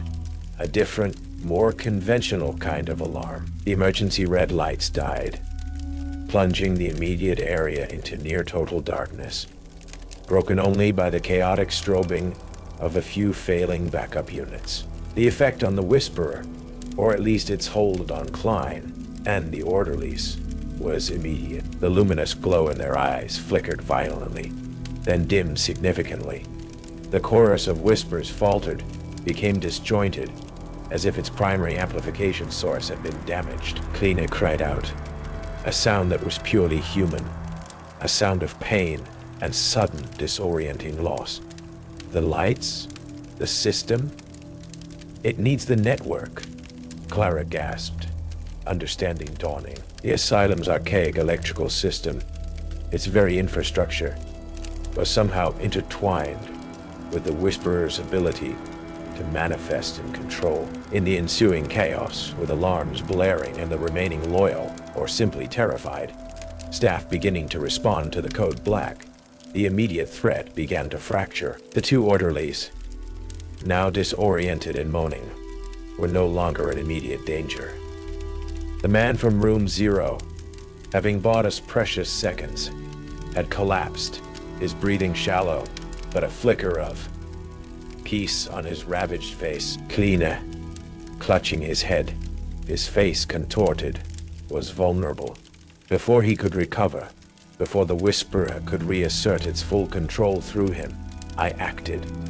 There was no grand battle, no dramatic exorcism, just the brutal, desperate reality of survival. I used the fire extinguisher again. The immediate aftermath was a deafening silence, broken only by the distant, wailing alarms and our own ragged breaths. Klein lay unconscious, perhaps worse. The pervasive, oppressive psychic pressure had lifted, leaving behind a hollow, ringing void. The Whisperer wasn't gone, I knew. It was too ancient, too deeply embedded in the very stones of Blackridge, but its primary conduit, its chosen shepherd, was broken. For now. Mrs. Crane, her starched uniform disheveled, her face a mask of horrified disbelief, was found cowering in her office, the carefully constructed facade of control shattered. The few remaining security staff, led by a shaken but resolute senior officer who arrived with the first wave of external response, began the slow, nightmarish process of restoring order. Cell by agonizing cell, the Asylum was in lockdown. The Covenant, whatever unholy bargain Klein had made with the entity in the Asylum's heart, was, for this moment, broken. The official story, when it finally emerged from the chaotic tangle of investigations and sealed testimonies, was a masterpiece of bureaucratic obfuscation. Dr. Elias Kleina, a brilliant but dangerously unorthodox psychiatrist, had suffered a catastrophic psychotic break, fueled by illegal, unsanctioned experiments on vulnerable patients, resulting in a localized riot and tragic loss of life, including in a localized riot and tragic loss of life. Several staff members and patients deemed unstable. Blackridge Asylum was deemed structurally and psychologically compromised and was permanently closed. Its remaining inmates transferred to other, presumably more secure, facilities. No mention of luminous eyes, collective consciousness, or voices that whispered from the walls. My own fragmented memories, particularly those preceding my reemployment, were pieced back together with agonizing slowness, aided by Clara's hesitant corroborations and a few heavily redacted medical files we managed to glimpse before they were permanently archived. I had indeed been a patient years ago. A severe dissociative episode following profound personal tragedy had made me a prime candidate for clients' early, quieter experiments with whatever nascent form the Whisperer had then possessed. I hadn't been cured. I'd been prime. My return wasn't an accident. It was a recall. The man in room 0, the Echo, had been a failed earlier attempt. His mind too fractured to serve as a stable host, left as a living, tormented relic. His final act of desperate lucidity had perhaps saved me by forcing me to confront and integrate my own buried pain, making me a less hollow vessel. Clara and I went our separate ways. The shared horror was too much to build a future on. A constant, unspoken shadow. She moved to the coast, she said in a brief, stilted postcard a year later, needing the vastness of the ocean to counteract the crushing claustrophobia of Blackridge Lemery. She didn't mention if she still heard whispers on the wind. I tried to find anonymity in the sprawling indifference of a city far from the brooding Appalachians.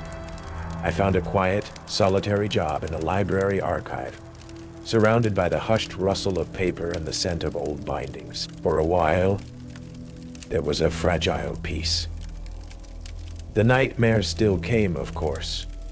Corridors that twisted into impossible geometries, faces that glowed with an unholy light, and the constant sibilant murmur just beneath the threshold of hearing. But they were only nightmares.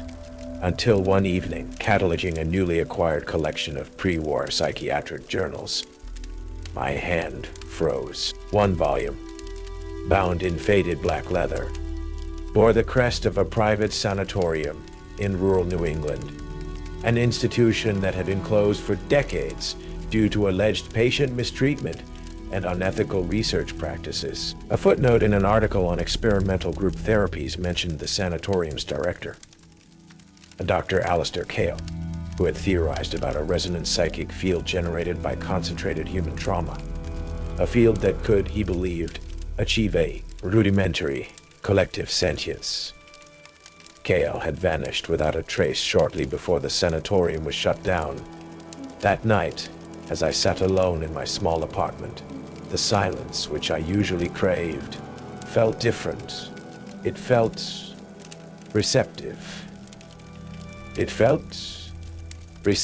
I closed my eyes, and for a fleeting, terrifying moment, I wasn't in my apartment.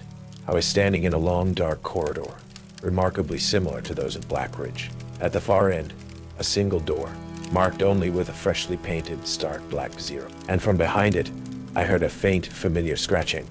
I opened my eyes, my heart hammering. It was just a room, just silence. But as I looked at my reflection in the dark window pane, I thought I saw, for the briefest, almost imperceptible instant, a faint, internal luminescence flicker deep within my own eyes before it was gone. A soft, sibilant whisper, so faint it could have been the draft under the door or the settling of the old building, seemed to breathe a single possessive word into the quiet. Soon, the whispers hadn't stopped. They had merely learned to be more patient. And Blackridge was not the only house built on a foundation of sorrow.